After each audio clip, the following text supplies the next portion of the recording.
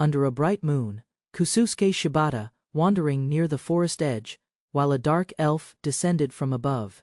She pinned him down with practiced force, keeping her blade ready as she judged the unexpected human before her. Kusu struggled against the ground and reached forward, confused and frightened. The dark elf pressed her weapon closer and demanded answers. She questioned his presence in the forest, warning that resistance would bring death. Her suspicion remained strong. He quickly introduced himself and explained his strange circumstances. He described being lost, searching for food and water, and hoping to find someone. The dark elf listened carefully, though doubt remained. Hearing his story, she examined him. Kusuke relaxed slightly and blurted out a careless remark about the attractive dark elf. His words immediately changed the atmosphere. She reacted without hesitation, striking him across the face. The sudden blow left him stunned and speechless for moments. The dark elf explained that calling her a dark elf in that manner sounded insulting. Kusuke protested and claimed he meant no harm. She remained firm, correcting his attitude while making clear that respect mattered greatly between different peoples. Kusuke rubbed the sore spot on his face, while the dark elf questioned him again about his purpose there. He admitted he truly did not know how he arrived. His confusion seemed genuine, yet she continued watching him. While listening, the dark elf heard Kusuke explain that he suddenly found himself standing in an unfamiliar wilderness. Looking upward, he had noticed strange celestial bodies unlike Earth. The revelation strengthened his claim that he was lost there. He recalled the beginning of his ordeal. Alone across a barren landscape, he searched for answers and gathered his thoughts. The dark elf identified the region and listened silently. He remained unable to explain the cause of his arrival. Checking his belongings, Kusuke discovered that his smartphone, house key, wallet, cash, and ticket were still with him. The familiar items provided some comfort. He briefly believed finding a settlement might offer transportation and a path back home. Somehow, standing alone across the empty terrain, Kusuke considered the situation more carefully. He compared the scenery with Earth and found no convincing similarities. Doubt grew quickly. Dropping to his knees, he finally accepted that he might truly be elsewhere. Kusuke dropped onto the ground and considered his circumstances. Part of him thought the situation would be exciting if it were a game. Reality quickly ruined that idea. Survival carried real danger, and uncertainty weighed heavily on his mind. Forcing himself to think clearly, Kusuke reviewed his priorities. Water, food, monsters, and shelter all competed for attention. He realized panic would solve nothing. Rather than chasing every concern, he decided to focus on the most important need first. After examining the risks around him, Kusuke reached a conclusion. Finding a safe shelter mattered more than anything else. Protection from wild animals, hostile creatures, and harsh conditions would increase his chances of surviving. With a goal established, Kusuke headed toward the nearby forest instead of remaining in the open. While walking, he remembered survival games he enjoyed. Those memories inspired a practical idea, giving him confidence despite the unfamiliar environment around. Kusuke gathered suitable materials and shaped a crude stone knife. The simple tool was far from perfect, yet it improved his prospects. Satisfied with the result, he prepared to continue exploring, determined to build a safer future there. Entering the forest, Kusuke encountered a giant insect unlike anything he had seen before. The creature startled him immediately. Realizing the wilderness contained unfamiliar life forms, he became more cautious and paid closer attention to his surroundings thereafter. Continuing deeper into the forest, Kusuke discovered a clearing beneath a large tree. He inspected the area for signs of predators and found none. Believing the location offered reasonable safety, he selected it as a temporary base camp. Kusuke gathered dead branches, dried leaves, and a flexible stick from nearby areas. Using his stone knife, he prepared the materials carefully. He understood that daylight was limited, making efficient work essential for his survival plans. Remembering techniques from survival games, Kusuke assembled a simple bow drill fire starter. He used a spare drawstring to complete the device. Once everything was ready, he began working intensely, determined to create fire before darkness. The process proved difficult, and several attempts failed before success appeared. Kusuke finally produced a small ember, only to nearly lose it again, refusing to give up. He continued carefully, focusing on transferring the ember onto dry leaves. Kusuke finally succeeded in lighting a campfire and sat beside it with relief. The warmth eased some tension from his body. Despite that small victory, his attention soon shifted toward a more immediate problem.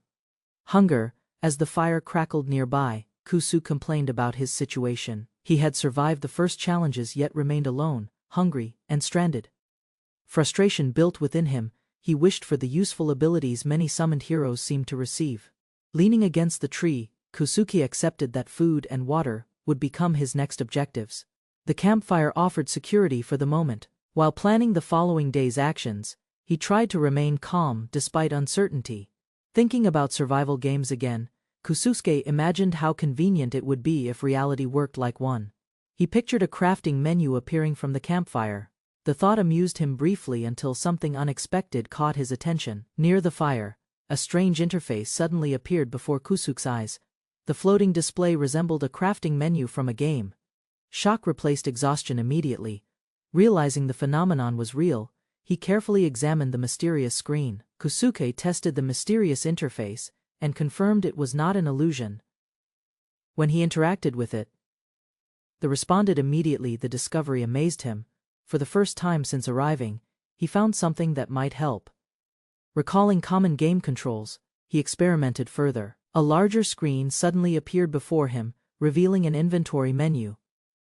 The system reacted exactly as he expected. Excitement replaced caution as he realized the interface followed familiar rules. Studying the display closely, he discovered additional functions beyond simple storage. The menu showed crafting options and status information. Understanding its potential, he became convinced that this ability would greatly improve his chances of surviving. Kusuke eagerly tested every recipe available to him.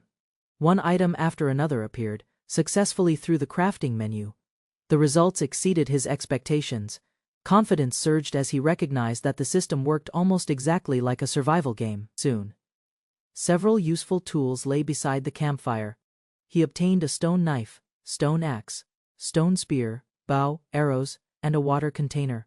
Looking over the equipment, he finally possessed practical means to explore and defend himself. Kusuke spent time testing the weapons he had crafted through the mysterious menu. The spear and axe could be thrown, but accuracy remained poor. His arrows also missed their targets repeatedly. Lacking combat experience, he understood practice would be necessary. Although the weapon tests produced disappointing results, Kusuke remained optimistic. The crafting ability itself was already an enormous advantage. While examining the inventory, he discovered another useful function. Objects could be stored instantly simply by concentrating on them. Curious about the system's limits, Kusuke continued experimenting with the inventory. He noticed numbered slots arranged along the bottom of the screen. The layout resembled shortcut keys from a computer game, making the interface even more familiar. Several tests confirmed that the shortcuts worked smoothly. Weapons appeared and disappeared from his hands with little effort. The convenience impressed him greatly, since traveling through the forest at night seemed dangerous. He decided to remain near camp. The campfire burned steadily while Kusuke settled down beside it. Hunger still troubled him, yet exhaustion gradually became stronger. With no better options available, he rested near the flames. Morning arrived, marking the beginning of his second day of survival. Morning arrived on Kusuke's second day of survival. Sitting beside the campfire, he jokingly imagined speaking to an audience about his adventure. The playful thought briefly lifted his mood, before he reminded himself that the situation remained real. Kusuke remembered his thirst, and pushed aside the fantasy. He decided to search for water immediately. Despite the strange powers he had discovered, survival still depended on meeting basic needs. His focus returned toward practical concerns once more. While walking through the forest, Kusuke noticed an unusual reaction. Thinking about keyboard movement controls seemed to affect his body. He could travel without fatigue, and even accelerate dramatically, turning ordinary movement into something resembling game mechanics in practice. Curious about the limits of this phenomenon, Kusuke tested additional commands. A large boulder blocked part of his route near what appeared to be water. Instead of detouring, he experimented with a jump command and launched himself far higher. The experiment succeeded beyond expectation. Kusuke activated another jump while airborne and performed a genuine double jump. Landing safely past the obstacle, he confirmed that the world's strange system granted abilities similar to those found in games. Kusuke cleared the obstacle successfully and landed without injury.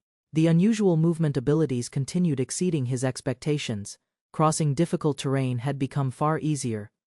Encouraged by the results, he advanced toward the nearby water source with growing confidence. Reaching the water, Kusuke suddenly encountered a strange beast, resting among the rocks. The creature resembled neither a normal animal nor a familiar monster. Alarm spread through him immediately. The situation looked dangerous, forcing him to react quickly. The beast noticed Kusuke and launched forward aggressively. Remembering the movement abilities he had tested earlier, he activated his sprint. His speed increased dramatically, allowing him to escape the creature's first attack while creating valuable distance from it. As he raced away, Kusuke realized the monster could not easily match his enhanced speed. A new plan formed in his mind. Rather than continuing to flee endlessly, he decided to use the opportunity to fight back. Kusuke quickly drew his stone spear, while maintaining distance from the pursuing beast. Timing his movement carefully, he prepared a counterattack. The creature charged again without hesitation. Seeing an opening appear, Kusuke moved decisively and struck toward it. Kusuke's counterattack connected successfully, and the pursuing beast suffered a serious wound. Seeing the monster react in pain confirmed that it could be injured. Encouraged by the result, he immediately prepared another strike before momentum slipped away. The creature retaliated with terrifying force and crashed into Kusuke. The impact threw him backward and shattered his weapon. Pain surged through his body. Losing the spear placed him in danger, forcing him to rethink the battle. While recovering from the collision, Kusuke noticed the broken spear had become lodged inside the beast's throat. The injury hindered its movements and breathing. Recognizing an opportunity, he abandoned hesitation and prepared to finish the fight decisively. Gripping his stone axe tightly, Kusuke rushed forward and attacked repeatedly. The wounded beast struggled to resist as he pressed the advantage. Determination replaced fear. Refusing to give the monster any chance to recover, he continued striking. Once the battle ended, Kusuke stood over the fallen creature and caught his breath. A loot-style window appeared beside the corpse. The display listed meat, fangs, tendons, leather, and bones, confirming another game-like feature existed. The defeated beast vanished completely once Kusuke collected its materials. Only blood remained at the scene. Relieved that he avoided processing the carcass manually, he gathered nearby resources quickly and prepared to leave before attracting unwanted attention. Reaching the water source, Kusuke focused on solving his thirst problem. Rather than drinking directly, he filled numerous containers through the crafting system. Caution guided his actions. He hoped boiling the collected water later would make it safer. Using the inventory efficiently, Kusuke continued filling container after container. Before long, he had accumulated a large supply. Satisfied with the results, he concluded that the reserve would support him for some time while exploring further. While reviewing the crafting options, Kusuke discovered a recipe labeled Safe Water. The finding surprised him immediately. Examining the icon carefully, he suspected the menu could purify water automatically. He also planned to cook the monster meat. The crafting process produced an unexpected result. Instead of returning a simple container, the system created a plastic bottle filled with water. The quantity seemed greater than before. Confused but grateful, Kusuke accepted the outcome and drank confidently. Kusuke drank the purified water and immediately noticed the difference. The taste was clean and refreshing. He also finished cooking the monster meat. With food and water secured, his attention shifted toward improving his temporary settlement further. The cooked meat exceeded his expectations and reminded him of chicken. Finishing his first proper meal since arriving, Kusuke regained energy and motivation. Seeing daylight remaining, he decided to spend the available time strengthening and expanding his base.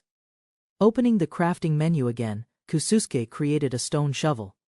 The tool felt awkward compared to modern equipment, yet it worked well enough. While testing it, he realized the strange abilities might help him perform construction more efficiently. Experimenting further, he combined ordinary digging with his inventory system. Soil disappeared directly into storage whenever he worked. This method prevented unnecessary effort. As a result, he excavated a wide trench around the camp, much faster. After completing a protective ring around the base, Kusuke reviewed the collected materials. Digging had provided rich soil and clay. New recipes appeared in the crafting menu, including farmland, brick blocks, stone walls, and even a furnace. As evening approached, Kusuke reviewed his progress and considered future goals. The crafting menu suggested greater possibilities ahead. He planned to search for iron, fuel, food, and salt. Before resting, he also intended to test additional inventory functions. Feeling satisfied with the day's accomplishments, Kusuke crafted a hammock and settled down to sleep. The camp remained quiet for a while. During the night, however, someone approached the base. A familiar figure emerged from the darkness. The dark elf arrived at the camp and continued questioning Kusuke about his origins. After hearing his explanation once more, she finally accepted his story, convinced that he truly came from another world. Her attitude softened considerably. While they talked, several glowing green lights drifted around Kusuke. Curious and confused, he asked about them immediately. The dark elf explained that the floating lights were spirits of life, a phenomenon common within her world's magic. The spirits gathered around Kusuke and gently healed the injuries he had received during battle. Warmth spread throughout his body as the wounds disappeared. Seeing this reaction, the dark elf concluded that he possessed potential to use magic. Kusuke's excitement vanished when the dark elf explained that sensing spirits did not guarantee magical talent. Hearing that, he immediately lost hope. His dramatic reaction amused her slightly, though she remained focused on more practical matters nearby. Without wasting time, the dark elf announced her intention to leave.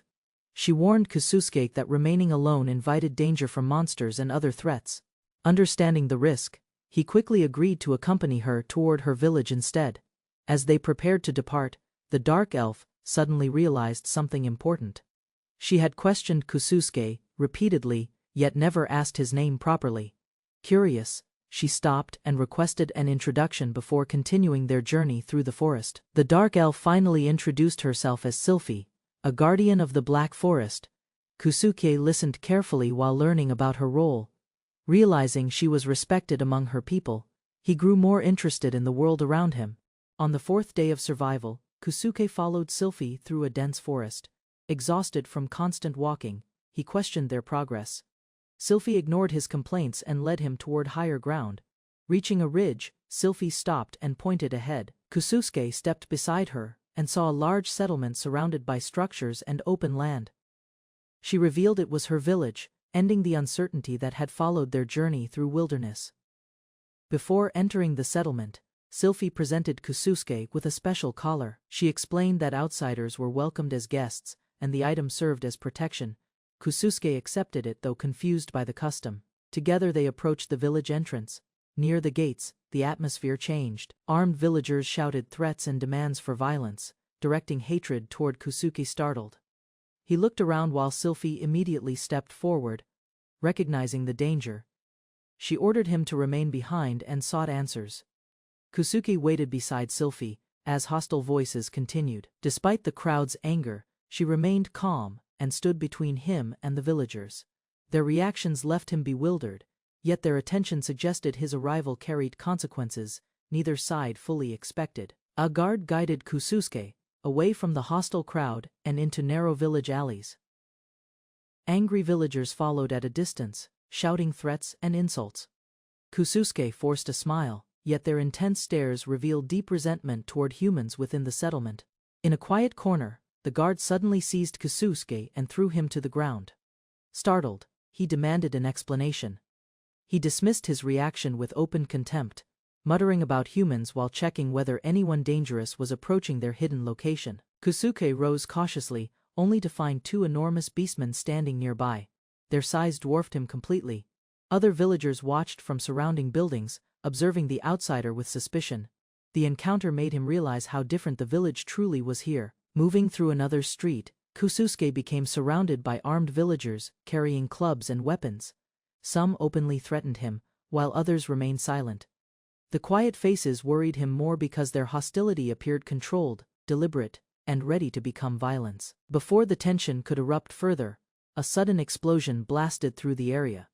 Dust and debris surged outward, scattering nearby figures.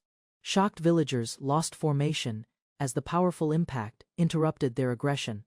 Kusuke stared ahead, uncertain whether danger had arrived. The smoke cleared and Sylphie stepped forward through the shaken crowd. Villagers knelt or staggered from the blast. Kusuke noticed nobody had expected such force. Confusion replaced open aggression, giving her complete control. Sylphie pinned Kusuke beneath invisible chains, declaring that no one else could touch what belonged to her.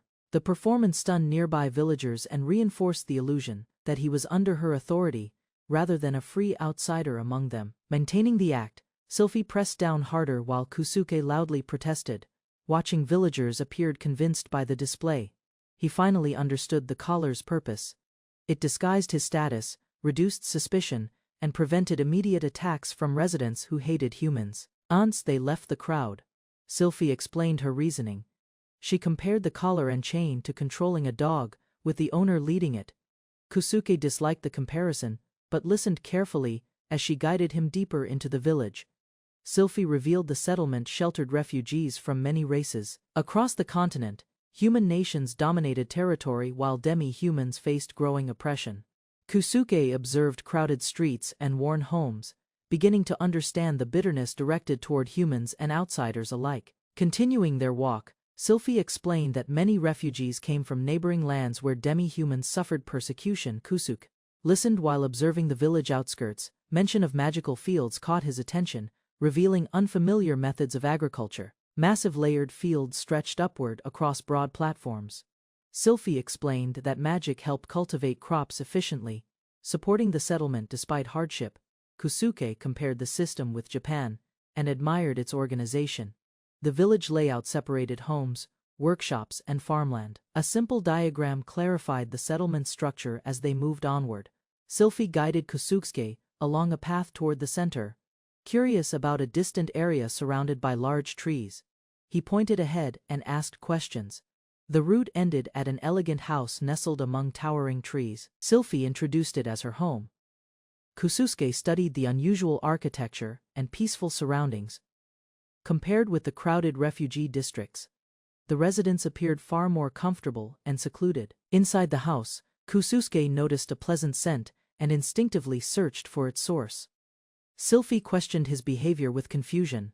Their exchange remained light compared with earlier tensions. For the first time since arriving, he experienced a brief feeling of ease. Inside the house, Kusuke asked why Sylphie had chosen to help him. She denied having any special reason, yet her answer sounded unconvincing. Their conversation shifted from casual observations toward personal matters, revealing curiosity. Sylphie explained that legend spoke of people arriving from other worlds to save the realm. She wondered whether Kusuke possessed similar potential. He responded cautiously, admitting uncertainty about his role, abilities, and future influence within this unfamiliar world itself. Curious and increasingly interested, Sylphie pressed him for details about his mysterious power. Kusuke hesitated. Knowing the information could become valuable leverage, he expressed gratitude for her assistance, while carefully avoiding direct explanations of his true capabilities and limits. Rather than continuing the discussion, Kusuke changed the subject with playful remarks about Sylphie's appearance. The unexpected compliment briefly distracted her and lightened the mood. Amused despite herself, she agreed to postpone further questions until he demonstrated his ability. To prove his claims, Kusuke revealed an inventory skill that stored items, acting like a warehouse. It allowed easy retrieval of equipment and supplies. Sylphie examined the demonstration closely, recognizing immediately how useful such power could become. Sylphie examined the spear and axe Kusuke produced from his inventory.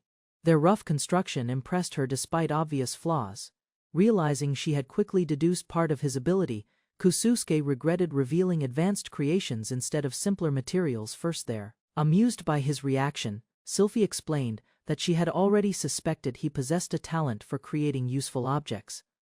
Kusuke then described strange effects tied to defeated creatures, including disappearing remains that left behind only traces of blood alone. Hunger soon interrupted their discussion. Kusuke asked about food, then jokingly referenced his supposed status as Sylphie's slave. The remark reminded her of something important she had intended to discuss earlier. Both shifted attention toward preparing a meal. Rather than argue further, Kusuke exaggerated the role and respectfully requested instruction from his master regarding cooking tools and seasonings. Pleased by his cooperation, Sylphie accepted the request, and agreed to explain local ingredients. The meal turned out surprisingly successful for a beginner. During a quiet dinner inside the house, Sylphie thanked Kusuke for his effort. As the evening meal ended, he asked where to sleep. She allowed him to place a hammock. During dinner, Sylphie unexpectedly invited Kusuke to share her bed instead of sleeping separately. The suggestion caught him completely off guard. He admitted he understood basic ideas about romance, but knew little about local customs there. Sylphie trying to understand how relationships were viewed in his homeland. Kusuke struggled to explain cultural differences, especially when he barely understood the values and expectations practiced within her world. Their conversation grew more personal gradually. Believing hesitation unnecessary, Sylphie openly stated that desire alone was reason enough to pursue someone. Her direct attitude contrasted sharply with Kusuke's cautious thinking. Watching her confidence, he realized many assumptions he carried from Earth did not apply here. Deciding to respond, Kusuke matched her boldness with playful determination. He declared that ignoring sincere interest would be shameful. Before Sylphie could fully process his words, he lifted her into his arms, leaving her visibly surprised and momentarily speechless. Carrying her toward another room, Kusuke continued speaking with exaggerated confidence. Sylphie listened, flustered yet attentive, while trying to understand his unusual expressions. His strange proverb about dough and ovens made little sense to her, but the meaning remained. Reaching the bedroom, Sylphie settled across the bed and answered his question about elven etiquette. She admitted lacking experience with such matters. Having few close female friends, the confession revealed unexpected vulnerability, bringing a calmer atmosphere. Kusuke walked beside Sylphie, while the collar remained fastened around his neck. Villagers continued watching from every direction. Their hostility had not disappeared. The uneasy silence made him wonder whether fear restrained them from acting. Observing the crowd, Kusuke noticed something unusual. The villagers stared intensely but avoided speaking openly. When he mentioned it, Sylphie immediately understood. Their caution was not directed toward her authority alone. Someone else within the settlement inspired greater concern. Sylphie identified the source of that fear as Nate, a figure known throughout the village. Passing through a guarded entrance, she dismissed Kusuke's queries and confidently declared that anyone threatening her master would regret the decision. Their route led toward a construction site where workers raised new structures beside existing walls. Curious, Kusuke asked about the project. Sylphie explained that additional housing and defenses were being prepared, serving both refugees and protection against outside threats. As they continued walking, Sylphie described how refugees kept arriving after losing homes and livelihoods under human rule. Kusuke reflected on their situation and understood why people obeyed strict leadership. Survival, shelter, and food mattered more than pride alone. Walking beside Sylphie, Kusuke reflected on the refugees' struggles and the conflict surrounding the region. He realized his crafting ability could produce weapons in large numbers, making him valuable to anyone seeking power or resistance. Sylphie noticed his thoughtful expression and questioned him, but Kusuke avoided revealing his concerns. Instead, he agreed when she suggested hunting. Their conversation shifted from politics and war toward practical tasks needed for daily survival within the settlement itself. Reaching the hunting grounds, Sylphie allowed Kusuke to remove the chains. She instructed him to stay quiet. Confidently, he claimed she could trust him, then demonstrated an unusual crouching movement that immediately drew her attention. Sylphie turned around and froze in surprise when multiple identical Kusukes appeared behind her. The unexpected sight made her question what he was doing. Each copy mirrored his posture perfectly, creating confusion and making the forest scene seem unreal. Kusuke explained that duplication was one of his abilities, though describing its mechanics remained difficult. While the copies continued moving, Sylphie watched cautiously, growing nervous under their attention. The demonstration revealed another advantage, hidden within his collection of powers. Kusuke considered testing another function of his strange abilities. While Sylphie explained that freshly cut wood normally required months of drying, he opened a menu and selected options related to lumber processing, already planning a demonstration for her benefit. With a newly created axe in hand, Kusuke struck a nearby tree. The trunk collapsed quickly, scattering debris and startling Sylphie. Dust rose across the clearing while she questioned whether such a crude swing should achieve that result alone. Sylphie stared at the fallen tree with disbelief. Kusuke appeared equally calm, almost unaware of how unreasonable the feat seemed. Her confusion deepened when he casually treated the event as another ordinary part of his growing collection of powers. Examining the log, Sylphie discovered the branches were gone and the wood already dry. Kusuke explained that processing occurred automatically through his ability, faced with impossible results. She struggled to understand what rules governed his skills. After recovering from the shock, Sylphie ordered him not to cut every tree in sight. Kusuke agreed and reviewed his inventory, noticing materials sorted themselves into categories. The discovery suggested he could refine resources efficiently and gather supplies. Satisfied with the amount of lumber collected, Kusuke estimated he would not need more wood for some time. He even considered crafting a bow next. Sylphie remained amazed that he had gathered so many resources within minutes. Their objective shifted toward obtaining ore, so they left the cleared area and moved deeper through the forest. Sylphie suggested heading toward the mountains. Kusuke followed without complaint, eager to test how far his abilities could support gathering materials. Partway through the journey, Sylphie suddenly stopped. Her expression sharpened as she focused on something ahead. Kusuke immediately noticed the change in her behavior. The fallen trees around them became irrelevant as her attention locked onto a distant presence. While Kusuke tried listening for clues, Sylphie moved close and concentrated on faint sounds echoing through the forest. She identified noises resembling a creature in distress. Ignoring his distractions, she urged him to stop joking and focus. Convinced that something unusual was nearby, Sylphie rushed toward the source. Kusuke quickly followed behind her through the trees. Although uncertain about what awaited them, he understood from her urgency that the situation required immediate investigation. Following the sounds, Kusuke discovered an enormous insect-like monster moving through the forest. Its size shocked him immediately. Remembering his earlier encounters, he realized facing such a creature alone near the beginning of his journey would have meant certain death. Before Kusuke could react further, Sylphie charged forward and engaged the monster directly. She moved with remarkable speed, slipping between its legs while striking precisely. Watching from nearby, Kusuke saw the confidence of an experienced fighter in action. The battle continued as Sylphie avoided repeated attacks. Kusuke noticed details he had missed before, including a dangerous stinger attached to the creature. Understanding how it attacked helped him follow the fight more clearly while observing. As the monster repositioned itself, Kusuke identified the stinger as its greatest threat. He shouted a warning while Sylphie maintained pressure from the front. The creature responded with aggression, turning its attention between both opponents and creating an opening. Recognizing the opportunity, Kusuke decided to participate. Drawing the bow he had recently crafted, he focused on its targeting function. Carefully aiming at the monster from behind cover, he prepared his first serious attack against a dangerous enemy. Kusuke released his attack at the crucial moment, drawing the monster's attention away from Sylphie. The creature reacted violently and shifted position. While it focused on the new threat, Sylphie seized the opportunity to close the distance. The distraction worked perfectly. Sylphie rushed forward and drove her blade into the monster with precise timing. Kusuke watched anxiously from nearby, unsure whether his support had been effective. The creature staggered. Maintaining relentless pressure, Sylphie climbed onto the monster's body and continued attacking vulnerable points. The giant insect thrashed wildly, trying to shake her loose. Despite its size and strength, it steadily lost control as her strikes accumulated. A final sequence of powerful blows shattered the creature's remaining resistance. Sylphie leaped away as the monster collapsed heavily onto the forest floor.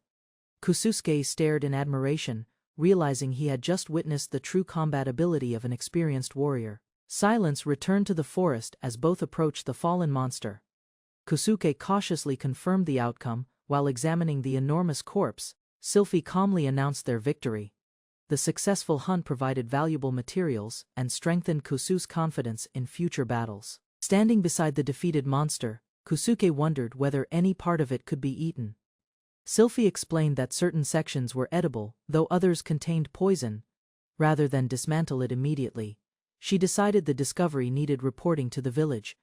Kusuke stored the creature inside his inventory. The system automatically separated body parts into organized categories. Learning the monster was called a gizmo, he gained a clearer understanding of how his ability processed collected materials. While reviewing the inventory, Sylphie's expression became serious.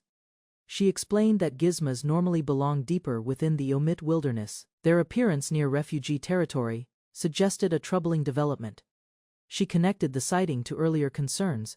Sylphie revealed that many refugees had died because of these monsters. Kusuke imagined large groups of gizmas spreading through the wilderness and threatening vulnerable travelers. The scale of the danger became clear as he considered how destructive even one specimen had been. Continuing their discussion, Sylphie noted that no new refugees had arrived for years. She suspected gizma numbers had increased significantly, preventing safe travel. Kusuke realized the growing monster population might explain several mysteries surrounding the isolated settlement. After discussing the growing monster threat, Sylphie decided they should leave immediately. She warned that more gizmas and other dangerous creatures might emerge from deeper mountain regions. Kusuke agreed without argument, understanding the risks. While returning, Kusuke reflected on his earlier activities near the wilderness. Realizing a gizma could have attacked him during his resource gathering, he felt uneasy. Looking toward the sky, he concluded that luck had played a major role in his survival. Kusuke scouted a cold stream, locating essential minerals. Despite shivering, he prioritized gathering resources over warmth. He returned soaked, hauling materials. With a shovel and resolve, Kusuke began crafting a primitive furnace. He selected nails, checked ingredients, and calculated output. Every piece moved him closer to a functional workbench. Realizing he could craft without true knowledge, Kusuke paused. Some parts required more than effort and instinct. As night fell and Sylphie remained missing, Kusuke finished the vis and resumed assembling the workbench. Kusuke finally assembled the workbench, celebrating success. Despite delays, this vital tool marked real survival progress. The crafted bench appeared sturdily built. Though expected, Kusuke stared, slightly surprised by its heavy-looking presence. He accessed the workbench menu. A grid of new tools and parts confirmed the system's potential. Crossbows caught his eye, deadly and practical. He weighed resources, considering both makeshift and more advanced designs. The steel plate spring's absence raised concerns. Kusuke questioned if upgrades were needed to unlock advanced crafting. New upgrade options appeared mysteriously. Kusuke reviewed costs, wondering if hidden triggers activated fresh crafting menus. Noticing unfamiliar icons, Kusuke grew wary. He questioned the lack of warning as options continued expanding. A status screen confirmed his level and traits. Kusuke reflected, were these points spent or earned over time? He debated skill choices, offensive or support. The options weren't reversible, making every click a weighted decision. Kusuke unlocked the Achievements tab, realizing milestones triggered access to upgrades, stats, and deeper survival mechanics. Kusuke discovered a new achievement labeled First Mate, triggering stat bonuses through an intimate, veiled encounter. Another title, Technician, surfaced, acknowledging mutual satisfaction. Kusuke masked discomfort as the system detailed enhanced physical effects. Sylphie returned, unaware of the system's awkward bonuses. Kusuke deflected questions, hiding embarrassment behind snappy comebacks. She critiqued his lack of awareness. Kusuke showed the progress made, subtly shifting attention to inventory tasks. He proudly revealed upgraded tools. Sylphie examined the steel shovel, surprised by how much he'd accomplished alone. Kusuke demonstrated mining with ease. Sylphie was stunned by how effortlessly ores and gems scattered from rock. She questioned the tool's nature. Kusuke shrugged, explaining his strange crafting bonuses weren't from magic at all. Sylphie demanded protection. Kusuke agreed reluctantly, noting her prideful tone as she revealed a meal saved in inventory. They shared food. Kusuke explained inventory effects. Time seemed frozen inside. Sylphie acknowledged his abilities defied this world's logic. Sylphie planned to report their progress. Kusuke accepted her decision while quietly savoring their peaceful moment before leaving. As they approached the Elder's sanctuary, a guard blocked them, wary of Kusuke's presence beside Sylphie. Sylphie stood firm against the verbal insult. She ignored the man's authority and chose to proceed. When provoked again, Sylphie retaliated with strength and fury, silencing the insult with a decisive physical warning. Inside, Kusuke watched her lead calmly. He silently vowed to never upset her again after that. The Elven Council awaited. One elder mocked her return, surprised to see Sylphie visit twice in succession. Sylphie presented Kusuke before the council. One elder questioned his presence, jesting despite the grave situation. The elders mocked Sylphie's intentions. Kusuke's lack of magic puzzled them. One suspected he was from another world. Sylphie confirmed strange machines appeared in the woods. Tension rose, their fears were no longer hypothetical threats. The elders debated the refugee crisis. Kusuke listened silently, realizing the ethical weight of abandoning vulnerable lives. One elder teased Sylphie about her closeness with Kusuke. Embarrassed, she fiercely denied emotional attachment or intentions. The council mocked Sylphie's behavior, implying intimacy. She trembled in embarrassment as rumors of enslavement twisted deeper. Kusuke learned Sylphie was royalty. The council fixated on her purity, concerned more with bloodlines than truth. Sylphie explained Kusuke's origins vaguely. She admitted knowing little beyond his odd stories and his sudden appearance. Despite the council's concerns, Sylphie fiercely claimed Kusuke. When custody was mentioned, she guarded him without hesitation. Caught in Sylphie's breasts, Kusuke was overwhelmed. Elders accepted her claim, hinting that lines were already crossed. The elders agreed.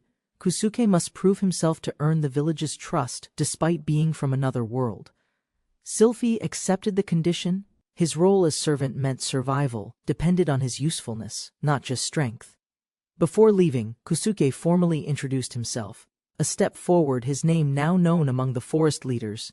Entrusted with Sylphie's care, Kusuke gave a casual salute. He understood the weight behind that simple request. They returned home under a quiet moon. Sylphie said nothing, but her silence carried deep, mixed emotion. Sylphie clarified their mission. Kusuke reassured her, joking with warmth, breaking tension through his unfamiliar expressions. Hearing the 6-month timeline, Kusuke suggested solutions. Sylphie was surprised by his calm offer to intervene directly. He initiated crafting with confidence. As Sylphie watched, he prepared to demonstrate abilities still unknown to her. With a flash, Kusuke dropped a massive crafted object. Sylphie stared, clearly shaken by the impossible display. One brick became several, he conjured more. Sylphie ran closer, overwhelmed by his efficiency and rapid-scale production. Kusuke proudly revealed a towering wall. Sylphie was speechless, his crafting skill defied logic, speed, and scale. Kusuke crafted bricks and suggested building defenses. Sylphie, confused yet curious, observed his rapid, resourceful handiwork. Sylphie inspected the narrow corridor when Kusuke suddenly charged in playfully, catching her completely off guard. Cornered by his spontaneous wall trap, Sylphie grew irritated. Kusuke grinned, boasting about his control over materials. Kusuke revealed a handmade weapon. Sylphie, inspecting the sturdy wall, acknowledged his creativity with a mix of awe. Though skeptical of the crossbow's bulk, Sylphie tested its grip while Kusuke explained its surprising tactical advantages. Sylphie steadied her stance, aiming calmly. The crossbow allowed prolonged focus without exhausting her draw strength. Kusuke explained crossbow training benefits. Sylphie realized its potential for defense, though power remained limited against tougher enemies. With enhanced materials, Sylphie tested a stronger variant. She insisted on live trials, prioritizing real combat effectiveness. Sylphie targeted the armored foe. Kusuke kept distance, trusting her to evaluate the crossbow's piercing performance firsthand. The bolt sank deep without protrusion. Kusuke confirmed its strength, though hinted at an even better design. Kusuke proposed building a dedicated workshop. Sylphie considered the idea seriously, noting its potential long-term benefits. She approved his plan with caution. Kusuke eagerly started, choosing a simple layout and preparing materials. With a base set in moments, Kusuke visualized the full structure and immediately began stacking the walls. He raised walls swiftly, then added a roof and door. Sylphie stood stunned by the smooth process. As night fell, the building stood complete. Sylphie, overwhelmed by the speed, stared at the finished workshop. Kusuke installed his tools, admitting the structure felt unnatural. Sylphie entered, noting its oddly smooth layout. Sylphie claimed the space as his castle, offering dinner and discussions, leaving Kusuke confused by her tone. With sudden intimacy, Sylphie expressed loyalty. Her words hinted at deeper commitment, catching Kusuke off guard emotionally. She returned to normal quickly. Kusuke followed, stunned by her emotional shift and trying to collect himself. Later, over dinner, they strategized barrier logistics. Sylphie suggested substitutions while Kusuke assessed material needs for defense. Sylphie's approval lifted Kusuke's mood.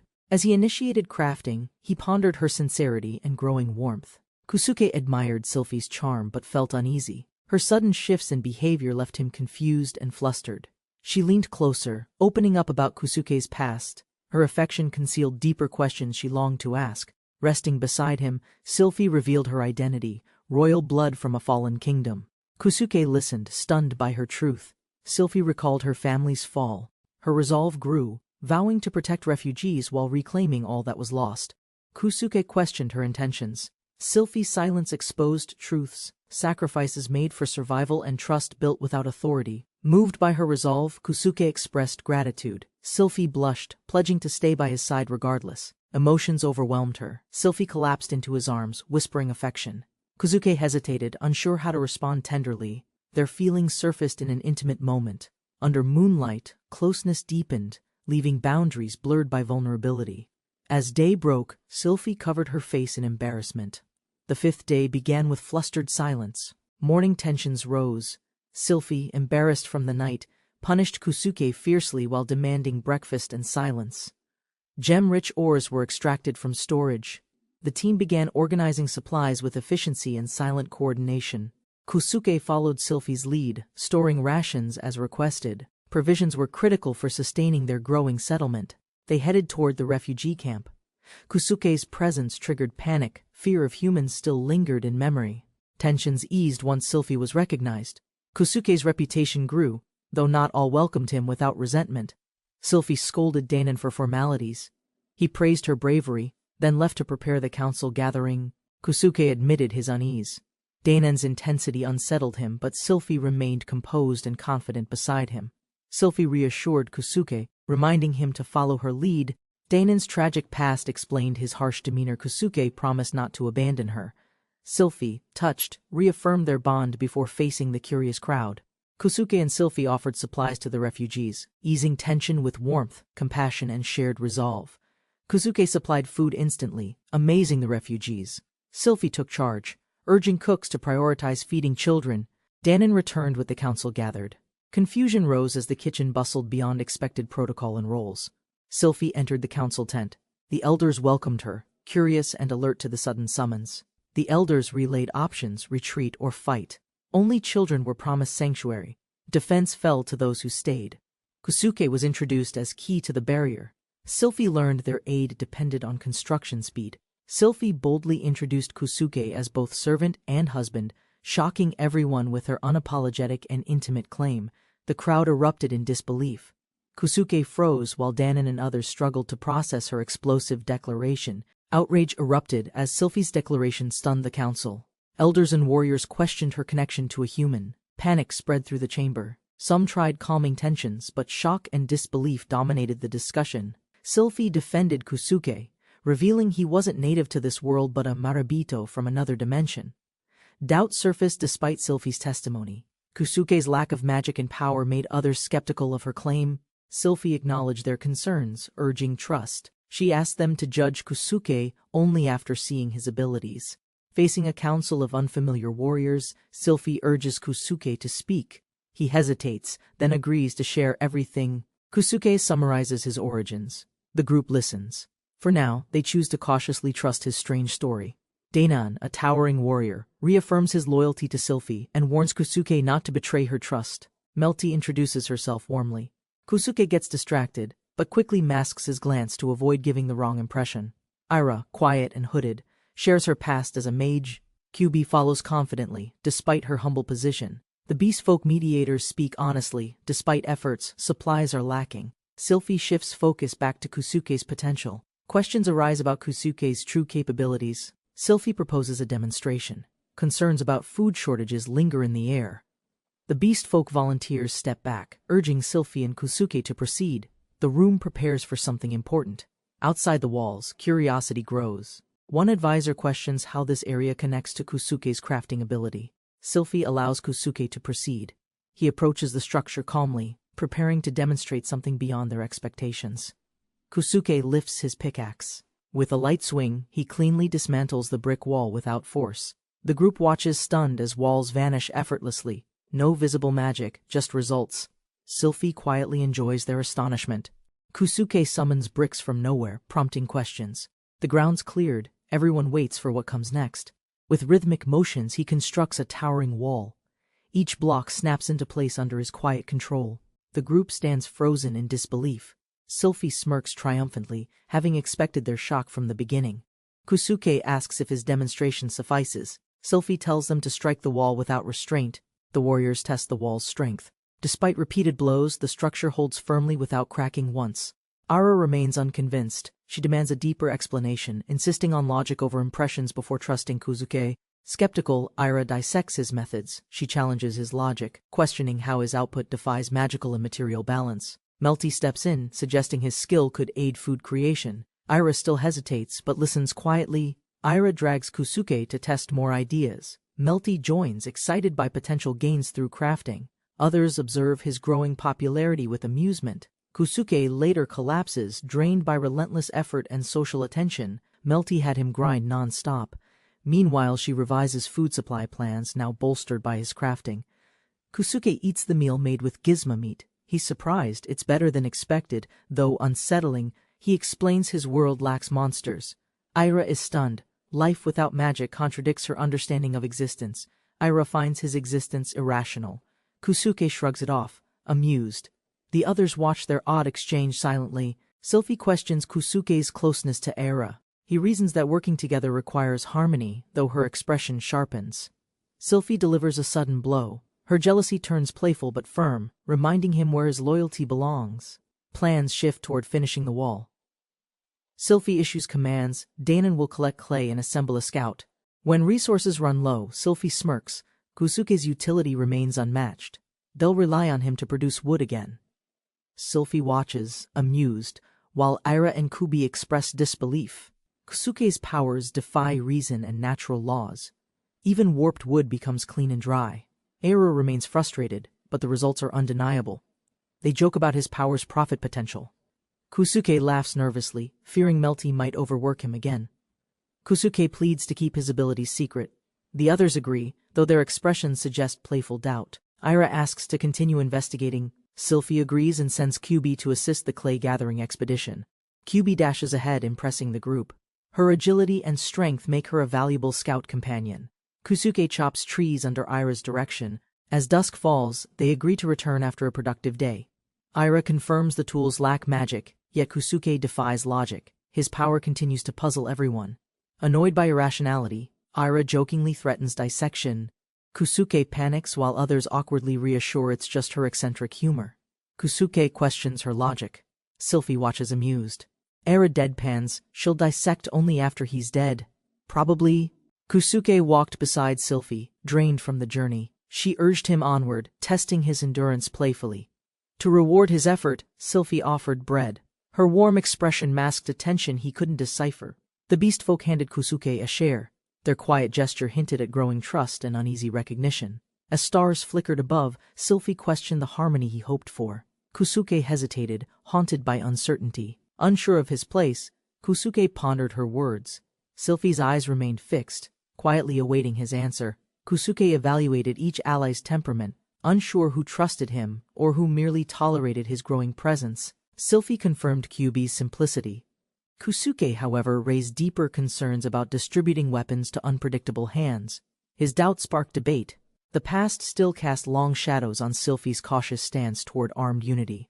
Under the moonlight, Sylphie gave Kusuke authority. The burden of trust now quietly settled on his shoulders. As night deepened, Kusuke masked uncertainty with resolve. Sylphie followed silently, sensing tomorrow would test more than plans. Kusuke began producing charcoal and crafting parts, methodically managing resources while planning for crossbow stockpiles. With materials in place, Kusuke approached the console. Sylphie observed, intrigued by its autonomous functions. He proposed an upgrade. Sylphie agreed, and together they activated the system, uncertain of its outcome. A sudden blinding light engulfed the room. Both shielded their eyes, alarmed by the transformation process. The upgraded furnace stood completed. Its form impressed them both, sturdy, advanced, and equipped with full blacksmith tools. The furnace expansion astonished Kusuke. It removed walls and transformed the space into an open forge. He discovered new upgrade options. Sylphie offered assistance as crafting options expanded with blades and armor. Sylphie requested a long-handled axe for Danon.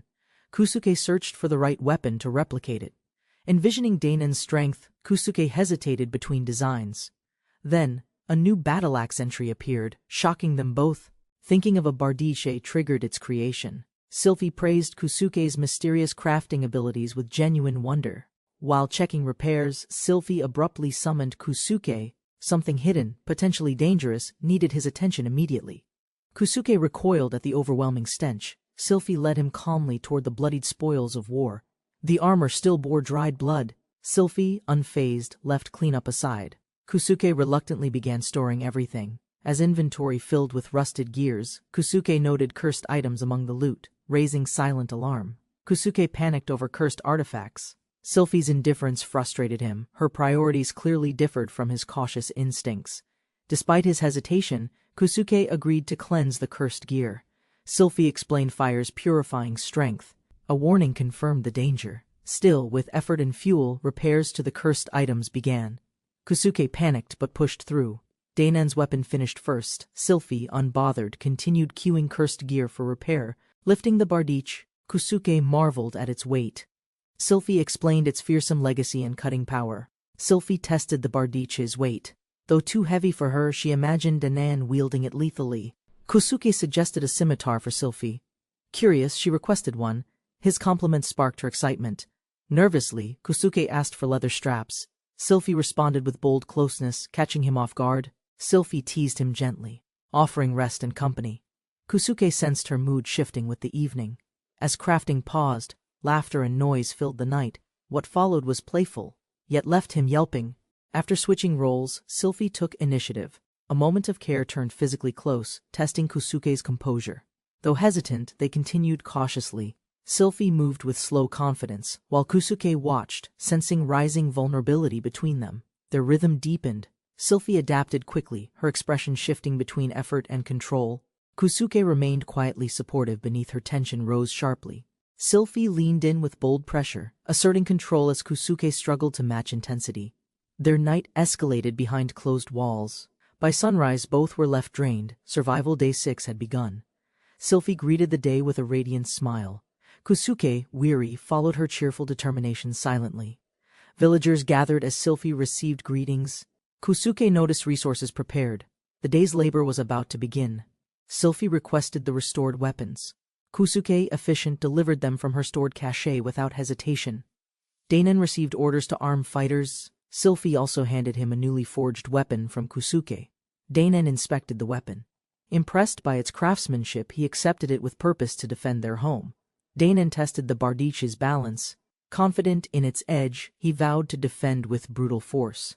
Kusuke's skill impressed even skeptics. Sylphie praised his growing ability, hinting they'd witness more today. Kusuke was assigned to establish new facilities. He called for space and quickly got to work. With a single effort, Kusuke deployed a blacksmith furnace. Onlookers watched in stunned disbelief and awe. As Kusuke assembled rows of furnaces, reactions shifted from shock to reverence. Some muttered divine judgment. Kosuke organizes the supply list while Ira silently intrudes, fixated on his actions with sharp curiosity. Ira questions Kosuke's logistics as others watch. Frustration builds, but QB warnings about safety ease the rising tension. Sylphie and Kosuke coordinate clay processing and weapon repair. His crafting system activates, bringing tools to life. A massive clay mound lies ready. Orders are given to QB as the team prepares to extract. Kosuke watches stunned as Era mysteriously stores clay into her inventory, revealing abilities unknown to the others. Melty arrived unexpectedly, startling him. While inspecting the clay, he confirmed no magic was involved, pure skill. Kosuke tried hiding his shock at Melty's mysterious companion, but summoned a new crate with practiced effort.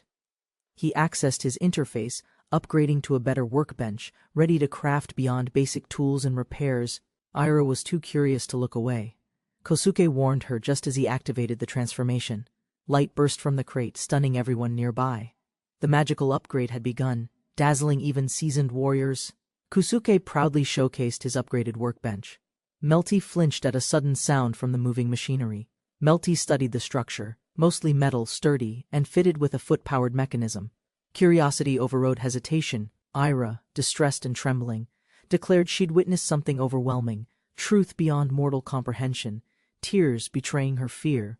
Collapsing, Ira declared Kusuke's powers a divine miracle, resonating with sacred magic used by ancient priests. Kusuke confirmed his otherworldly origin. Ira connected the divine-like power to summoning from beyond this world. Ira froze in silence, overwhelmed by her mistake. Shame consumed her as she quietly withdrew inward. While Ira remained slumped, lunch was prepared, flavorful sandwiches shared gratefully beneath the shade of refugee tents. During lunch, Kusuke discussed construction. Sylphie reviewed progress and tasks while preparing for the next phase. Ira rejoined the table, determined. She proposed a method to confirm Kusuke's origin through clear demonstration. Sylphie, intrigued by Ira's confidence, responded calmly, curious to hear this supposed straightforward method herself. Kusuke froze mid-bite as Ira suggested proof, removing his collar alone, a task impossible for locals. The group hesitated as Ira's proposal sank in, removing a collar that should never be touched alone. QB clarified the danger.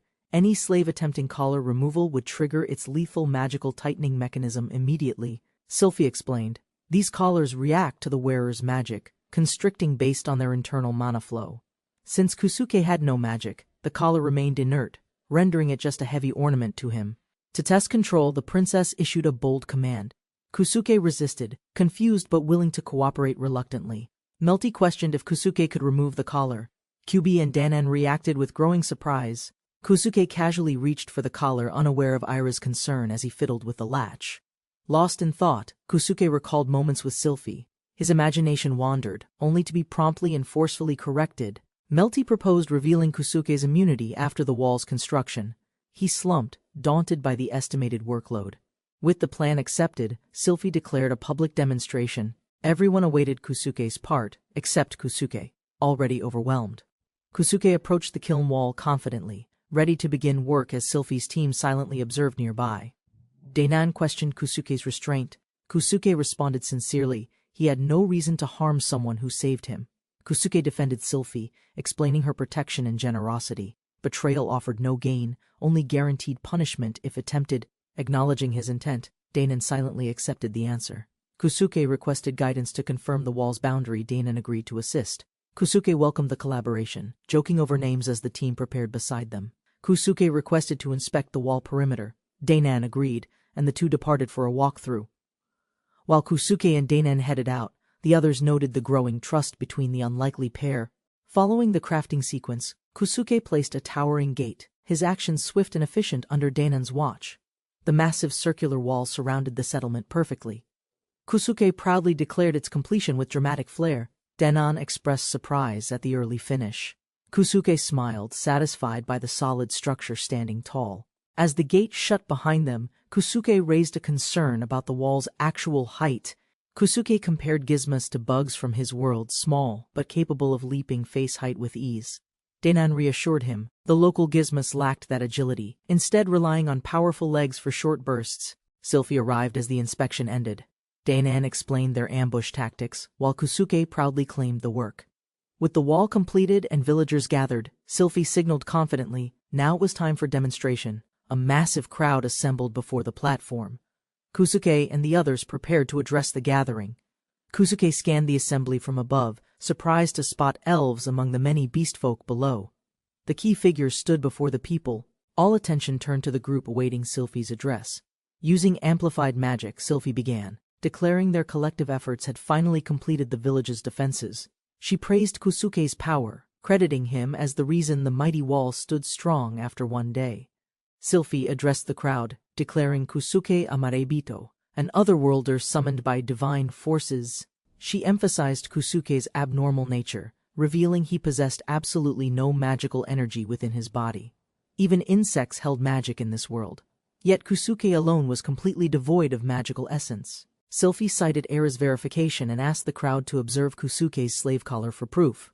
Kusuke hesitated but began removing the collar, watched nervously by the crowd fearing a deadly backlash. Kusuke removed the collar before the crowd. The impossible act silenced doubts and stirred shocked murmurs. Sylphie affirmed this as proof. The collar failed because Kusuke's body held no magic whatsoever. To confirm its authenticity, Sylphie invited others to test the collar's effects under normal magical conditions. Volunteers experienced the collar's magic, unable to resist orders, each one compelled to obey without hesitation. With effects proven, Sylphie instructed the volunteers to place the collar back on Kusuke for retesting. Kusuke calmly resists the order. Despite the glowing collar, he refuses to kneel before the challengers. Holding the removed collar, Kusuke declares his loyalty lies only with Sylphie, the one who saved him. Sylphie warmly welcomes him, attaching the collar gently. Kusuke accepts it, affirming their trust and shared resolve. Declaring him an ally, Sylphie publicly separates Kosuke from the hostile Holy Kingdom and claims his support. Before the crowd, she urges everyone to accept Kosuke as their comrade, securing his place peacefully. Kosuke received thunderous applause, even from Melty, as the refugees showed their acceptance and excitement. Sylphie declared the assembly over, announcing preparations to begin training the crowd against the looming Gizmo threat. Kosuke reflected silently, recognizing the unity formed and their next task, developing defenses against the approaching Gizmos. A tense strategy meeting begins. Sylphie gathers seasoned warriors to counterattack the Gizmo threat threatening nearby settlements. Kosuke recognizes the werebeast from before. Memories of capture resurface, but he stays alert and silent. Jagira, Pilna, and Werg introduce themselves. Former soldiers, they radiate strength. Kosuke quietly assesses their mixed beastly heritage. Gerda joins, revealing her infantry past. Kosuke notes the women's combat experience, outnumbering male warriors among the beastfolk. Kosuke unveils crossbows. The group reacts with awe, unfamiliar with its design, modern power introduced into their medieval world. At Sylphie's request, Kosuke steps forward. The armored dummy stands ready as everyone gathers to watch. He pulls the crossbow's string with effort, locking it into place as tension builds around him. Kosuke calmly loads the bolt, takes aim at the armor, then fires. The impact draws startled gasps. The crossbow proves effective. Though slow, Kosuke assures them it's simple enough to master with minimal training. Eager to try, Jagira reaches first. The others gather supplies, clearly drawn in by the weapon's potential. Jagira asks about keeping the crossbow cocked. Kosuke explains its tension limits and basic care techniques. Era tests the crossbow and hits the target. Jagira praises its compact form for stealth missions. Era notes high maintenance. Sylphie warns that few craftsmen could replicate it. Kosuke offers to handle upkeep. Werg and Pilna suggest copying the design. Relying on Kosuke alone would limit the weapon's long-term scale. Werg handles it with ease. Gerda struggles due to size. Still, everyone agrees it's easier than traditional bows. Jagira marvels at its impact. Kosuke estimates a range of 50 meters, emphasizing practicality over pure damage. Kosuke estimates he can build 300 crossbows with current materials, but warns bolts will require more metal. With around 130 fighters, Sylphie confirms 300 crossbows will suffice, and asks about leftover production capacity. Sylphie orders 300 crossbows and 5,000 bolts. Mining plans begin. Kosuke agrees to start with weapons first. Kosuke hands over 202 finished bolts. Sylphie approves, leaving them behind for practice while production continues. Jagira volunteers for a field test, grabs extra bolts, and dashes off eagerly to evaluate performance. Danon requests 2 crossbows for durability testing. Melty receives oversight while others monitor field use conditions. Sylphie orders a priority list of needs. Kosuke is stunned that Melty's responsible for key logistics. Melty plots wildly, imagining tasks for Kosuke. Sylphie and others sense his inevitable workload growing heavier. Sylphie leads Kosuke to meet the elders. Their wall is done, now it's time for negotiations. Under a giant sacred tree, the Elven Council convenes to discuss the growing threat beyond their forest. The elder praises Kosuke's wall-building feat.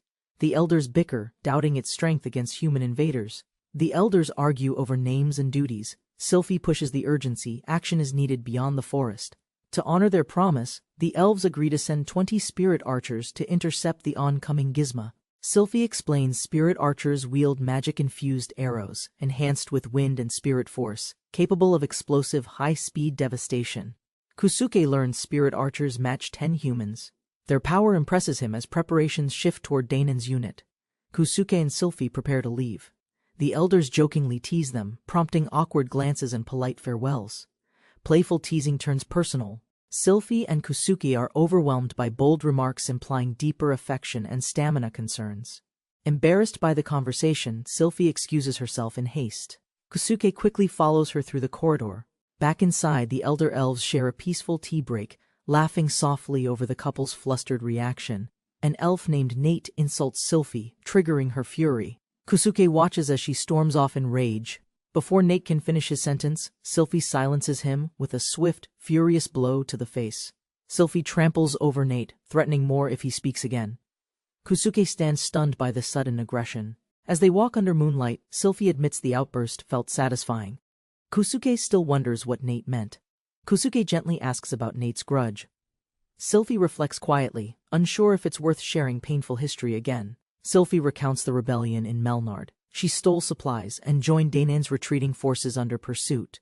Overwhelmed and enraged by injustice, Sylphie fought back fiercely. Her body and spirit changed in the process. Infused with darkness, Sylphie's transformation branded her tainted. Her strength came at the cost of social rejection. Though she destroyed the enemy army, her reckless battle led to Nate's parents' death, fueling lasting resentment. Sylphie reflects under moonlight, seen as a killer, yet silently honored by those whose lives she saved. Sylphie reflects on her transformation, believing she lost her old beauty in exchange for power and guilt.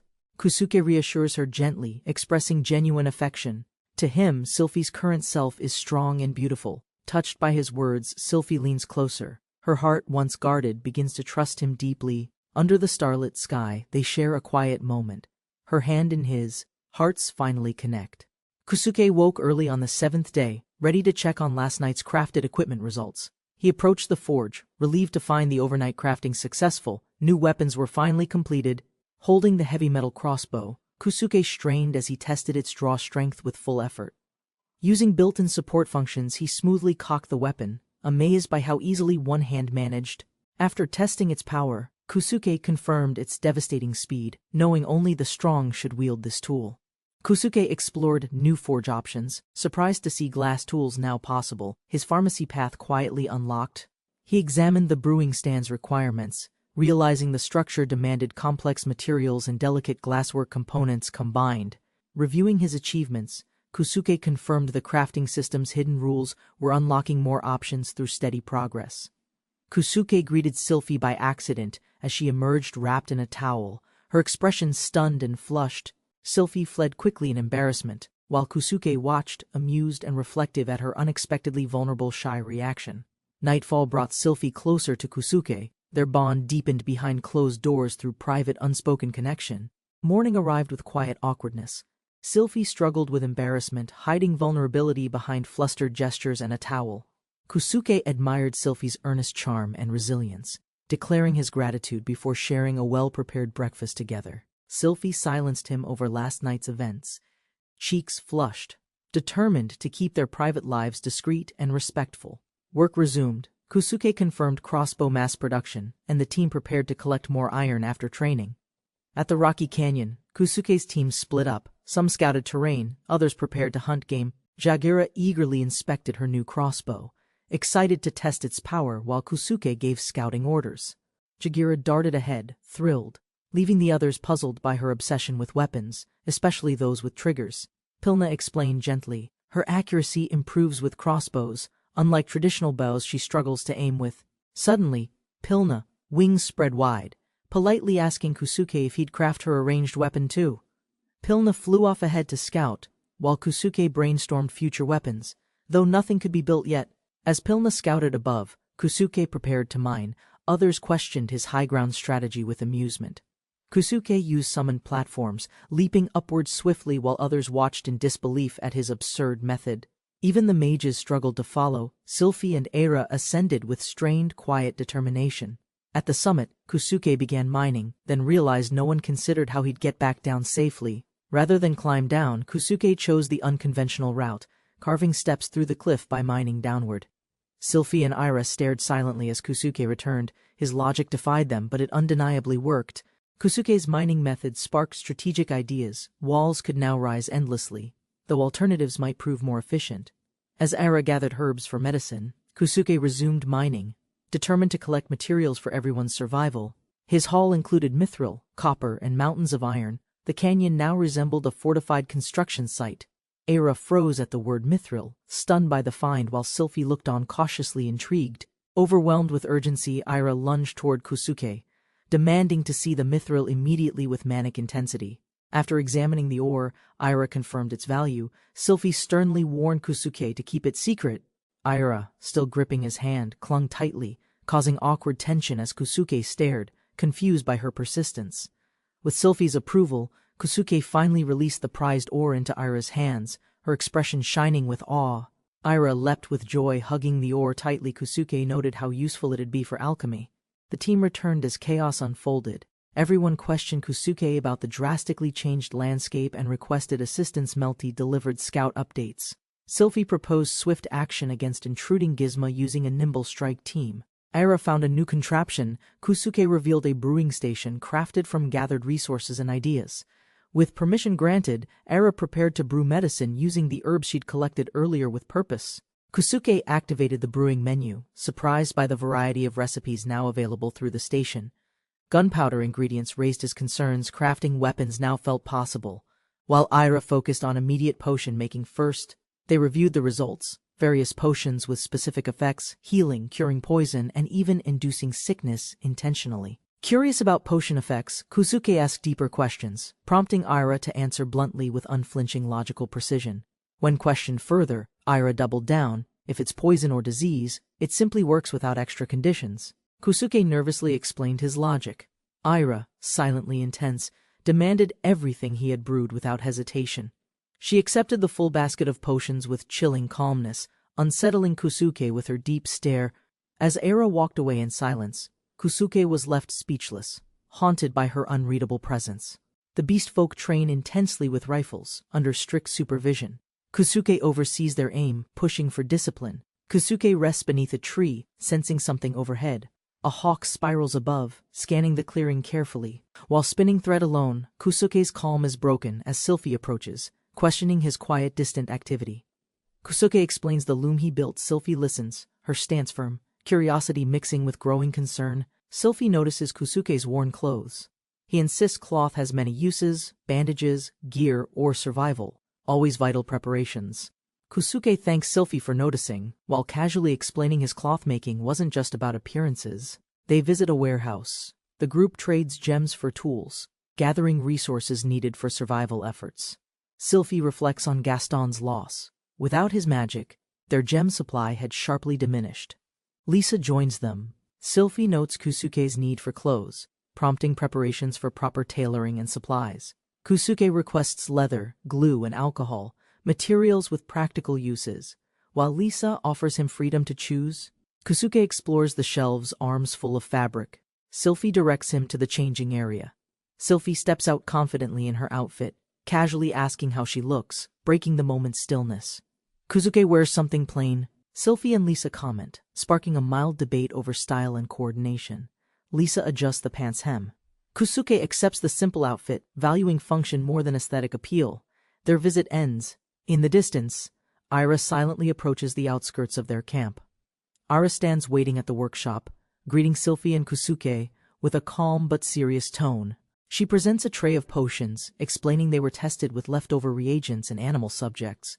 Aira confirms the potion's effects, strong and swift, but notes future testing is needed for full certainty. The potions act so quickly that proper evaluation becomes difficult, leaving Aira somewhat perplexed and cautious. Aira sternly reminds them, healing magic is serious business, and distributing medicine carelessly could be dangerous. Aira hesitates, trembling. Her words crack as she tries to explain, overwhelmed by pressure and doubt. Suddenly, Aira breaks down in tears, panicking and apologizing repeatedly, while the others scramble to understand. Sylphie steps in, calming Kusuke and ordering Aira to rest, carefully removing her from the tense moment. Kusuke reflects. Aira is brilliant, but her mind races far ahead, isolating her in her thoughts. Thinking it over, Kusuke regrets his words. Aira only wanted certainty before risking others' health. Sylphie gathers the group to talk. Kusuke is surprised as the conversation shifts toward Aira's feelings. Kusuke reflects on Aira's strict discipline and how his casual success may have triggered frustration. Aira admits she's not angry. She's sorry, aware of the cost Kusuke bore for his abilities. Kusuke asks about Sylphie and Melty's silence. The weight of Aira's words still lingers between them. Melty speaks first, echoing Aira's reflection. Sylphie follows, clearly unsettled, rethinking the meaning of Kusuke's presence. Melty confirms Kusuke sacrificed everything. He quietly admits the cost, still uncertain of a way back. Kusuke acknowledges their past help, grateful. Sylphie reflects on their selfishness. While he focuses on growth, he explains their needs match his desires. Helping them also helps himself. Everyone benefits through mutual purpose. Kusuke assures he'll speak up when needed. He invites Aira to keep learning together as equals. With the tension gone, he reaches out to Aira, an open hand for a fresh start. Kusuke explains the handshake, his world's symbol of peace. Aira listens curiously, hesitating to reach forward. They shake hands, Tension softens. Sylphie and Melty observe quietly, surprised by Era's gentle acceptance. Kusuke invites everyone. One by one they join in the gesture, bridging understanding and mutual respect. Plans resume. The group prepares for tomorrow's hunt, relying on Kusuke's crafting and steady support. Kusuke reflects, his talents could threaten others. He's lucky Ira was kind-hearted, avoiding worse misunderstandings. Sylphie reassures him, her loyalty isn't tied to his powers, but to who he's become. She encourages him to use his abilities freely. She'd rather handle consequences than see him restrained.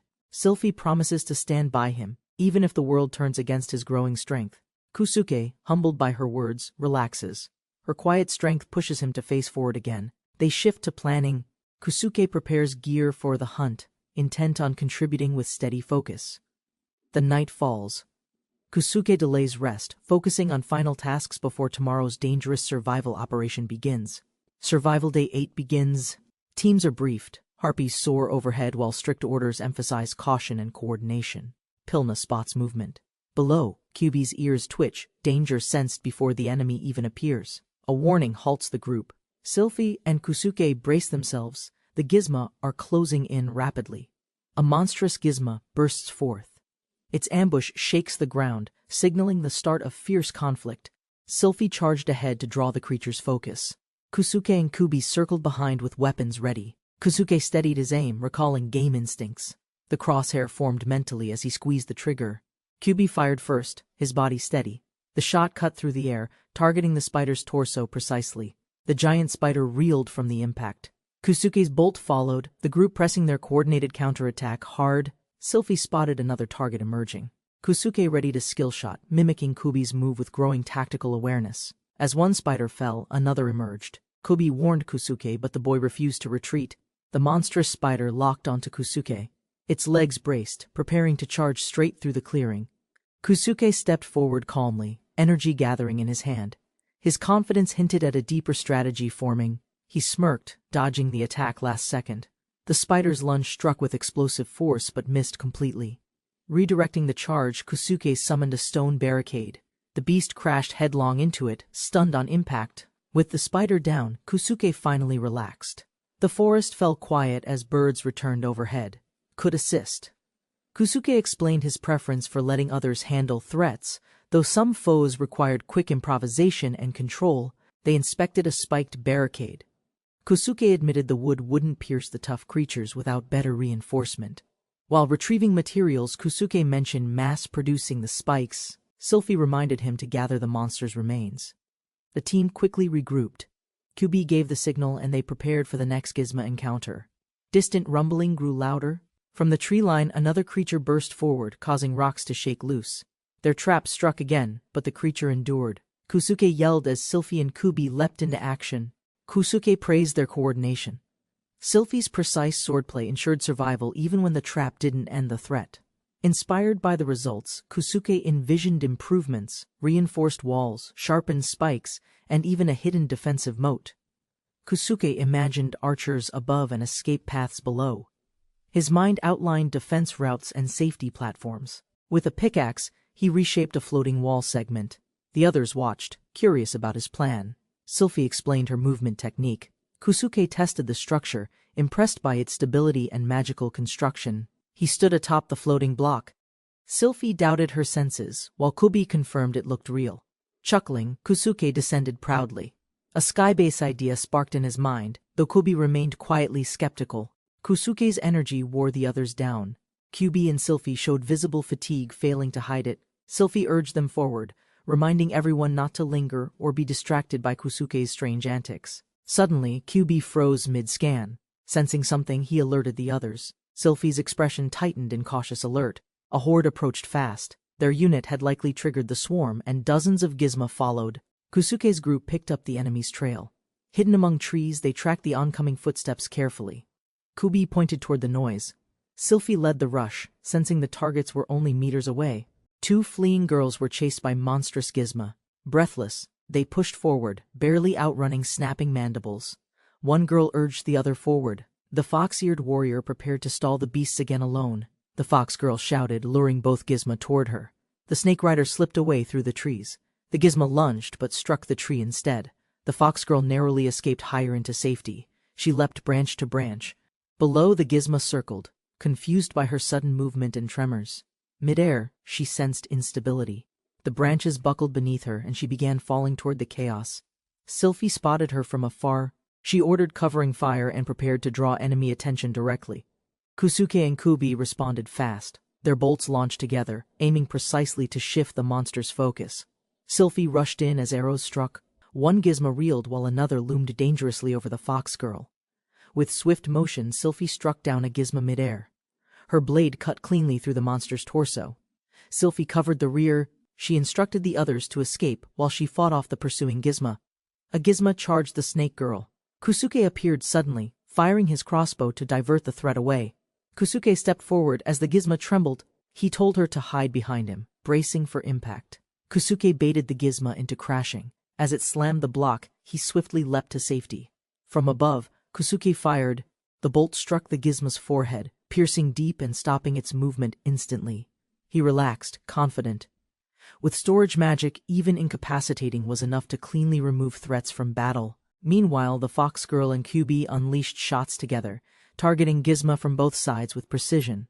Sylphie approached the fallen enemies calmly, noting the team had already cleared this area efficiently together.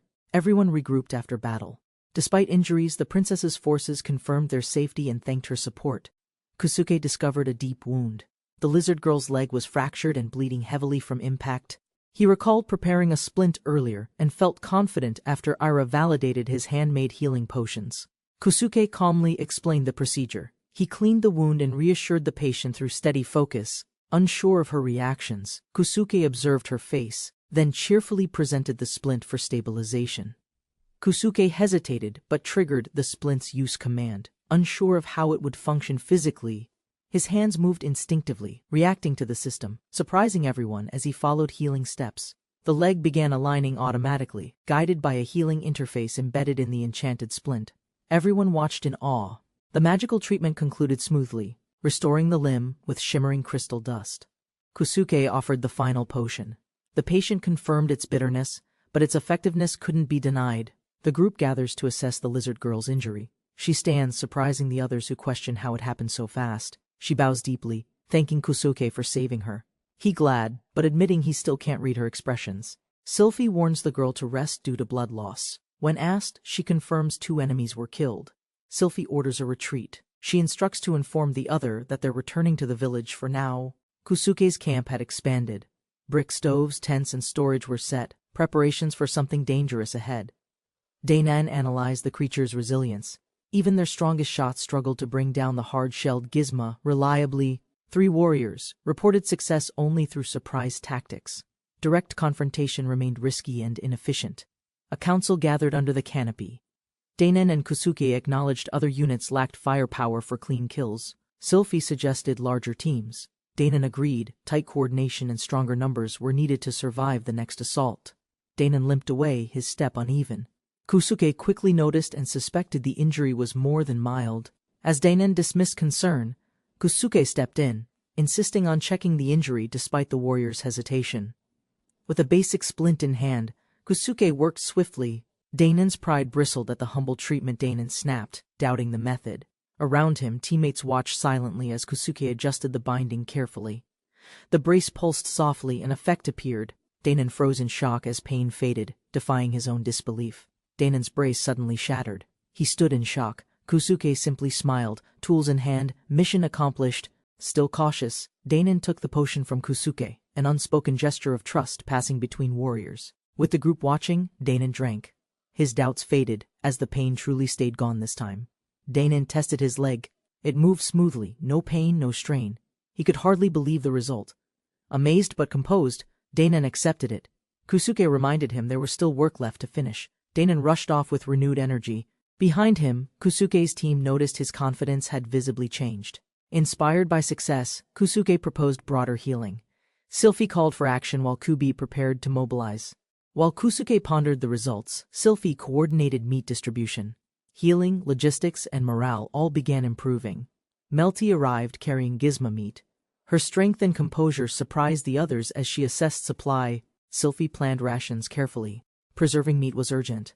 The team realized storage, not hunting, was now the challenge. Sylphie explained Kusuke's storage could preserve meat. Melty lit up with relief, amazed by the convenience. Kusuke felt lucky under Sylphie's command. As supplies stacked, he was asked to store even more. Word spread fast. Crippled warriors gathered at the tents, hoping for the same miracle Danon received. Among the quiet crowd stood Ira, expression unreadable but curiosity clearly brewing. Inside the tent, Kusuke called out.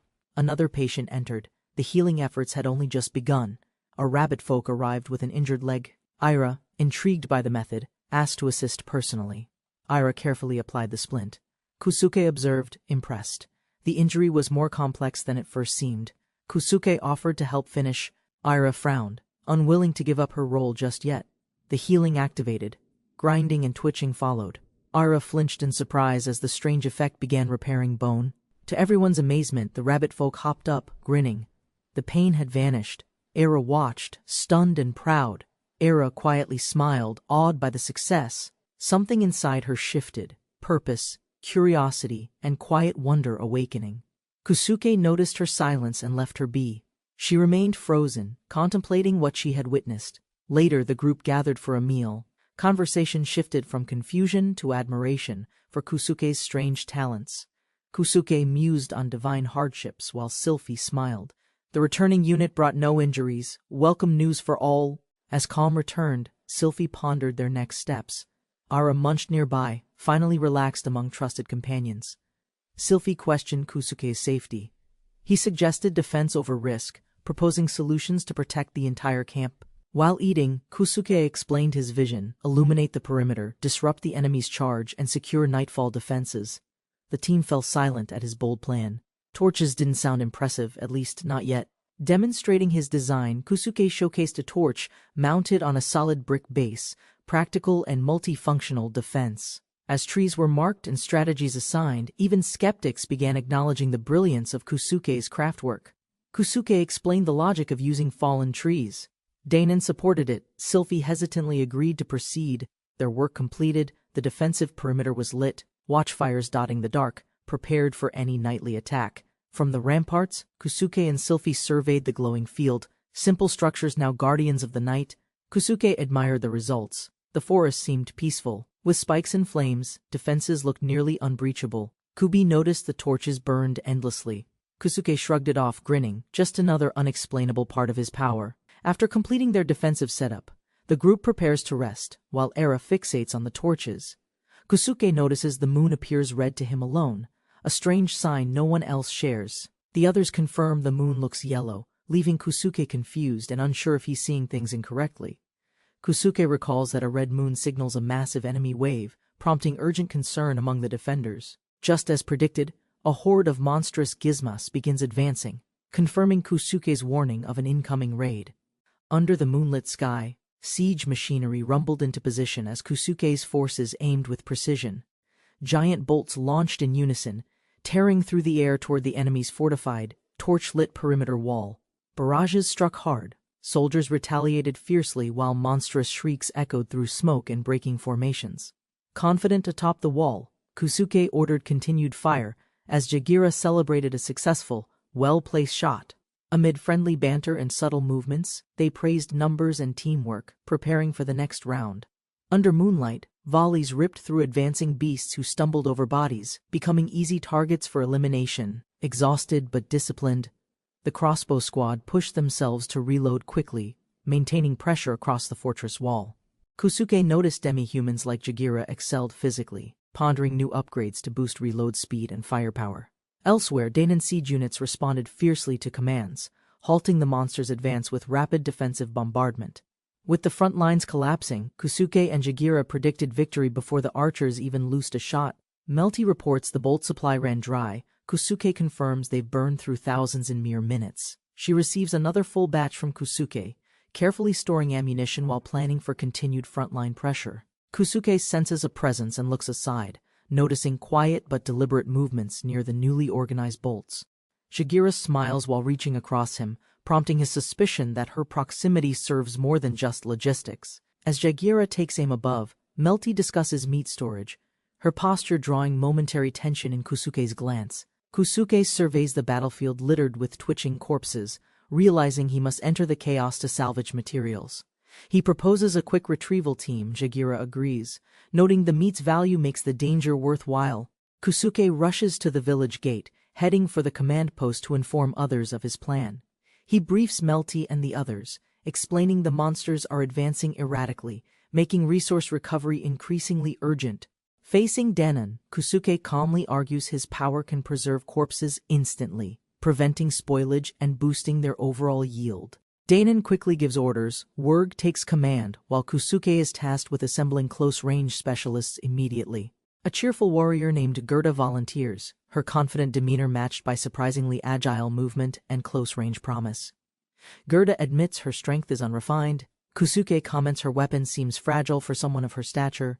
They exchange memories. Gerda once wielded heavy gear for a kingdom. Kusuke offers to craft something fitting her strength. Kusuke dashes off to forge new equipment, leaving Gerda on guard and requesting a message be relayed to Danon. Kusuke concentrates beside the furnace, searching mentally for the right design to forge a proper long mace. He finally finds the blueprint, noting the heavy material cost and the need for a matching shield. While selecting gear for himself, Kusuke decides to build simple yet reliable weapons suited for quick combat. Sylphie arrives with company, surprised by his determination. He confirms he's forging before heading into dangerous salvage zones. Kusuke presents the completed equipment. Gerda eagerly accepts, ready to wield her fitting weapons in the battles ahead. Gerda swings the mace with overwhelming force. The sheer pressure and wind cause nearby allies to flinch instinctively. Kusuke admits the weapon feels too heavy for him, prompting Sylphie to take interest in testing it. Sylphie demonstrates controlled strikes with the mace, impressing Kusuke and reminding him her strength shouldn't be underestimated either. Danon gathers the squad and introduces Kusuke to Zamil, the spear instructor, and other elite fighters.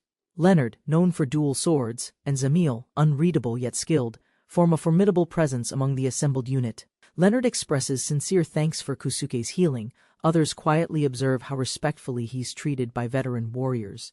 Kusuke meets Sumel, a towering former adventurer with a fierce presence and a reputation for overwhelming power. The team is finalized. Gerda, Ira, and Sumel will join Sylphie on the corpse retrieval squad at nightfall. Kusuke questions Ira's readiness. She firmly declares her title as court magician, dismissing any doubts with confidence. As the moon rises, the team prepares. Kusuke exchanges a knowing glance with Sylphie before marching beyond the gates. The gate opens as the team marches forward. Kusuke protected, their mission to recover corpses begins now.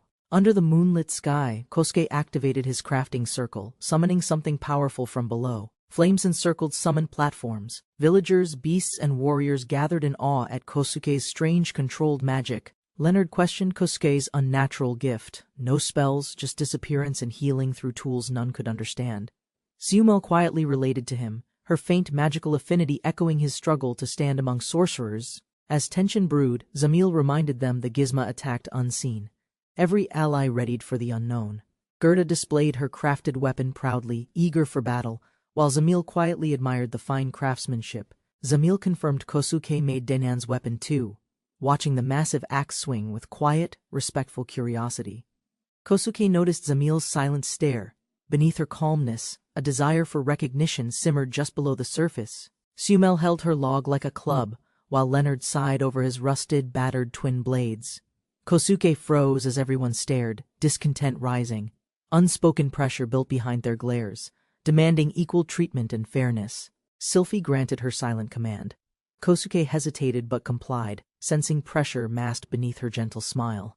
With Sylphie's approval, Kosuke agreed to forge new weapons. Relief returned, until a distant scream broke the calm. Leonard stiffened at the rumble. Enemy movement approached fast. The group prepared as torches flickered across the camp. Giant spider beasts descended from the dark. Leonard dismissed panic confidence, anchoring his measured stance. Despite Danon's warning, Leonard advanced with ease. Sumel followed, her grip tightening. The air trembled with risk. Leonard protested Sumel's insult. Sylphie refocused the mood, ordering Kosuke to stay on task amid teasing. Zamil and Gerda charged ahead, dividing roles. Shields were raised, positions formed. The Gizmo had arrived. Despite the chaos, Kosuke trusted his allies. Each defender met the charge with calm, practiced precision. Danon's axe cleaved into the beast's shell. Its shriek echoed as limbs twisted under the blow. Gerda retaliated swiftly, her shield slamming forward. Kosuke watched, stunned by the synchronized power of her strike. Gerda's strike landed with brutal precision. Kosuke flinched, stunned by the sheer force behind her relentless blow. Leonard calmly faced the advancing beast. He stepped forward, blades ready, unfazed by the creature's hulking presence. With a fluid slash, Leonard tore through the monster's side. His strength matched elegance with raw resolve. Zamil's spear intercepted another spider mid-lunge. Kosuke, startled, realized again how vital each fighter was to survival. Saimel reacted fast, smashing downward as an enemy emerged beneath. Her instinct saved them all in that instant. Saimel apologized. Her strength left the creature pulverized, too damaged for salvage. Kosuke processed the unintended overkill. Suddenly, lightning magic sparked. Era emerged, invoking power with measured words and focused stance. Crackling bolts ripped through the battlefield. Controlled destruction erupted as her spell lit the night like fire. Kosuke shouted excitedly, awed by true magic. Sylphie remained unfazed, unimpressed by his childlike reaction. He admitted this was his first time truly seeing magic, aside from the healing Sylphie once granted. Sylphie praised Ira's magic as court level. Kosuke watched the smug mage glow with pride and satisfaction. Kosuke voiced self-doubt. Surrounded by prodigies, he questioned what made him special amid such overwhelming abilities. Sylphie calmly explained growth comes through training. Her composure masked deadly force preparing to strike again. With one fierce slash, she demonstrated her words, cleaving the beast with practiced precision and unmatched control. Kosuke stared at the aftermath, questioning sanity. Sylphie stood tall, while something grotesque stirred beyond the corpse. Sylphie reminded Kosuke not to overthink. Normal varies by world, effort matters more than self-comparison or doubt. The moon glowed high. After battle, calm returned. Everyone marched with purpose toward their next destination. Together, the team approached the fort. Their footsteps marked resolve as torches lit the silent courtyard. Torches flared against the walls. They reported success, an impressive haul of gizmo, ready for distribution. Kosuke confirmed the numbers. With 216 gizmo, they could feed refugees for over 3 months straight. Leonard and Gerda praised gizmo meat. Warm food stirred memories, gratitude, and talk of repaying old kindness. Worn weapons revealed their age. The team acknowledged limits. Magic and war had drained their tools' strength. Requests piled up, stronger blades, better reach. Even Sylphie admitted she needed more than just finesse now. Era pointed at a peculiar gem. She calmly insisted her next staff be crafted from it. Kosuke asked about the process. Ira promised a simple diagram. She stepped forward, ready to assist. Kosuke asked each warrior about their ideal weapon, carefully listening to shape, weight, and purpose. When asked, Sylphie gave a soft smile, expressing trust in Kosuke's crafting more than specifics. With slight hesitation, Sylphie decided on a blade, specifically the scimitar Kosuke had previously praised to her.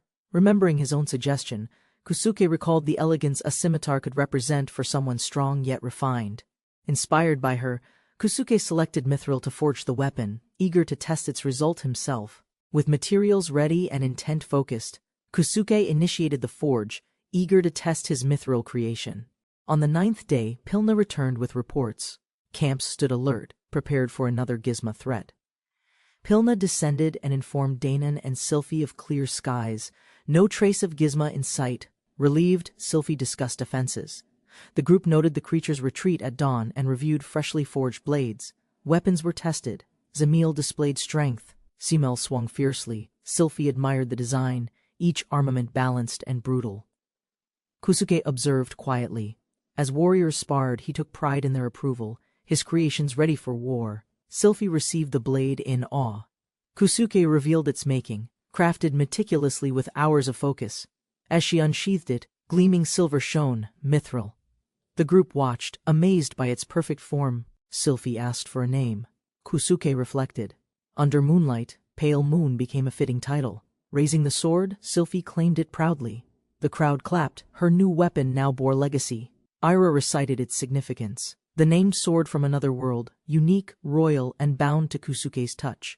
Ira handed over plans and ore. Sylphie requested a corpse, intent on testing the sword's edge. The lifeless gizmo was hauled in. Everyone gathered. Sylphie readied herself to strike with focus. With precise movement she cleaved the carcass. The force and sharpness stunned everyone into silent awe. The crowd gasped. The cut was clean, too clean. The blade's power exceeded Kosuke's expectations entirely. Sylphie warned of its danger. Leonard and Zamil stepped forward, volunteering to help her train carefully. Sylvie encouraged the troops. Morale remained high as Kusuke observed from afar, quietly managing logistics and support. Kusuke crafted bolts and tools with ease. Under the tent, his quiet work continued without interruption. He reviewed his status menu. Level 12, strong stamina, sharp memory. His skills had evolved without notice. Kusuke noted improvements. Strength and stamina peaked. He reflected on how far he'd come with effort alone. Distributing skill points, he enhanced crafting speed, mining efficiency, and range damage, each choice made with calm precision. Kusuke accessed his achievement screen. New milestones appeared, revealing deeper progress and hidden personal metrics unlocked. Improvements surfaced, efficiency boosts, quality upgrades. He appreciated the crafting perks, quietly aware of how valuable they'd become. Suddenly, an unexpected title appeared. Confused and alarmed, he questioned how and why he earned womanizer. He reflected cautiously. Many women interacted closely, but he never imagined they'd lead to such recognition. Faces filled his thoughts, companions, allies, perhaps admirers. The implications troubled him more than they flattered him. Kusuke shook off distracting thoughts. He reassured himself, having Sylvie at his side was enough. He uncovered a hidden achievement. Surviving a red moon would unlock true skill growth later. Concerned by the attack cycle, Kusuke resolved to bolster defenses despite his rising personal strength. He discussed preparations with Sylvie. Together they aligned goals, walls, materials, and alliances would be fortified soon. Sylvie smiled warmly, promising support. Her resolve wasn't just strategy, it was trust, care, and shared survival. As Kusuke stood, Sylvie's hand stopped him. A quiet gesture hinted at something more personal. Before he could speak further, she kissed him. Their closeness deepened beyond words in that moment. Mentioning Ira broke the mood. Sylvie's tone shifted, her pride wounded, her authority needing to be affirmed. She lifted him effortlessly. Her smirk masked deeper frustration as control returned firmly to her hands. With roles reversed, Kusuke hesitated. Her intentions were clear, dominance paired with affection, and an implied lesson. Sylvie took control, teasingly assertive. Kusuke protested, but resistance melted into a night of chaotic surrender. Morning broke. Sylvie was unbothered. Kusuke, drained, realized his future might be forever altered by her. She stretched with satisfaction, unhurried. Her words carried casual dominance, while Kusuke recovered under the shared blanket. Days passed. New weapons were forged, banter resumed, and Kusuke's tasks multiplied under amused female oversight. On the 15th night, the red moon rose again. Kusuke's quiet unease returned with full clarity. With no gizmo in sight, scouts confirmed peace. The group finally relaxed beneath the clear skies. Under the moonlight, Sylvie and Kusuke reflected. They admired the sky, grateful for a rare, quiet evening. The fortress stood complete. Lights glowed across the walls. Kusuke's contribution left the town strengthened and secure. Sylvie vowed to reclaim Melanard. Kusuke hesitated but understood. Her dream was his path forward too. With resolve, Kusuke declared his support. He wouldn't leave her now. Their fates were firmly bound together. The scouts warned of Melanard's vast army, and their own small group's limited 300 fighters. Kusuke explained their fallback plans, fortifications, traps, and secret weapons, to inspire hope and determination. Hearing his resolve, Sylvie silently turned, making a firm decision that startled Kusuke. With unwavering eyes, she declared her goal aloud, to reclaim the lost kingdom of Melanard. Under the stars, both stood still, united by her bold promise and his quiet readiness to follow. Sylvie stands firm, declaring her ambition to reclaim the Melanard Empire, igniting stunned silence across the table. Shock ripples through the room. Allies freeze mid-meal, their expressions strained by the weight of Sylvie's ambition. Aira swiftly interprets intentions. Strategic discussions unfold, logistics, past grievances, and readiness to act surface among diverse voices. Out in the desolate Omit wilderness, Kusuke begins constructing magical landmarks, silent foundations for the coming campaign. With the 8th marker placed, Kusuke and team measure progress, scanning terrain for the future fort site. The path through Omit wilderness is charted. A slow march from Elven village to Melanard begins. Kusuke faces weapon requests veiled in flattery. Leonard and Zamil seek mithril under the pretense of duty. The facade drops, both allies beg for gear, their true intentions exposed in a burst of enthusiasm. Jagira demonstrates precise rifle fire. Sylvie watches tensely as nearby enemies scatter under the sudden sharp report. Jagira affirms responsibly, cradling her weapon as Kusuke reminds her of limited ammo and resource constraints. Jagira praises the rifle's power, but others complain about the noise disrupting their battlefield awareness and focus. Sylphie admires its strength. 2 shots took down a beast. The team leaves recovery duties to Kusuke. Sylphie selects a strategic hilltop with a pointed rock, an ideal vantage point for their defensive fort. The decision is final. Orders are issued. The team prepares to settle and secure the elevated ground. Camp construction begins. Patrols spread out. Kusuke clears terrain, laying groundwork for fort stability and overnight shelter. Using his unlocked build mode, Kusuke quickly marks the floor, raises walls, and forms the roof. Sylphie observes in shock as Kusuke constructs walls instantly. The base's exterior shell is rapidly completed. Kusuke plans a defensive perimeter, laying the base blocks for a 100-meter square protective outer wall. Leonardo and Jagira admit defeat. Even magic can't match his pace as he digs deep for the base trench. Kusuke reinforces the trench against threats below, setting a 3x7 wall as the first defensive layer. Kusuke finalizes the base with a front gate and bastions placed neatly on every corner. While others inspect, Kusuke adds stairs. But instinct warns him, suspicion and tension begin to rise. Sensing trouble, Kusuke flees. Leonardo and Zamil give chase, bewildered by his strange and speedy retreat. Cornered atop a tall column, Kusuke panics, realizing he trapped himself while avoiding uncomfortable questions. He deflects pressure by invoking Sylphie's authority, jokingly blaming her control to dodge giving out weapons. Pilna swoops in with cheerful promise, offering to lift Kusuke away from his awkward predicament. But her help comes with strings. She hints at wanting a weapon, revealing her true intent. Sylphie arrives mid-chaos. Kusuke immediately clings to her, blaming everyone else for cornering him so thoroughly. Leonardo and Zamil formally request mithril arms. Sylphie rejects the idea, asserting national values and caution. Sylphie explains Kusuke's uniqueness. Realizing his importance, Kusuke dreads becoming a living treasure, used for political ends. Sylphie encourages Kusuke to understand each ally, preparing items to support them even in her absence. Though annoyed, Kusuke accepts. His bodyguards from Melinard will also serve loyally, even at great cost. Grateful for the compromise, Leonardo praises Kusuke's sense. Mithril weapons will now be crafted after all. Seeing Pilna's disappointment, Kusuke quickly offers to design a special weapon tailored just for her. He presents a blunt, compact club, strange in appearance, yet clearly designed with her aerial combat in mind. Pilna protests the odd weapon. Kusuke stays confident, inviting her to the wall for demonstration.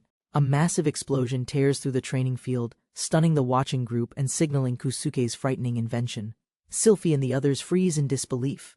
Kusuke's demonstration unsettles their expectations and hints at hidden potential. While some express awe, others worry. Kusuke's device mimics powerful magic, shifting battlefield power toward unconventional hands. Kusuke calmly teaches them the weapon's operation, revealing knowledge foreign to their world, yet frighteningly effective.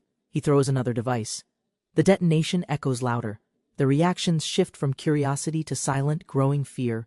Kusuke demonstrates the weapon's trigger danger. Flames crackle near impact sites. Pilna listens, her curiosity masked with caution. Despite warnings, Pilna grins. Her enthusiasm grows while clutching the explosive tightly, reassured by Kusuke's final adjustments. With wings extended, Pilna launches skyward. Timing sharpens. She arcs smoothly before releasing the weapon with expert precision. From high above, Pilna steadies herself midair. She tests distance, eyes sharp, target locked below the fortress. She dives. The weapon spins downward. Explosives scatter on impact. A new tactic is born mid-flight, devastatingly efficient. Pilna's drop lands perfectly. A massive shockwave splinters the training pillars, stunning even those far behind. Sylphie's eyes narrow. The scattered fragments and scorch marks hint at destructive efficiency unlike anything native here. Everyone watches in awe. Pilna beams with pride. The sky, once defense, now becomes their most feared offense. Cheers rise. Kusuke congratulates her. But all eyes drift to Sylphie, whose silence lingers despite the praise. Sylphie watches intently, lips pressed tight. Behind admiration lies a deeper calculation. This power changes more than battlefields. While Sylphie ponders silently, Jagira collapses dramatically, demanding food with fading strength and spirit. The group gathers around Jagira, amused and understanding. Hunger, not battle, ends their training session for the day. As dusk settles beyond the fort, they agree to rest. Tomorrow's strategy will wait for morning. Kusuke activates his crafting interface. Using local meat, he starts preparing a familiar meal for everyone. Juicy burgers are served. Curiosity meets satisfaction as the group enjoys Kusuke's strange yet delicious earth creation. The team enjoys the meal. Compliments flow freely, but Kusuke wisely hides the true ingredients from everyone. With breakfast complete, Kusuke outlines today's tasks. Jagira and Pilna are called for a focused mission. Ammunition clinks. Jagira stares wide-eyed. Her task is clear: stress test the weapon until it falls apart. Despite the risk, Jagira agrees eagerly. Kusuke trusts her endurance. Everyone else watches her leap into action. Pilna's job follows. Kusuke explains drop and resupply maneuvers using explosives. She nods, startled by the massive payload awaiting her. Pilna agrees to help, needing assistance to equip explosive dummies. The others prepare her gear carefully. Sylphie and Leonard volunteer to support Kusuke. Everyone splits up, moving with purpose to their next roles. Gunfire echoes across the training ground. Jagira continues stress testing while Pilna gets adjustments from her ally. A grid of uniform buildings rises. Sylphie and Leonard observe Kusuke's construction, stunned by his precise output. Kusuke finalizes the buildings, 20 in total.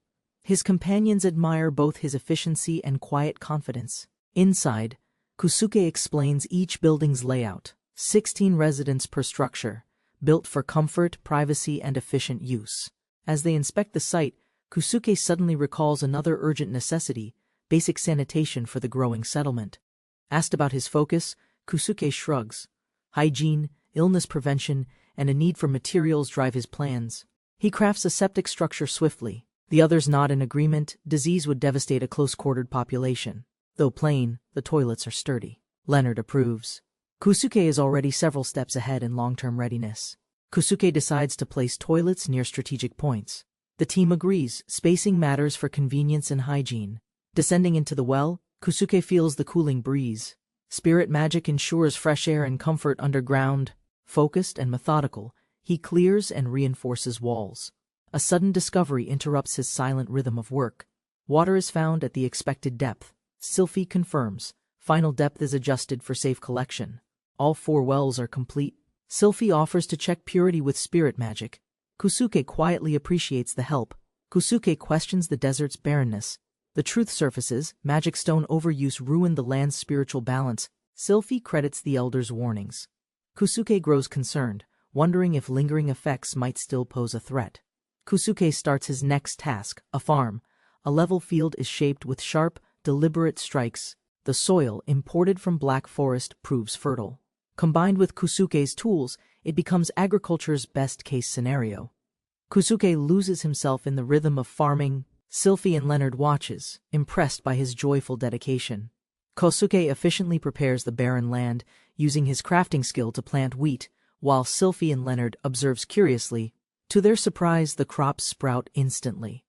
Kosuke, undeterred, considers how to bring them fresh water. He outlines a plan, gathering stone and shaping a precise reservoir, experimenting with limited supplies and terrain. With confident timing, Kosuke completes the structure. Sylphie and Leonard watch in awe, unsure how it functions. Though puzzled by the full pool, Sylphie senses Kosuke's mysterious power operates beyond simple tools or logic. Kosuke begins scooping water, but something feels strange. No matter how much, the well stays full. Sylphie grows suspicious, watching silently as the water never depletes, her instincts sensing something unnatural beneath calmness. Both confront the oddity. Kosuke deflects, insisting it's just a well, though even he avoids eye contact. Sylphie hesitates, her doubt rising. Kosuke's insistence presses her into silence before Leonard returns, ending the moment. Kosuke quietly reflects. Revealing a crafted trick from his world might shatter their trust or invite worse questions. Jagira proudly reported her success to Kusuke, confirming the rifle survived 500 rounds without malfunctions.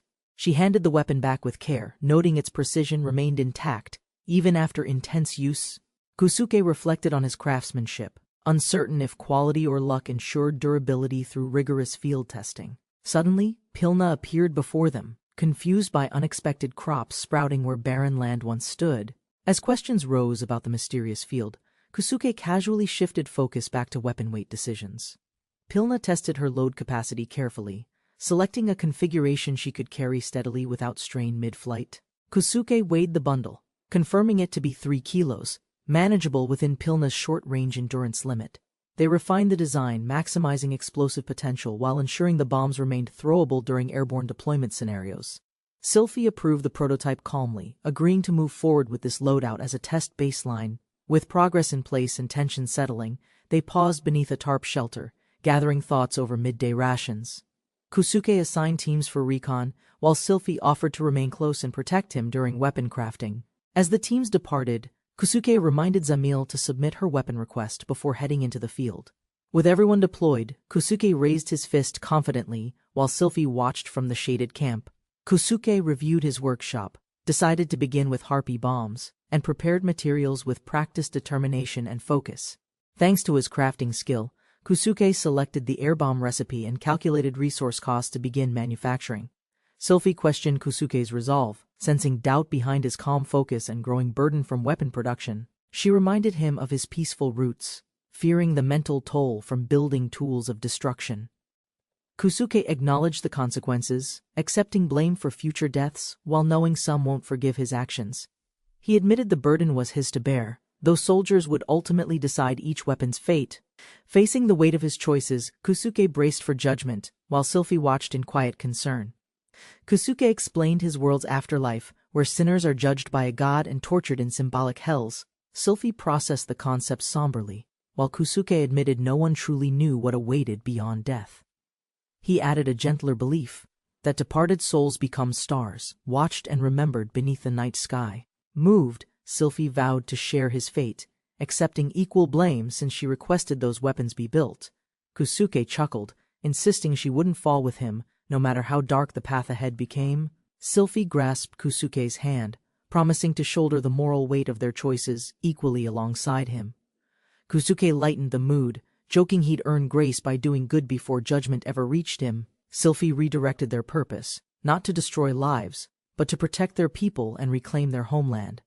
Kusuke reflected solemnly, even necessary violence is just a tool, not the true aim of their mission. Despite the goal, they both acknowledged the truth. Eliminating enemies might still be the most efficient path.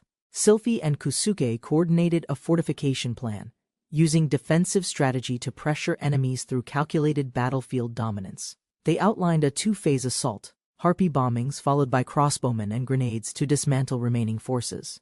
Kusuke introduced mines, deadly traps triggered by motion, scattering fragments to prevent enemy advances across terrain choke points. Sylphie expressed concern over the mines' unpredictability. Kusuke agreed, noting disarming post-battle was necessary for everyone's safety. He presented a TNT bundle, unsure of its strength, while Sylphie looked on with tense hesitation. Kusuke wondered how to ignite explosives remotely. Sylphie suggested asking Era or using ranged fire techniques. He imagined letting enemies occupy the fort, then blowing it up. Sylphie found his logic unsettling but effective. They shifted to improving the rifle. Sylphie asked about upgrades, sparking Kusuke's curiosity on possible redesigns. Kusuke hinted he'd created something better than a rifle. Sylphie prepared herself to see the new invention. Kusuke proudly presented 4 crafted firearms. Sylphie, surprised by his resourcefulness, questioned their purpose in silence. Displayed weapons gleamed under light. Sylphie asked to hold one. Kusuke assured her they were unloaded. Sylphie gripped the revolver firmly, surprised by its weight. Kusuke explained its design and demonstrated basic posture. Her eyes sharpened as she aimed. Kusuke described its lethal potential, simple tools carrying overwhelming silent force. Kusuke demonstrated a pistol's rapid shots. Sylphie questioned its range, absorbing knowledge while tension lingered beneath calm expressions. Sylphie questioned the revolver's limits. Kusuke described his world. Firearms ruled over blades, even in ambushes. She listened thoughtfully. He warned, rushing in meant certain death. Her world rarely faced such ruthless threats. Sylphie lifted a long weapon, curious. Kusuke named each shotgun, pointing out their mechanical and strategic differences. She grasped the pump action, learning its spread. Kusuke emphasized its unusual ammunition and devastating close-range effect. Kusuke explained its use in breaches or hunts. With a smirk, he invited her to the wall. Kusuke climbed the wall and prepared something large. Sylphie followed, curious about the strange mounted device. He introduced the ballista, describing its loading steps. Sylphie examined it, intrigued by its powerful spear-sized ammunition. The gears groaned as the string drew back. Kusuke locked it, the mechanism now primed for firing. He demonstrated the bolt and firing lever. Sylphie nodded, impressed by its scale and destructive potential. With swift force, Sylphie pulled the trigger. The massive bolt launched ahead, slicing the air with might. The massive bolt crushed stone with ease. Sylphie stared, awed by its devastating reach and destructive strength. Kusuke revealed the next weapon. Sylphie mistook it for a gun. He introduced it as a cannon. The swivel gun dwarfed previous tools. Kusuke emphasized its size, power, and the costly iron needed to build. Sylphie noted the challenge of mass production. Kusuke agreed, without mines, it's inefficient. Magic, after all, still reigns supreme. Still hesitant, Kusuke initiated a trial. As he reloaded, he questioned his weapon's place in this world. Kusuke lit the fuse. A thunderous blast followed, shaking the air and pushing smoke across the ramparts. They both covered their ears. The cannon's roar echoed wide, overwhelming even Sylphie's composure for a moment. They stared at the scorched crater. The weapon's impact left no doubt. It was brutally effective and destructive. Sylphie questioned Kusuke's methods. He admitted hurried crafting but confirmed only the ballista was truly ready for use. Her fondness grew. Kusuke offered a custom weapon. His imagination drifted toward a wild idea she might embrace. The cannon's echo drew attention. Kusuke froze as Sylphie turned, hearing voices shouting from below the wall. Leonard and Zamil arrived in haste, weapons ready, mistaking the explosion for an incoming attack or threat. Jagira and Pilna followed, faces tense. Meanwhile, Sylphie and Kusuke exchanged an amused glance amid the chaos. Kusuke apologized with a grin.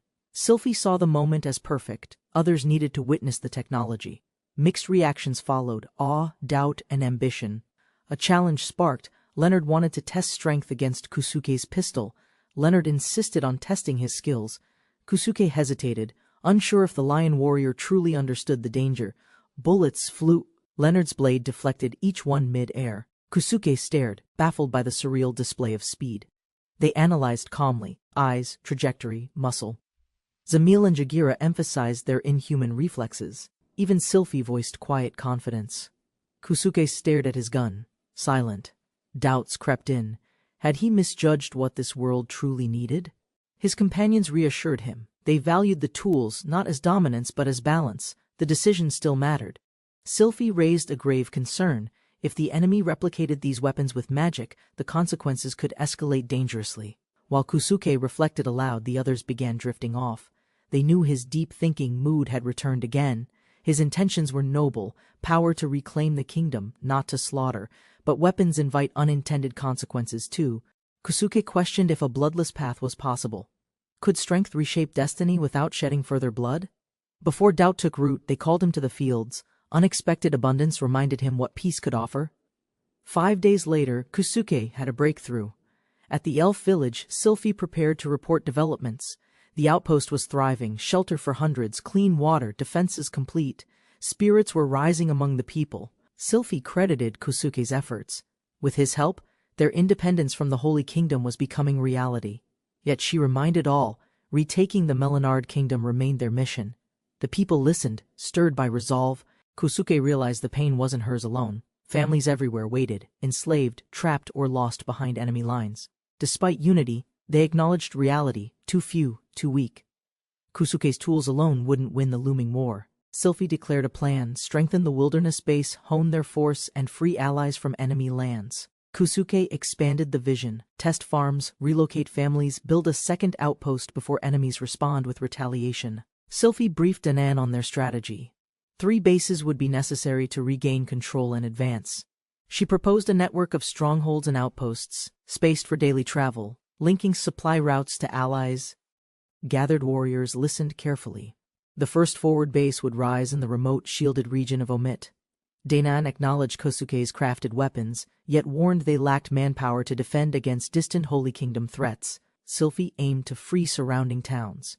Danan challenged the risk of sending unprepared civilians into wilderness danger. Sylphie proposed underground shelters using Kosuke's skills, ensuring refugees could travel safely through hostile terrain overnight. She confirmed the plan: delay enemy advances and steadily grow their strength through steady liberation and alliances. Melty inquired about Kosuke's farming system.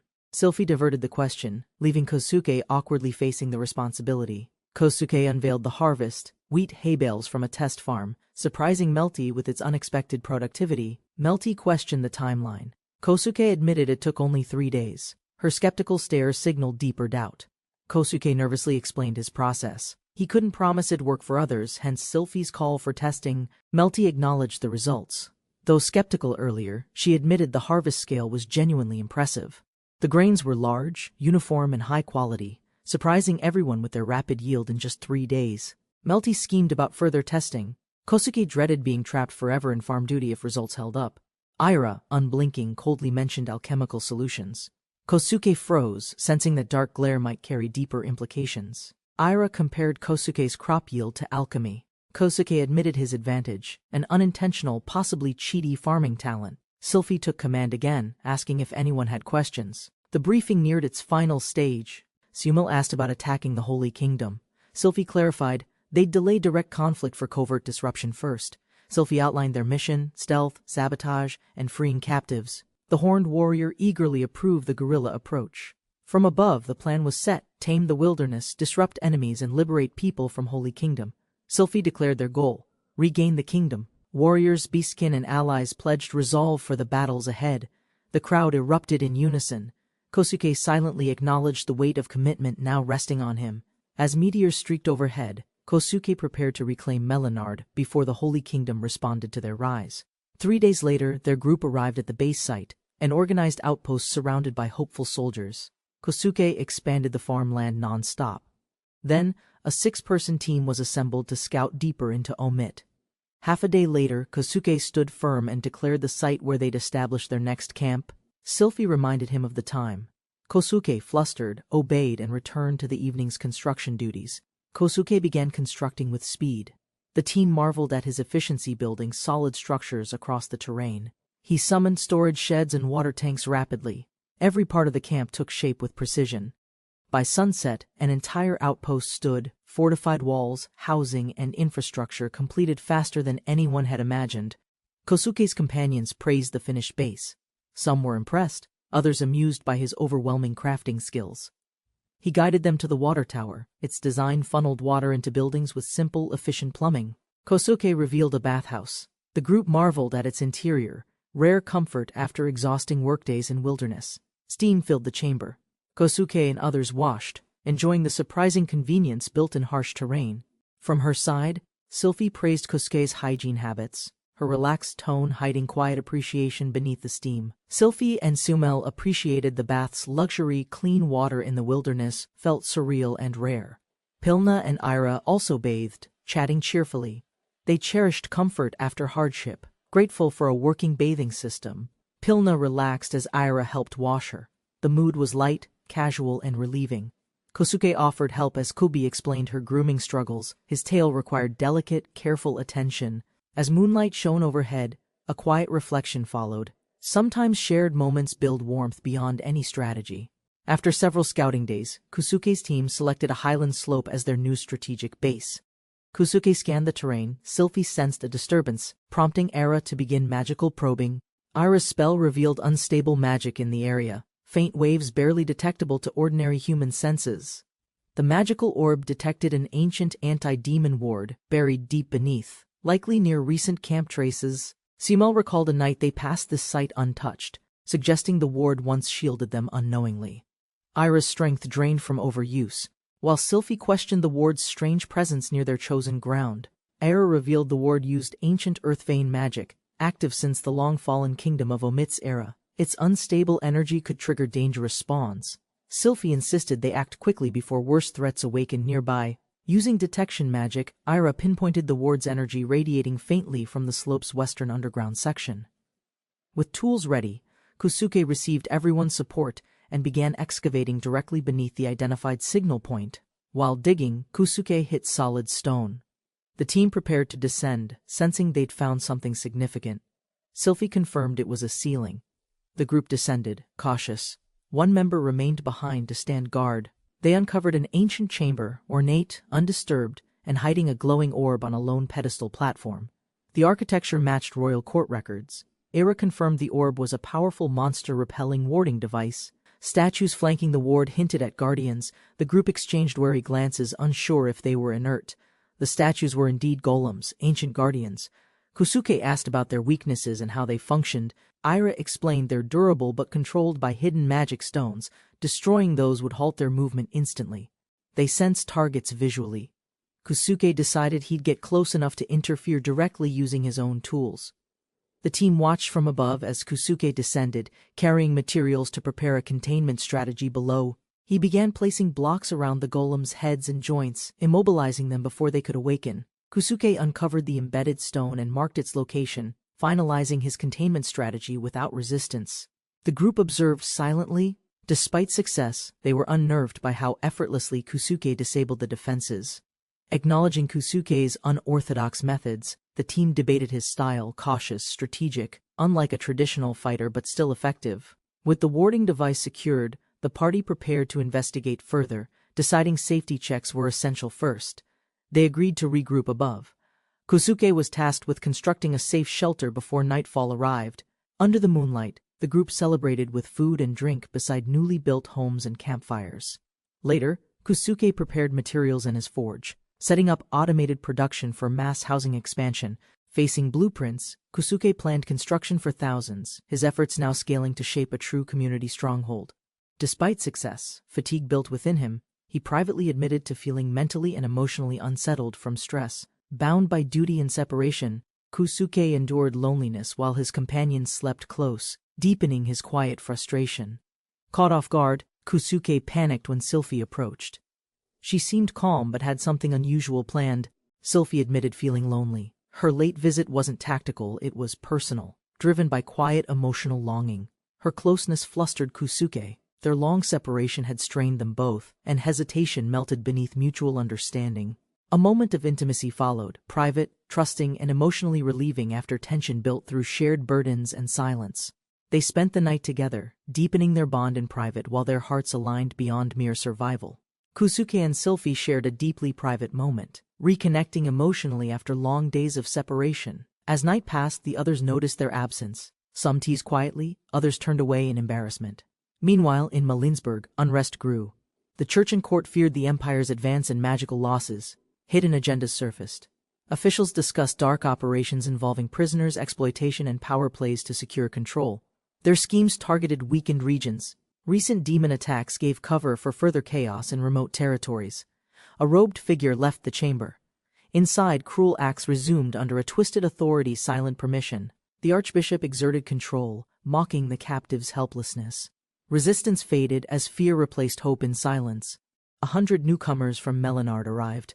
Urgency grew as chaos erupted in the skies above. Kusuke faced overwhelming demands. Leonard declared duty. While Kusuke panicked under the looming weight of responsibility, overwhelmed Kusuke bolted across the base. Melty issued orders as he fled toward the distant desert. Captured instantly by Zamil and Leonard, Kusuke realized escape was impossible against Beastman's strength and disciplined Melty calmly. Revealed housing plans. Instead of cramped barracks, homes would support families, an organized vision through pressure.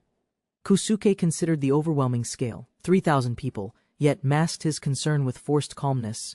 Melty outlined strict labor limits, 8-hour shifts, break days, astonishing everyone with her confident administrative assurance. Reflecting, Kusuke admitted Melty never lied. Still, suspicion lingered as pressure mounted in silence. In a private tent, Kusuke questioned the motive. Surely a task like this deserved compensation. Melty diverted expectations onto Sylphie. Kusuke realized rewards weren't always given, especially to royalty. Sylphie pledged loyalty and support. Kusuke's attention sharpened at the open-ended promise she boldly offered. Grinning slyly, Kusuke echoed her words back. Sylphie tensed, aware of the potential misunderstanding brewing. With mischief in his gaze, Kusuke teased her boundaries. Sylphie stood silently, sensing his growing confidence. Melty reframed Sylphie's promise as noble duty. Leonard and others recognized the masterful social setup unfolding. Kusuke's thoughts drifted toward ambition.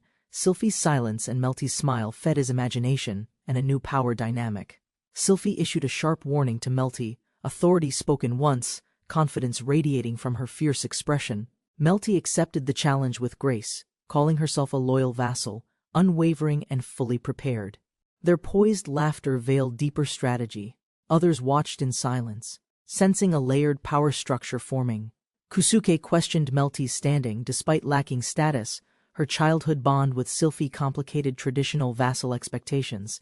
Their closeness stemmed from shared upbringing, milk sisters in title and spirit, explaining the unspoken trust between them. Kusuke learned of Sylphie's burdens. His support was requested as tensions over past secrets quietly surfaced. Melty urged immediate farming, trusting Kusuke's skills to produce a harvest faster than expected by all. Kusuke's reluctance was met with practical urgency. If he failed, even potential growth would fail to sprout. Sylphie remained distant, planning to investigate ancient ruins, as Dainen's concern grew about missing comrade Era's whereabouts. The underground ruins converged Earth's magic veins. A team was assembled to harness this powerful resource. Sylphie addressed the new arrivals, declaring the harsh land would become their operational base. 2 weeks passed. Under strong leadership, the group worked tirelessly and laid the town's foundation. Kusuke revealed the completed base, solid, structured, efficient, demonstrating his true value in engineering expertise. Kusuke activates the new blueprint function, instantly registering a massive fort wall using refined gathered resources. As onlookers await results, Sylphie observes sternly. Kusuke engages symmetry mode, maximizing terrain efficiency and speed. With a forceful surge, the towering structure emerges. Dust clouds burst outward, stunning the watching beastkin crowd. From above, the design reveals organized barracks. The group responds with awe, effort building beneath silent tension. Kusuke wipes his brow, satisfied. Their frontline base stands complete, firm, functional, and ready for looming conflict. Kusuke surprises everyone with gourmet meals. Under shaded canopies, soldiers gather, morale lifted amid approaching deadlines. Strategic plans intensify. Kusuke prepares 116 ballistas for wall defense, fortifying the base against future threats. Era volunteers for moat duty. Sharp stakes and terrain traps are readied. A drawbridge system is discussed. Kusuke delegates tasks. Era reports calmly. Sylphie listens while Dainen details new liberation units being formed. Dainen outlines a 3-pronged infiltration. Sylphie nods. Cautious about outdated maps, intel gathering becomes the operation's next priority.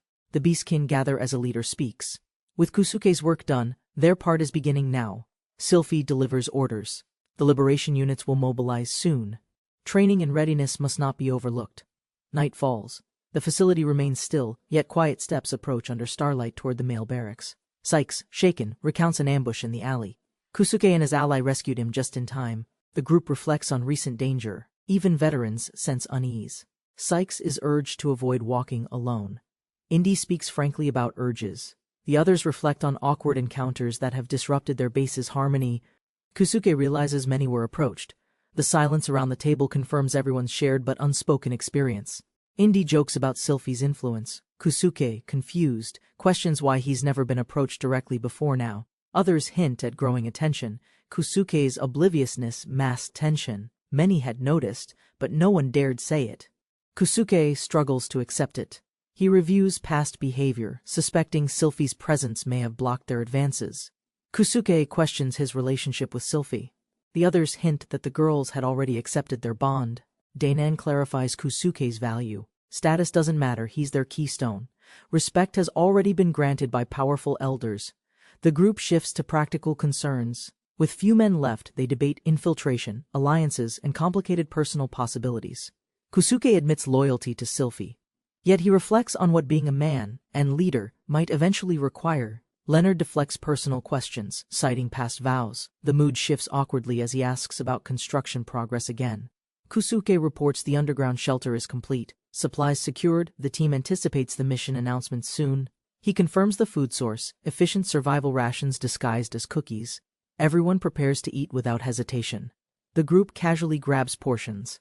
Block cookies are praised for texture and taste, easing the pre-mission tension. While laughter fills the room, a knock interrupts. Kusuke answers, greeted by a familiar silent presence. Ira enters, determined. She's finalized the magic stone engine design and is confident in its success. Ira takes Kusuke's hand, urging him to follow. She's confident in her invention's success this time.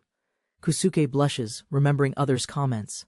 Ira's silent closeness leaves him flustered, but he brushes off her concern. Kusuke exits with Ira. The others exchange knowing glances, quietly amused at the pair's unspoken dynamic. As Ira leads him onward, Kusuke accepts the moment, unsure, but curious about where it's heading. With morning rising over the base, the operation's next objective awaits, final preparations giving way to action. The troops assemble as Sylphie sends them off. Her voice echoes resolve before the mission begins. Cheers erupt from the crowd. Kusuke and leaders watch silently as the first wave marches out. Kusuke suggests joining the operation. His power, if unleashed, could shift outcomes, but risks also loom heavily. Danon reasons calmly. Kusuke's role must be sparing, his gifts are valuable, but restraint ensures strategic growth. Sylphie reassures him. He'll handle only what no one else can, because his importance goes beyond ability. Sylphie firmly refuses Kusuke's wish to join the front lines, valuing his safety even above her own. Ira and Pilna urge him to trust their strength and continue building the tools they'll need. Kusuke concedes with a smile. As the others depart, he resolves to resume crafting support gear. Returning to the workshop, Kusuke is met by cheerful teammates already bustling with energetic anticipation. Later, a prototype weapon is unveiled. Kusuke's design realized quickly, proving his indirect role remains crucial. Kusuke admires the crossbow prototype. The team is eager to test its function in the field. The design impresses everyone. With simplified mechanics, it promises faster reloads and increased frontline efficiency under pressure.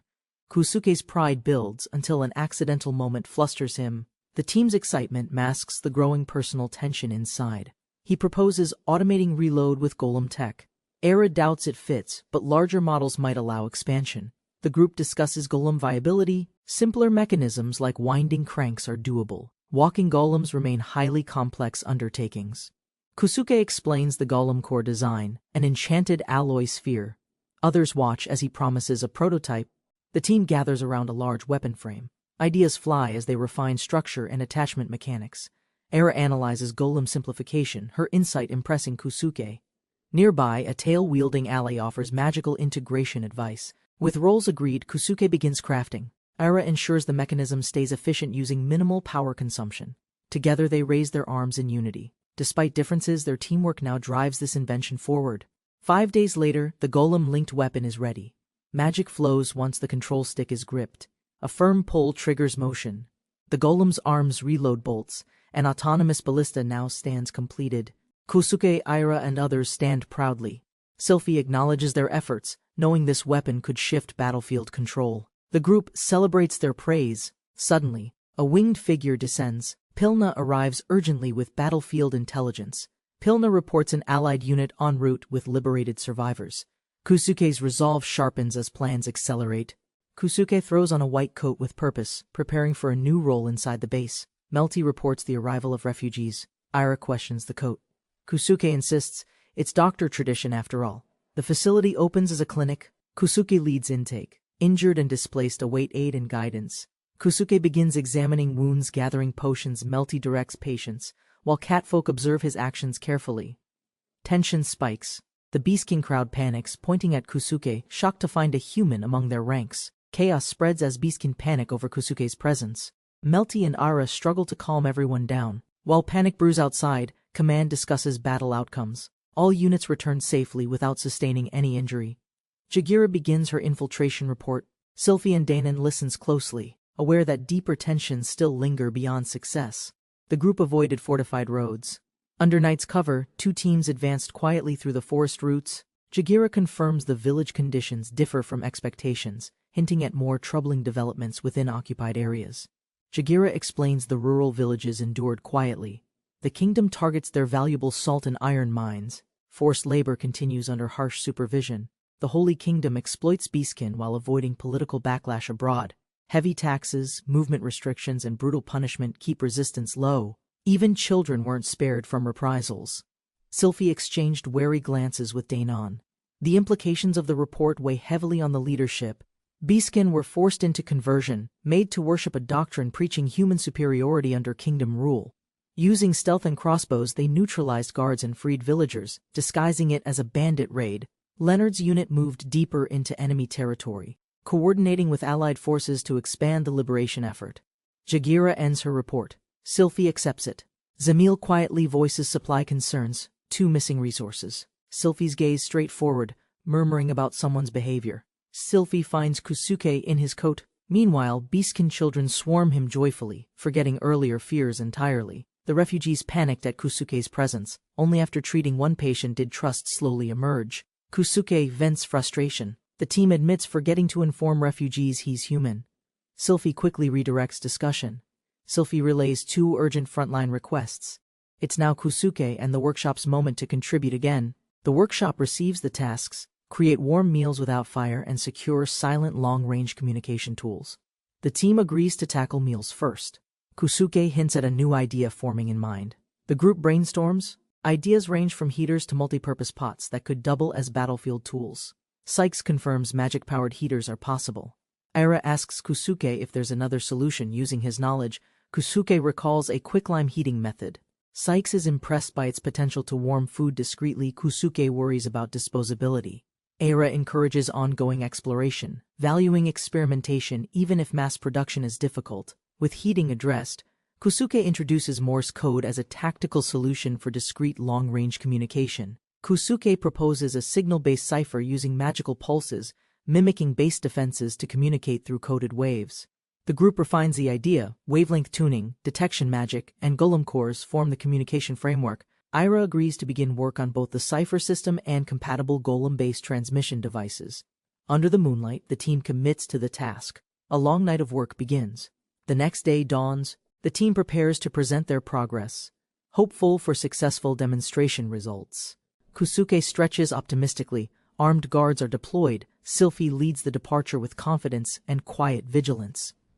While refugees recover at the main base, Kusuke notes how much weight the adults lost. Sylphie questions his remark. Kusuke had implied something unclear, prompting suspicion about his actual intent. In a private discussion, Kusuke reflects on chance meetings. Sylphie connects the shortage of men. Sylphie lightly scolds his tone. Kusuke realizes the deeper cost behind survival and forced displacement. Sylphie accuses Kusuke of neglect. Blushing, she questions if another woman captured his attention during absence. Kusuke admits interest in others, but insists Sylphie remains his only serious attachment and emotional priority. Sylphie blushes deeper, uncertain of her charm. She questions if she appears feminine enough to him. Doubting herself further, Sylphie denies her own cuteness. Kusuke is confused by her unexpected vulnerability. Kusuke playfully counters, calling her unaware. He proposes dressing her to reveal the charm she denies. Kusuke acted boldly, flustering Sylphie with his teasing. She resisted, embarrassed, as he playfully challenged her dignity. Now dressed in frills, Sylphie stood shocked. Kusuke praised her appearance, pushing her toward a humiliating debut. Sylphie struggled against exposure, but Kusuke called for Melty's help. She arrived, puzzled by the chaotic scene. Melty supported Kusuke's plan. Sylphie was gently pushed forward, surrounded, blushing deeply as her outfit drew attention. Later, Sylphie locked herself away. Kusuke regretted pushing too far, realizing her pride had taken real damage. Kusuke shared a plan with Melty while Sylphie, embarrassed and distant, sulked alone in silence. Melty volunteered to model costumes, believing Sylphie's jealousy would pull her out of hiding naturally and quickly. Kusuke teased Melty's enthusiasm. Flustered, she looked away, caught between playful denial and his not-so-wrong suspicion. Kusuke monitors the lively courtyard as Beastkin girls celebrate. Behind them, preparations begin for a large event. With steady focus, Kusuke crafts custom garments and distributes uniforms, his interface guiding each efficient, purposeful delivery. Melty observes the transformed courtyard, assessing morale as Era and others display their newly assigned, themed attire. Despite teasing, Ira asserts herself, rejecting unserious treatment. She exits with resolve to find something more fitting. Dressed in bold costumes, the girls return confidently. Kusuke watches, satisfied by their readiness for what's ahead. Melty quietly pulls Kusuke close, instructing him to observe the window while keeping his expression neutral. A jealous Sylphie watches from behind shutters, clenching tightly. She believes Melty's approach is just one step ahead. Kusuke clarifies boundaries while Melty playfully tests limits, suggesting further changes. He firmly redirects her with restraint. Ira returns in coordinated gear with winged allies, showing her commitment through seriousness and matching team resolve. Kusuke applauds their transformation, recognizing unity and confidence. Even Ira accepts the praise with a quiet, proud glance. Melty proudly shows off a new outfit, asking Kusuke's opinion while testing his reaction to her confidence. Sylphie approaches quietly, noting Kusuke's flustered state and teasingly pointing out how much he seems to enjoy himself. Kusuke welcomes Sylphie warmly, urging her to join. Sylphie glares, realizing the playful trap she's walked into. Sylphie protests the luxury, but Melty insists she set an example. As a leader, her poise must inspire others. Despite resistance, Sylphie's dragged along. Meanwhile, the crowd praises Melty's relentless push, impressed by her unwavering charisma and strength. Kusuke and the others freeze as Danon appears, his stern presence instantly shifting the room's mood. Danon reminds them the army's deployed. Melty exits confidently, while Sylphie prepares for her reluctant appearance. Sylphie emerges in a revealing outfit, clearly embarrassed. Melty beams, while the others react with wide-eyed surprise and disbelief. Under Danon's watchful gaze, the three kneel, their earlier antics now weighed down by growing tension and reflection. Despite their misstep, Danon admits morale improved. His words spare them from reprimand, but humility remains written on their faces. Ira interrupts solemnly. Pilna has returned. Everyone turns, their lighthearted mood fading into sharp, urgent attention. Pilna calmly drinks water, delaying her debrief. Sylphie demands answers. Tension swells across the room, awaiting serious news. Pilna reports success. Key units overran Vinsk's rock salt mine, securing a vital strategic resource and location. With emotion, she explains 800 enslaved people were freed, but their supplies are low during escape westward. Danon asks their goal. Pilna confirms they'll liberate villages while retreating, securing both lives and territory. The group weighs urgency and risk. With limited time, they must deliver aid before numbers overwhelm them.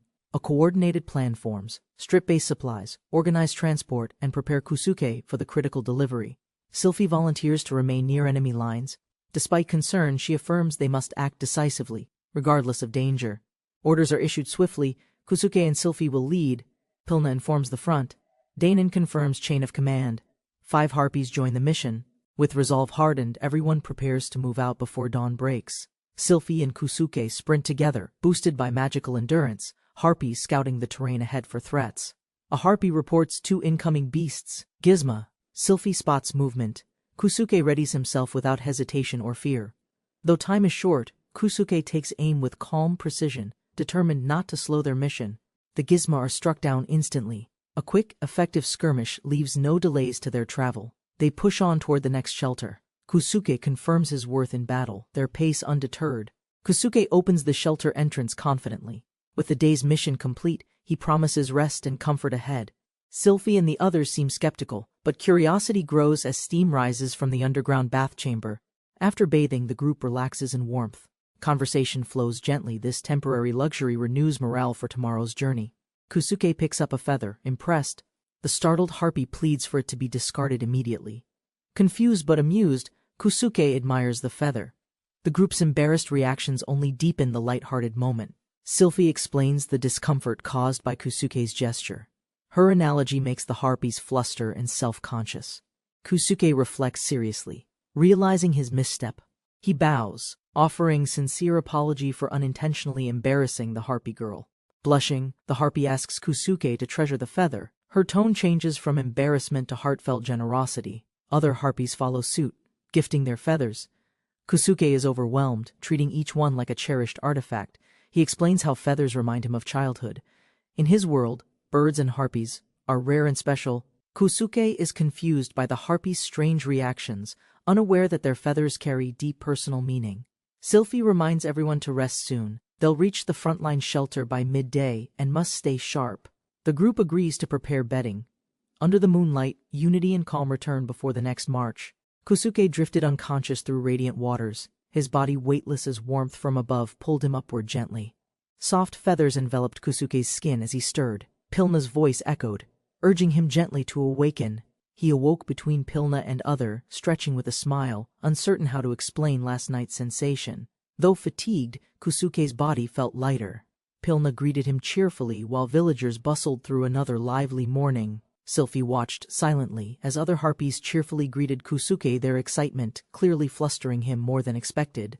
Sylphie avoided eye contact, while Kusuke noticed the harpies' shimmering feathers and tried masking his own discomfort. Despite some tension, Kusuke offered to help with breakfast. Sylphie claimed indifference but seemed conflicted inside. The group prepared quickly for departure, planning to reach the 5th shelter before noon under Sylphie's direction. By midday, their small team arrived at the vast open site, ready to begin settlement preparations. Kusuke scanned the terrain, coordinated with Sylphie, and approved building a fort. The harpies began scouting immediately. Kusuke designed the fort's layout carefully. Storage, barracks, escape route, and even a TNT-based failsafe. With one final command, a towering fortified wall emerged, its completion marked by the rising sun. Pilna flew overhead, amazed by the completed structure. Crops were planted with plans for rapid harvest. Kusuke secured a reception area, earning praise from Sylphie. Their food supply plans were now set. Sylphie acknowledged the progress. Though more preparation remained, they felt united. Everyone committed to pushing forward together. 5 days passed. The fields ripened under sunlit skies as the new settlement quietly settled into rhythm. Kusuke sat up in bed puzzled. His recent sleep felt unusually deep and uninterrupted each night. He realized it was the first time since arriving that he consistently woke up feeling fully rested. Despite strange dreams filled with feathers, Kusuke felt refreshed. Something about them seemed both vivid and calming. Stepping to the window, Kusuke greeted the cheerful harpies below. Breakfast was ready. A new day began.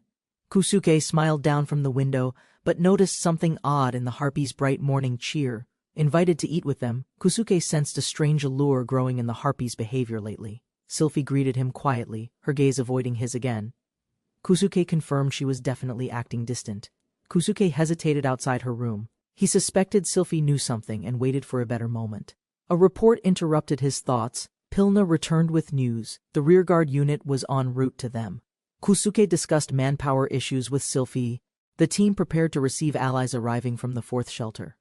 A new report brought grim news. Their allies were being pursued by enemy cavalry from the Holy Kingdom. The escort group neared danger. Harpies were summoned to assist, as Lord Leonel requested immediate aerial support.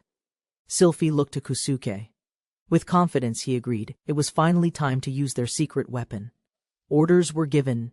Kusuke and Sylphie split duties while the harpies prepared to deploy for the mission. Arrows rained down as a cloaked warrior approached. The enemy cavalry advanced aggressively from the distance. Despite the barrage, Leonard remained calm. Confident in melee combat, they mocked the arrow fire. Their stretched formation became a problem. If flanked, they couldn't protect everyone. Leonel quickly assessed the threat. A detached enemy force emerged from the side.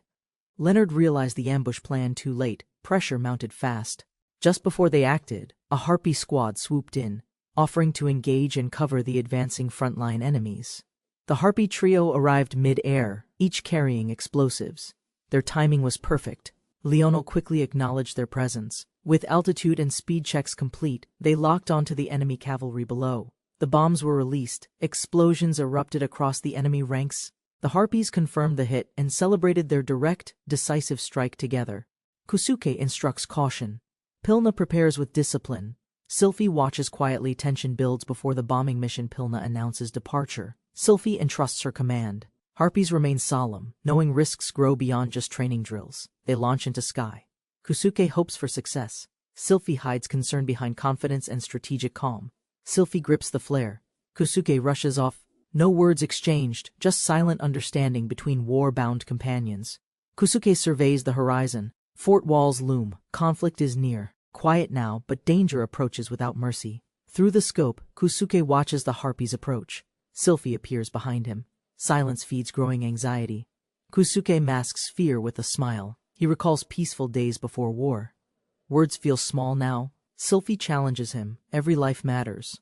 Her voice is steady, her eyes reflecting truth he'd rather ignore. He averts his gaze. Her logic makes sense, but detaching emotion is harder than following orders. Alone in thought, Kusuke clenches his jaw. Right and wrong blur. War never makes it simple. Kusuke reflects at a feast. Strange allies, strange food. The world's chaos is thrilling and relentless. Pleasant memories blur with fantasy. Warmth and closeness invade his focus as danger quietly approaches outside. Kusuke struggles to concentrate. His mind wanders. Fatigue, pressure, and confusion chip away at his resolve. A light touch interrupts his spiral. Kusuke turns uncertain, caught between distraction and a steadying presence. Sylphie embraces him firmly. Her words carry regret but also strength. She offers care without judgment. Kusuke admits his burden. Sylphie gently disagrees, reminding him he's already done more than enough alone. Sylphie speaks with resolve. No one demands blood from him. She'll protect that choice at all costs. The sound of approaching engines cuts the quiet. Kusuke and Sylphie steel themselves, tension climbing again. Kusuke speaks firmly, he won't retreat. Responsibility weighs heavier than fear, Sylphie's hands can't hold him back. Kusuke sees the aftermath. His weapons, not his hands, spilled blood. But guilt clings just the same.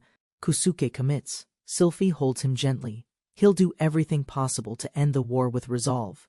The Harpy's mission succeeds. Retreat halts. Refugees pour in as day breaks. Hope returns alongside the weary. Plans are drawn. Rest begins. Kusuke balances logistics and morale as liberated people fill the shelter. Evacuees move in waves. Sylphie guards the fort.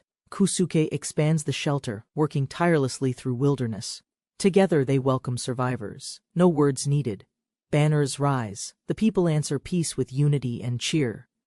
5 days later, they reach the frontline base. A silent fortress awaits the incoming wave of effort. Refugees pour in. Soldiers offer praise. The city welcomes survivors with order, information, and a second chance. The Harpies celebrate. No longer mocked, their bombing mission earns pride. Even jokes can't hide real growth. Kusuke confirms the shelter's expansion. He's proud. Danon listens carefully. Logistics now matter more than battlefield tactics. Danon urges him to rest. Kusuke smiles but hesitates. Victory brings peace, but rest still feels distant. Kusuke plans to return soon. Danon offers thanks.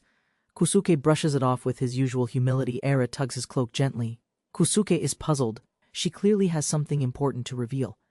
Iris smiles confidently. Her single eye sparkles. Kusuke is intrigued, sensing something unusual is about to unfold.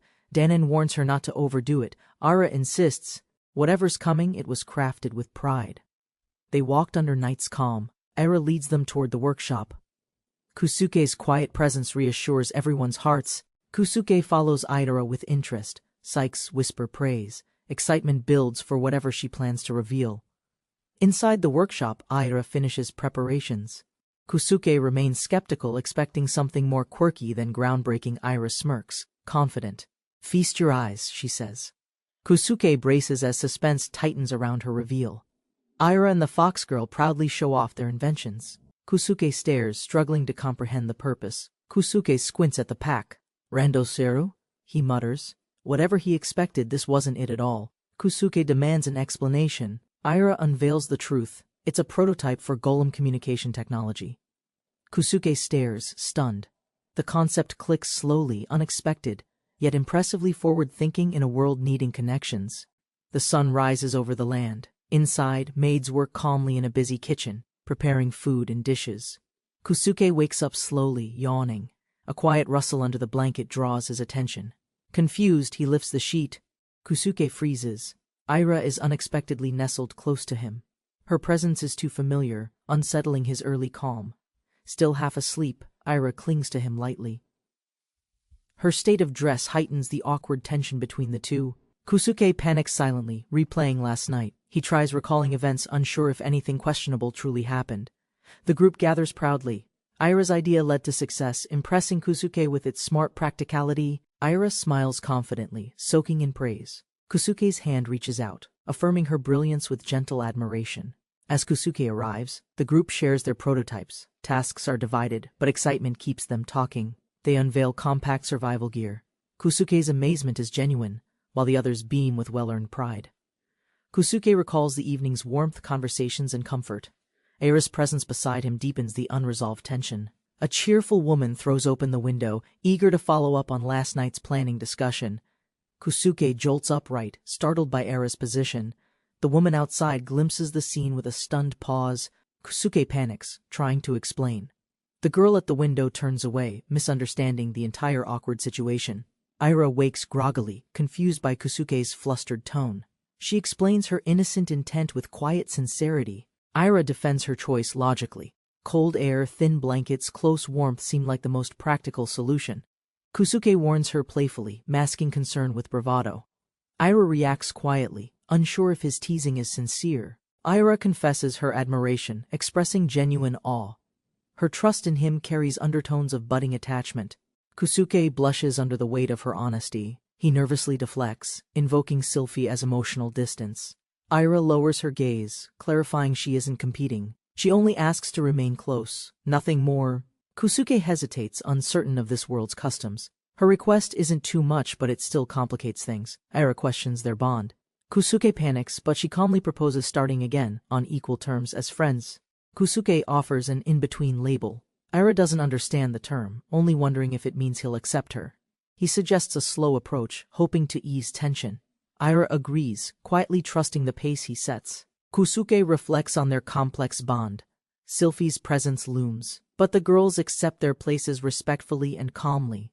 Ira dresses silently. Kusuke, overwhelmed by guilt and confusion, dreads how Sylphie might interpret the situation.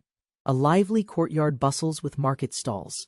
Kusuke and his companions sit surrounded by cheerful noise and chatter. Pilna stands frozen, eyes wide. The group sits together, Kusuke and Ira unusually close, stirring silent alarm. Ira boldly declares her bond with Kusuke. Pilna recoils, barely processing the blunt and sudden revelation. Surrounded by attention, Kusuke looks overwhelmed. Pilna, quietly hurt, realizes she's falling behind the growing closeness. Pilna rushes in, flustered. Jealousy overtakes her as she asserts herself in the group dynamic. Pilna masks her frustration with laughter. Kusuke's warm comment softens her expression, but doesn't ease her heart. Feeling left behind, Pilna sulks quietly. She regrets missing her chance to connect with Kusuke sooner. Danon questions Kusuke's plans. Concerned, Kusuke hesitates to travel alone. Danon offers help, seeing the risk. With sudden urgency, Pilna bursts in. Wings spread wide, she loudly insists on being taken along. Pilna justifies her role proudly. Danon considers it. Kusuke smiles, her eagerness, this time, doesn't go unnoticed. Pilna is entrusted with recruiting the Harpy team. She accepts eagerly, finally proving her worth decisively. Ira watches silently, unsettled.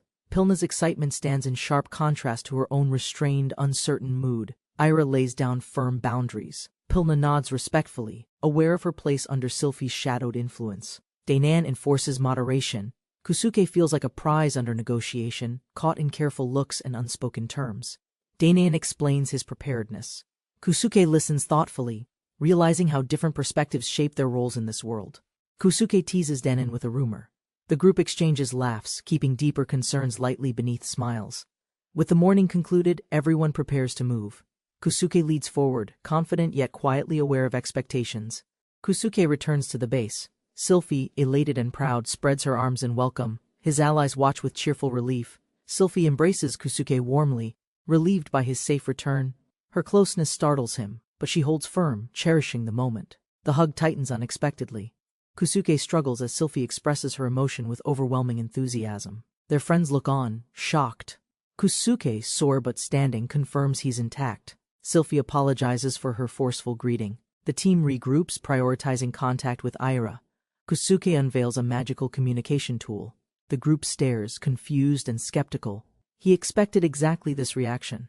The group gathers around the communicator, but silence greets them. Magical interference blocks signals to the temporary shelter. Kusuke explains the range cap. Ira's team is already working on boosting it using a relay station. Leonard is astonished by the device's speed of deployment.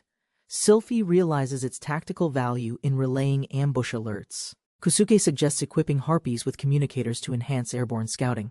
The others praise his clever battlefield foresight. Sylphie examines the device closely, understanding its deeper impact. With a firm look, she declares its power to reshape war itself. Sylphie, now holding the communicator, stands ready. Leonard confirms the group awaits a report. The tension rises. Pilna, flying in urgently, reports that enemy forces are moving and will reach the fort before sunset. Kusuke processes the grim news. The speed of the enemy advance shocks the team, forcing immediate concern. Sylphie calculates the approaching army. 5,000 foot soldiers and cavalry, plus supply units, overwhelming in number and pace. Leonard points out the odds, 5-1 against them. Kusuke notes the enemy's focus isn't on the Black Forest. Kusuke, concerned, proposes a fallback, stall until noon and then flee through a hidden tunnel before the assault begins. Sylphie halts him with a confident smile. She suggests a different tactic, using a device previously rigged for emergencies. Kusuke realizes her intent. The plan involves destroying the entire shelter, turning it into a massive trap. Explosives are embedded beneath the walls and floors. Triggering one will detonate the fort entirely, ensuring nothing usable remains for the enemy. The plan unfolds: stage a fake evacuation, bait the invaders, and detonate from a remote mountain watchtower at the opportune moment. As the evacuation nears completion, Sylphie orders Kusuke to begin digging the escape tunnel for their retreat. The team inspects the hidden shelter's interior. With camouflage restored and entry concealed, the base is officially ready. Kusuke confirms the food supply, boxes of preserved goods and water, while Sylphie deems it sufficient for their needs. From inside their hidden vantage, they watch the fort. Kusuke remarks on the overbuilt interior. The others quietly agree. The detonator is prepared. Instructions are given carefully: arm the device, remove the safety, and press when the moment arrives. With the fort in sight, Sylphie confirms preparations are finished. Kusuke and the others stand ready to proceed. Sylphie assigns Pesar, Flam, and Pilna to stay behind. Their task: oversee the detonation and relay coordination. The girls express gratitude and determination, flustering Kusuke with their eagerness. He wishes them safety before departing. As the group heads for the fourth shelter, Sylphie leads with purpose. The moon rises, covering their movement. At the other end, communication through the crafted device confirms evacuation and readiness. Onlookers are amazed by its functionality. Kusuke confirms the shelter's signal block. Aira apologizes for the worry it caused, having received no contact either. Sylphie instructs the group to stay alert for movement. Kusuke offers reassurance and reminds them to report quickly. Curious allies swarm Kusuke with questions about the device. He tries to respond but is overwhelmed, until Leonard casually brings up dinner. As night falls, the group gathers for a rare shared meal. Kusuke reflects on the week apart and ongoing responsibilities. Back inside the fort, Kusuke describes how Aira showed him the communication gear. Though the trip was uneventful, the tech leaves an impression. As they relax together, Kusuke recalls Aira's smug satisfaction. Sylphie laughs, impressed by the device's versatility and Aira's pride. Kusuke quietly reveals that Aira confessed wanting to stay by his side. Sylphie smiles knowingly, already sensing the truth. When asked how he responded, Kusuke admits he accepted Aira as something more, neither just a friend nor fully a lover. He confesses his true feelings for Sylphie, warning that if another man stole her heart, he couldn't bear it. Sylphie leans closer, teasing him about the burdens of love.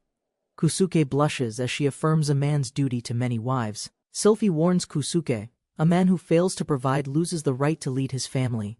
He trembles under the pressure. She reassures him. Aira is no threat to their bond and would fit in naturally. Her closeness flusters him deeply.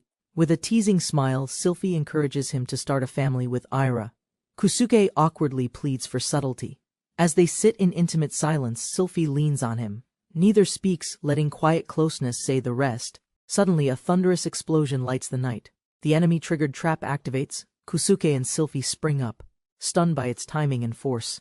Sylphie panics, thinking it's an earthquake. Kusuke confirms it's the fort's explosion. They rush to assess damage. Pesar, Pilna, and Flam observe from hiding. The Holy Kingdom's forces approach, missing their elite magicians. The enemy begins breaching the fort. Observers confirm targeting coordinates and anticipate the massive planned detonation ahead. The invading army pours into the fort. Scouts recognize the emptiness, triggering a relay message for command. Inside the shelter, Flemme decides to strike once the fort fills. They prepare to destroy the enemy's foothold. The squad confirms the trap is ready. With enemies inside, they initiate final detonation procedures without hesitation. A clawed hand slammed the detonator. A massive explosion erupted, shaking the terrain with fiery force. Kosuke and allies watch the moonlit sky. The explosion's light reached them, signaling Pilna's operation succeeded. As the rumble echoed, Kosuke and Sylphie looked down, spotting Pilna's unit emerging through the smoke. Sliding from the tower, Sylphie confirmed the blast destroyed the enemy fort. Sayumel demanded next orders. Sylphie rejected a follow-up strike, instead directing retreat and increased scouting based on Pilna's updates. Leonard jokes about casualties. Sayumel questions the record. Everyone assumes the blast left no survivors behind. Sylphie advises rest before marching. Kusuke checks the board, wondering if the mission granted achievement points. Kusuke glares at absurd entries. Sylphie angrily reacts. The board mocks him with wild, cringeworthy achievements. Kusuke's eyes widen, shocked. A new achievement appears. Its tone changes sharply from flirty to grim. The board reveals mass killer titles. Kusuke silently stares at Explosion Monster, realizing the true cost of victory. Sylphie questions Kusuke's shifting expressions. He nervously dodges, hiding the disturbing truth from the achievements list. Kusuke reveals the attack caused 3,000 deaths. Sylphie, shocked, demands how he knew such details. Kusuke sighs deeply. The entire group stares, confused and concerned by his vague and unsettling behavior. Kusuke explains every action grants titles and powers. Sylphie accepts it bluntly. Despite the strangeness, his screen shows earns skills. Victories grant him experience he can freely allocate to strengthen survival abilities. The crowd speculates on Kusuke's divine link. Sylphie confirms. Kusuke panics internally over becoming a chaos god. Sylphie ends the briefing. Kusuke claps. The group acknowledges the order and begins preparing for rest. At the third shelter, Pilna's team returns with news. The enemy fort was successfully annihilated overnight. Flashback shows massive destruction. Explosions rip through enemy defenses, engulfing everything in flame and metal shards. Despite shock, Pilna regains control. She orders scouting under nightfall, reminding her team to stay hidden. Flame surveys scorched ruins. Nothing remains of the fort, no walls, no corpses, just ash. Back at base, Sylphie's group receives the grim report. Over 80% of enemy soldiers are incapacitated. Pilna recalls midnight horror. Just as they relaxed, monstrous creatures called gizmas began pouring from the dark. One soldier screams as a towering gizma lunges. Chaos breaks out, spears and blades barely holding it back. A defender is impaled. The gizma shreds his torso before others manage to retaliate in horror. Gizmas swarm the battlefield, feasting on the fallen. Their numbers overwhelm the scattered, helpless survivors. Pilna reports final numbers. Leonard and Kusuke realize the sheer scale of destruction caused by him.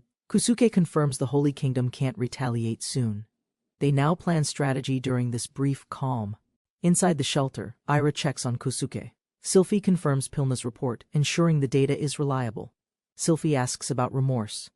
Kusuke replies calmly, he's numb, distanced by not witnessing the deaths firsthand. Ira sweetly sends off Kusuke, promising affection.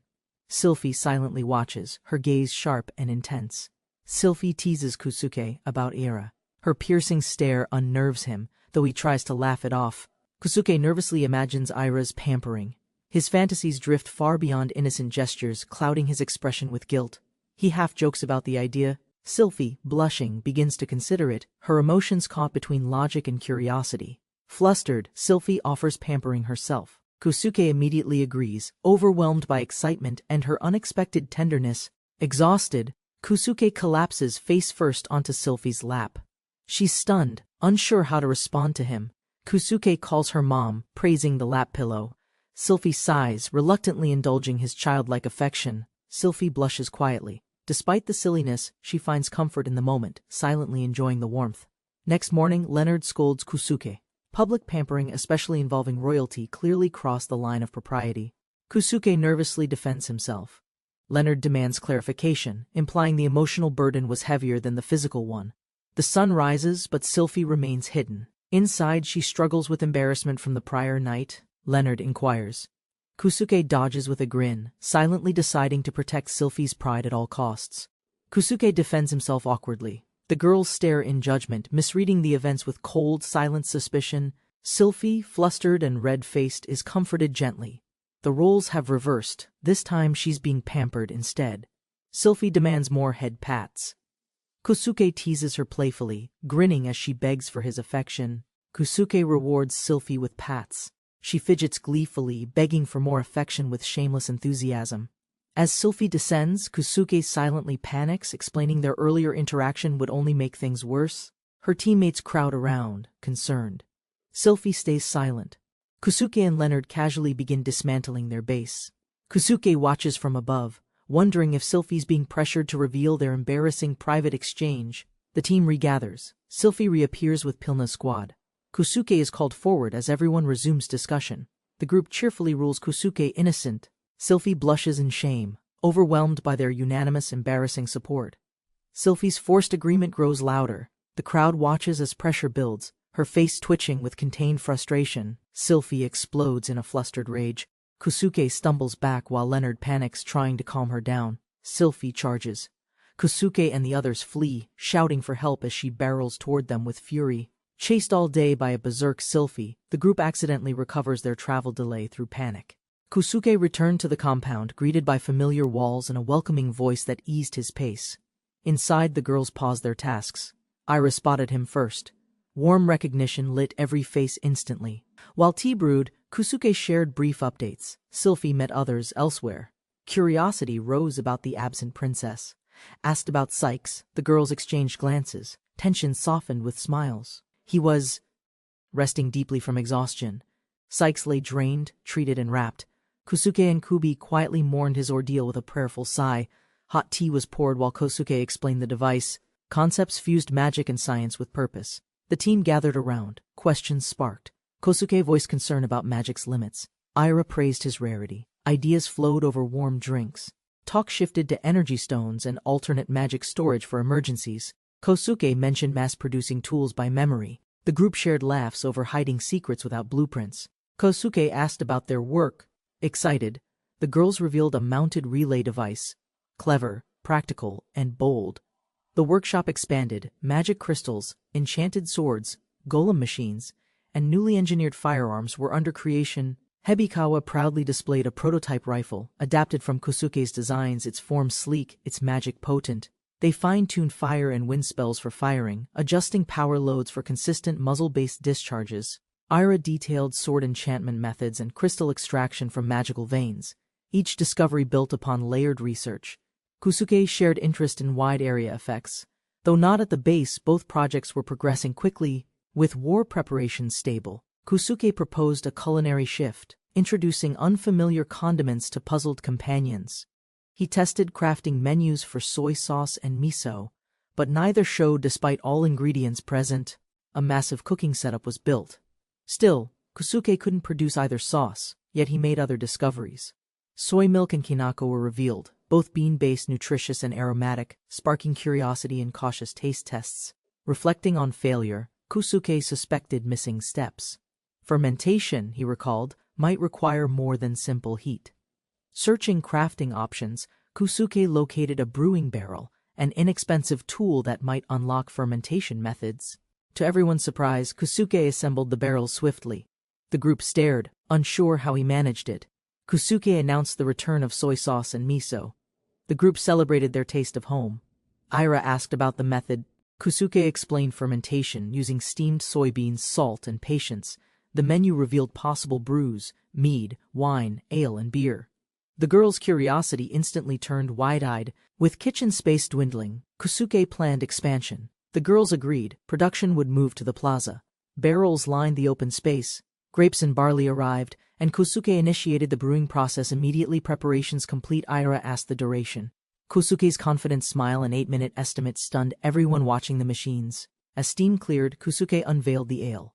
Wide-eyed, the group admired the fresh, polished result. Cheers erupted as mugs filled. Ale flowed freely. The plaza buzzed with celebration and growing curiosity. Kosuke warned them to wait, but the crowd erupted. Ira helped keep the excitement controlled. With barrels filled, the crowd gathered their mugs. Kosuke confirmed the moment. Everyone raised drinks in cheer. First sips confirmed success. The ale was rich and satisfying. Even Kosuke grinned with pride. Sylphie and Leonard arrived mid-celebration. Confused by the gathering, their curiosity grew upon hearing the word ale. They drank. Sylphie beamed from the taste. Leonard nodded, impressed by the result. Leonard praised Kosuke's ale, comparing it to the worst outskirt brews. Kosuke was both proud, yet disturbed. Word of the ale spread. More joined the gathering, surprised to see Sylphie and Leonard drinking. Sylphie approved the open celebration. Kosuke smiled as barrels opened and cheers exploded across the courtyard. Barrels were raised and drained. For some, it was their first drink in months. Joy overtook restraint. Everyone celebrated the rare feast. Laughs echoed. It had been too long since they drank freely together. A group broke into song, swaying off key. Spirits soared, and the party grew increasingly unrestrained. Sylphie, tipsy and cheerful, pressured Kosuke to join. He declined, focused on brewing rather than drinking. Ira inspected the barrels. Against all odds, the fermentation levels were consistent. Her senses stunned everyone nearby. Kosuke surveyed the wild celebration. Concerned, he planned a quiet exit before being roped into chaos. Danan arrived to escalating noise. Sylphie cheered. Kosuke greeted him mid-party. Questions brewed alongside the ale. Kosuke handed Danan a mug. With Sylphie drunk, excuses were useless. He surrendered with a knowing smile. Danan asked for another. Kosuke obliged, both drinking slowly as the lively crowd buzzed around them. They watched the stars in silence. Tomorrow, they'd resume work. Tonight was a pause earned through effort. Morning came. The courtyard was a battlefield of hangovers. Kosuke quietly resumed his duties as others groaned. In the recovery room, Sylphie lay wrapped in sheets. Kusuke confirmed her healing and turned away. Kusuke crafts a mithril weapon, admiring its form. His piece is broken by an unexpected visitor. Ira appears silently, startling Kusuke. With calm authority she states her intent to meet the princess. Without hesitation, Ira pulls Kusuke aside. Sylphie rests, leaving Kusuke puzzled by Ira's growing assertiveness. Ira positions Kusuke gently, her expression serious. Tension lingers as he tries to understand her sudden closeness. While softly stroking his head, Ira confesses vulnerability. She seeks comfort through presence, not indulgence, with quiet resolve. As Kusuke enjoys the calm, Sylphie enters. Ira watches silently. The balance immediately feels unstable. Sylphie approaches with subtle dominance. Kusuke hesitates, sensing pressure. Ira remains unreadable. Tension builds without explanation. All three sit silently. Kusuke forces a smile. Ira glares. Sylphie smirks. The mood turns unbearable. Ira speaks with finality. Sylphie agrees. Kusuke trembles, unsure of their intentions. Words like divide deepen dread. Their plan unfolds mockingly. Sylphie and Ira demand halves. Kusuke's fear spikes. This meeting might end him. Ira and Sylphie argue over time with Kusuke. Tensions grow, cloaked beneath forced cooperation. Pressed for input, Kusuke deflects. He pleads for peace, encouraging the girls to behave like sisters. They agree to speak more openly. Ira accepts Sylphie as her elder, but unease still lingers. Sylphie playfully asserts control. Kusuke panics, unsure how the dynamic between them spiraled into unsettling territory. Ira presents a mysterious vial. Sylphie grins. Kusuke senses danger. Trust and control now hang by threads. Sylphie and Ira push boundaries. Kusuke is overwhelmed, struggling to maintain dignity under their sudden intensity. Kusuke protests, but both girls insist on control. The moment descends into chaotic emotional dominance. Far away, the frontier keep prepares. Unaware of Kusuke's dilemma, leaders gather for a critical meeting. Kusuke arrives, carrying Ira. Sylphie follows, composed but guarded. Danon and Leonard sense unspoken tension. Danon addresses the group. He proposes changes in strategy, Leonard asked. Everyone braces for disruption. Danon boldly proposes reclaiming all lost forts. His commanding tone shifts the room's focus toward immediate war. Kusuke's plan shattered enemy lines. Danon calmly proposed reclaiming border forts amid a weakened Holy Kingdom. The group gathered around Sylphie. Her stern gaze held the room's focus as tension silently deepened. Kusuke recalled their cautious strategy. Gather strength by freeing villages, avoiding overreach while numbers remained dangerously insufficient. With rescued villagers now organized, their growing force surpassed early hopes. Resource management and preparation intensified daily. Sylphie considered Danon's plan. If trained swiftly, even ordinary recruits could bolster their front with crossbows. Sylphie challenged the numbers. Despite reports of low enemy forces, she suspected hidden risks behind those walls. Though the forts were reinforced, aerial strikes and Kusuke's weapons threatened their defenses with strategic precision. Sylphie's voice sharpened. The plan assumed Kusuke would lead at the front. Her concerns simmered beneath restraint. Tension cracked the room. Sylphie's fury ignited, protective and severe, challenging any notion of risking Kusuke's safety. Danon's voice rose. His authority clashed with Sylphie's resistance, insisting Kusuke's deployment was strategically unavoidable. Despite Sylphie's sharp aura, Danon and Leonard remained composed. Kusuke quietly admired their unshaken resolve. Leonard asserted urgency. Strike before the enemy adapts. Delay would risk losing their current tactical advantage entirely. As tensions eased, Kusuke consulted Ira. Sylphie's focus shifted, calculating risks behind enemy response strategies. Ira calmly explained, widespread defense required rare magic. Large-scale resistance was unlikely due to limited capability. Ira projected timelines, years for new magic. Instead, intercepting airborne threats became their more realistic goal. Weapons were compared. Crossbows offered force, but only Kusuke's rifles could bypass enemy magic defenses reliably. Sylphie considered the risk of counters. Her guarded expression slowly gave way to quiet, reluctant acceptance. Declaring her decision, Sylphie insisted, if Kusuke led the front, she would stand at his side. Back to back, their unity embodied survival strategy. Dual protection meant shared responsibility, an unspoken trust forged through war. Sylphie challenged Danon's fears. Her smirk dismissed weakness, asserting herself as equal in strength and worth. Danon affirmed the order. The group, now aligned in purpose, prepared swiftly for the campaign ahead. Kusuke coordinated resources non-stop: food, weapons, mining. Reinforcements from base, freshly trained, began their march. Under the stars, the day's work ended. Miners and fighters exchanged brief words before resting. Returning home, Kusuke was greeted with warmth and meals, soft moments contrasting the brewing tension outside. Kusuke rejoined the group, their teasing masked concern, grounding him before the next mission's demands began. Kusuke learned of an unusual request. Before battle, some sought comfort in personal, intimate connections. The Harpies spoke grimly. For them, capture by enemy forces promised cruelty worse than death itself. Sylphie teased bluntly, catching Kusuke off guard. He protested the implications, refusing to take it lightly. She answered calmly, past events driven by curiosity. Kusuke's suspicions rose, but she remained confident and composed. A dreamlike memory surfaced, Kusuke surrounded. Whatever occurred, it blurred lines between mischief, magic, and misunderstood intentions. Kusuke protested Sylphie's logic. She dismissed his outrage, deflecting with casual reasoning and a smirk. The meal, sweet and comforting, intrigued him. Curious, he asked what kind of dish it was. After tasting, he praised the dish. The Harpies beamed. Relieved, their effort brought him genuine enjoyment. Laughter erupted as Sylphie revealed the food's origin. Kusuke's reaction mixed confusion, surprise, and discomfort.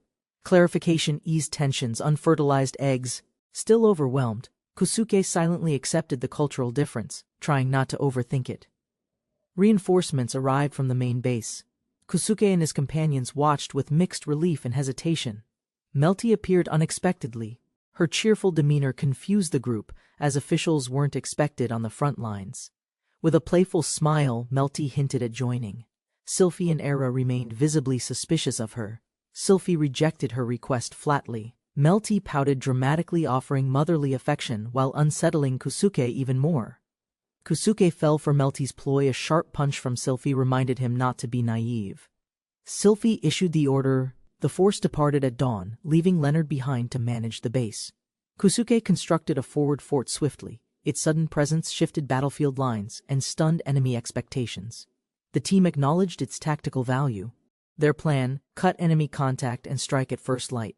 Under the moonlight, scouts confirmed northern units were in place. The siege was nearly ready. With key routes blocked, Danon affirmed the schedule. The army would advance the moment sun rose. A field report confirmed all squads were ready. Sylphie took command, overseeing final preparations for engagement. With all units confirmed, Kusuke closed communications. The team braced themselves for what came next. Troop distribution was finalized. Kusuke stood with confidence as Sylphie promised they'd make this mission succeed. Kusuke admitted uncertainty about battle but felt calm. For now, Sylphie silently acknowledged his resolve with concern. At dawn, the group assembled. Weapons drawn, expressions focused, the decisive operation had officially begun. Sylphie raised her sword, issuing the command to advance. Allied forces readied their weapons in formation. The beastfolk army surrounded the fortress, shields raised.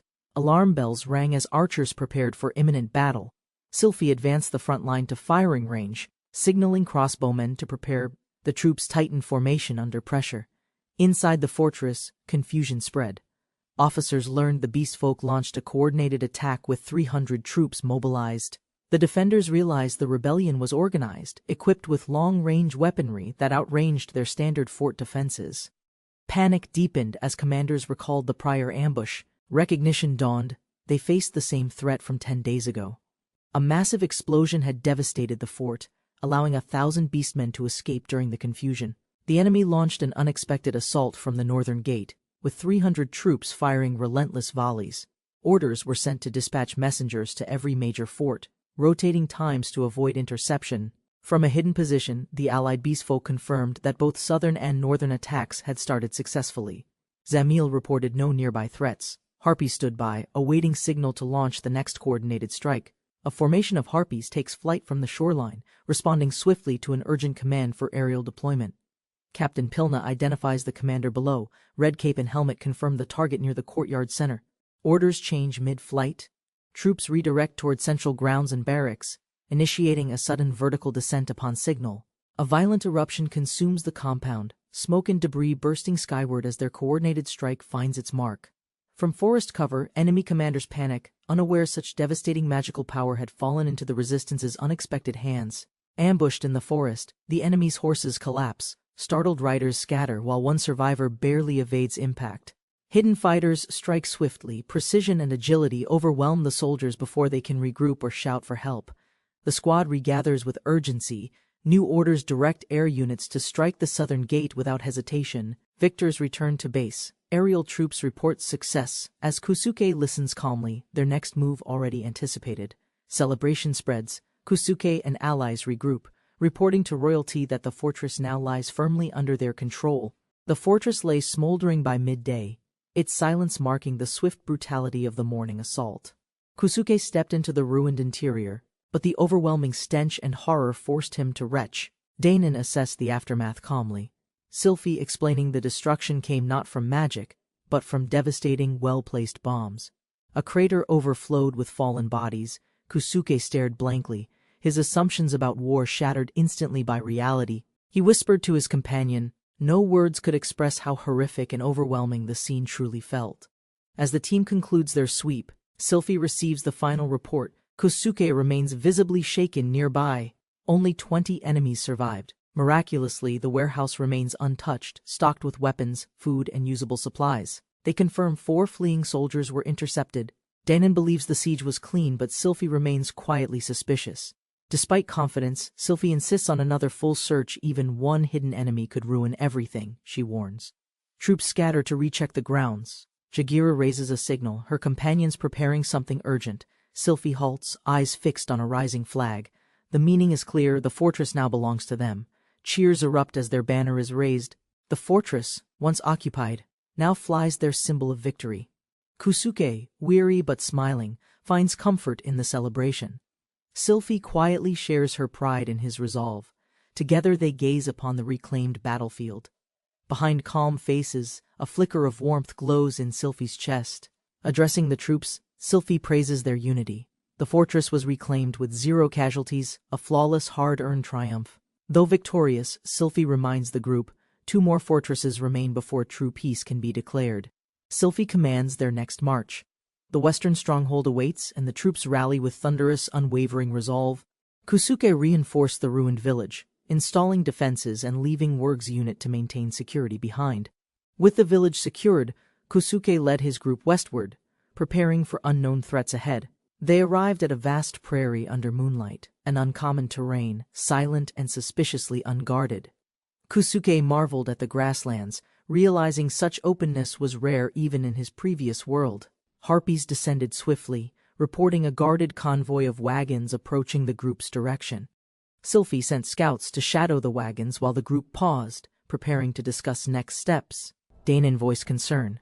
This route often aided enemy supply lines, making the convoy's presence suspicious. Melty proposed diplomacy over ambush, believing these merchants may hold connections worth preserving or exploiting. Strategic consequences were raised. Kusuke and Danon debated risks of sparing or confronting the merchant convoy. Sylphie supported Melty's view, choosing caution and respect to avoid provoking public hostility toward their forces. Melty outlined her plan: gain favor through trade. Allies, not enemies, could serve their long-term strategy. The merchant convoy continued steadily, unaware they were being approached under peaceful but cautious intentions. Miguel, the merchant leader, was summoned by his guards to address the sudden, unexplained halt. Sylphie stepped forward with her group, choosing to initiate contact. Miguel cautiously agreed to meet. Tensions rose as the merchant guards grew wary of Sylphie's group. Her appearance stirred quiet suspicion. Sylphie introduced herself confidently, referencing her fearsome reputation as the Witch of the Black Forest. The merchant convoy panicked. Her name alone stirred memories of destruction and unleashed rising fear. Sylphie clarified her peaceful intent, warning only against resistance. She asked plainly for their response. Her group explained their identity as a liberation force, not bandits, fighting tyranny, not seeking chaos. Reassurances followed: no harm to civilians, no stolen goods, and respect toward all neutral parties. The merchants revealed their cargo was meant for a fortress, now under the Liberation Army's control. Melty offered truth over persuasion, admitting limited funds, yet redirecting focus toward negotiation over goods. In place of currency, Melty proposed elven-crafted gems as barter, refined tokens from the Black Forest. Though impressed by quality, Miguel hesitated. The offer felt short, yet he acknowledged their worth. Melty gently reaffirmed the price, 8 gems only, her smile masking firmness that allowed no negotiation. Miguel sensed pressure rising, Surrounded by calm but serious faces, he realized refusal was not an option. Resigned, he agreed to transport the goods, unaware the route would lead straight into battle. Melty handed over gems as payment, declaring their destination, the enemy's former western border fortress. Though surprised, Miguel accepted. The deal was binding, and he had little room to argue further. Melty reassured him kindly, promising safety and distance from combat to ease his growing anxiety. Melty closed the deal with a graceful declaration, firmly placing the merchant in their service. Miguel realized escape was impossible, his fate now bound to theirs, under pressure masked by politeness. Overwhelmed, Miguel collapsed. The others quickly rushed to check on him, surprised by his emotional reaction. 2 days later, battle erupted. Defenders launched volleys from the fortress as the army prepared retaliation. Enemy arrows met magical shields. Sylphie raised her blade, now their side returned fire without hesitation. The team assessed the stronghold's terrain. This time, they'd assault directly to display magical might. Melty encouraged confidence, display strength. Harpy scouts launched ahead, signaling the next stage of battle. With the fortress in ruins, orders were given. The troops advanced, ready to claim ground. Kusuke and Miguel sat in silence, both disturbed, each coping with the siege in their own way. Surrounded by destruction, Melty calmly reflected. Her words reminded Miguel why surrendering wasn't such a bad outcome. Melty assured Miguel their war wasn't against merchants, but warned cooperation with the Holy Kingdom invited danger. An urgent report interrupted the aftermath. Jagira panically rushed in. Something was going very wrong. A deadly night had struck their forces. 2 lives were lost. Sylphie and Danon looked grim. The mysterious knight left chaos in his path. No one could stop him. Fear spread quickly. Shielded and defiant, the enemy knight dared them all, challenging the Liberation Army to overwhelm him together. Zamil stepped forward confidently, halting others. Her intense gaze fixed on the knight as challenge flared. With precision, Zamil blocked his strike and retaliated instantly. Her counter shattered both balance and morale. The knight collapsed before Zamil's dominant posture, defeated under the weight of her overwhelming strength. Sylphie ordered a sweep for survivors. Kusuke acknowledged with caution. Victory didn't mean the threat was gone. As night fell over the fortress, Sylphie and Kusuke remained alert, watching for lingering danger. The fallen were prepared in silence. Kusuke counted 3 bodies. A pyre awaited their final farewell. Offerings were placed beside the deceased, bread, flowers, and quiet prayers honoring bravery and loss. As drums sounded, Sylphie received the torch. The ceremony began, dignity marking every movement. Flames roared into the night sky. The mourners stood still, remembering those who had fallen. Solemn singing filled the air. Their voices united in tribute, rising with the firelight's glow. As flames rose, Sylphie explained this ceremony was meant for warriors fallen in battle. The fire cleansed the fallen, believed to guide their souls skyward to a heavenly afterlife. Preparations for the post-funeral feast began, with Melty confirming the pantry held enough food supplies. Sylphie declared the tradition a feast to honor the deceased by celebrating the living's unity. Melty distributed drinks while others passed food, and the gathering slowly shifted from mourning to festivity. Sylphie raised drinks to the sky, toasting the soul's new journey and honoring their ultimate sacrifice. The celebration continued through nightfall, hearts warmed by unity, honoring loss with revelry beneath the moonlight. Kusuke secured the western fort, leaving Gerda's squad behind while regrouping for a march towards central fortifications. After regrouping, Kusuke's party advanced eastward. Their route passed through central defenses, aiming to strike the enemy's flank. The eastern fortress erupted as the assault began. Explosions marked the start of their bold, coordinated offensive maneuver. Above the battlefield, harpies soared with practiced ease, dropping payloads with alarming precision and unsettling cheerfulness. With the bombing run complete, Kusuke's team rallied quickly, preparing for another strike without pause or hesitation. An urgent transmission halted the bombing run. Kusuke feared friendly casualties, but the situation proved unexpectedly different. Smoke cleared as white flags rose. The enemy signaled surrender, forcing Kusuke's forces to immediately hold position. Ira reported the enemy commander's survival. With Her Highness secured, Kusuke agreed to pause all further offensives. Kusuke wondered aloud, had their bombing spared the commander? Such mercy during combat was truly a rare outcome. Pilna explained the fort's chain of command. If leaders died earlier, surrender was never an option before. Kusuke emphasized restraint. Though the harpies were eager, minimizing destruction meant faster victories with fewer risks. Their forces stood strong: mages, harpies, warriors, and strategists. Era's message confirmed another fortress was taken swiftly. Captured enemy troops were disarmed and held in underground cells. The fort fell with barely any loss. Nightfall brought peace. In a quiet room, someone offered Kusuke a spoonful of warm, comforting food. Grateful for his efforts, the harpies crowded him with affection, offering relief in their own tender way. Grateful harpies praised Kusuke, insisting he earned their care. Era quietly entered, halting the moment's tone. Ira completed her analysis. Drinks were brought in. Talk shifted from rest towards strategic updates and concerns. At the war table, Her Highness deliberated plans. Ira interrupted with urgent news from the Western Front. A flood of new volunteers arrived, beast folk and ex-soldiers. Gerda reported their presence, wary but cautiously optimistic. Kusuke was stunned. Ira calmly repeated the number 1,026 new fighters now stood ready to join them. Only a fraction of the newcomers were trained. The rest were non-combatants seeking shelter and security. Kusuke, surprised by their number, questioned logistics. Era voiced concern, while tension quietly stirred in the background. With supplies limited, Kusuke stressed creating a local food base. Ira began changing her focus, unfazed, avoiding conflict. Ira skipped the strategy meeting. She chose rest, silently unsettled by friction with Melty. Kusuke offered comfort. Ira nestled beside him, muttered about Danan and Melty while wariness lingered behind the smile. Danan proposed an aggressive push. Melty warned against it.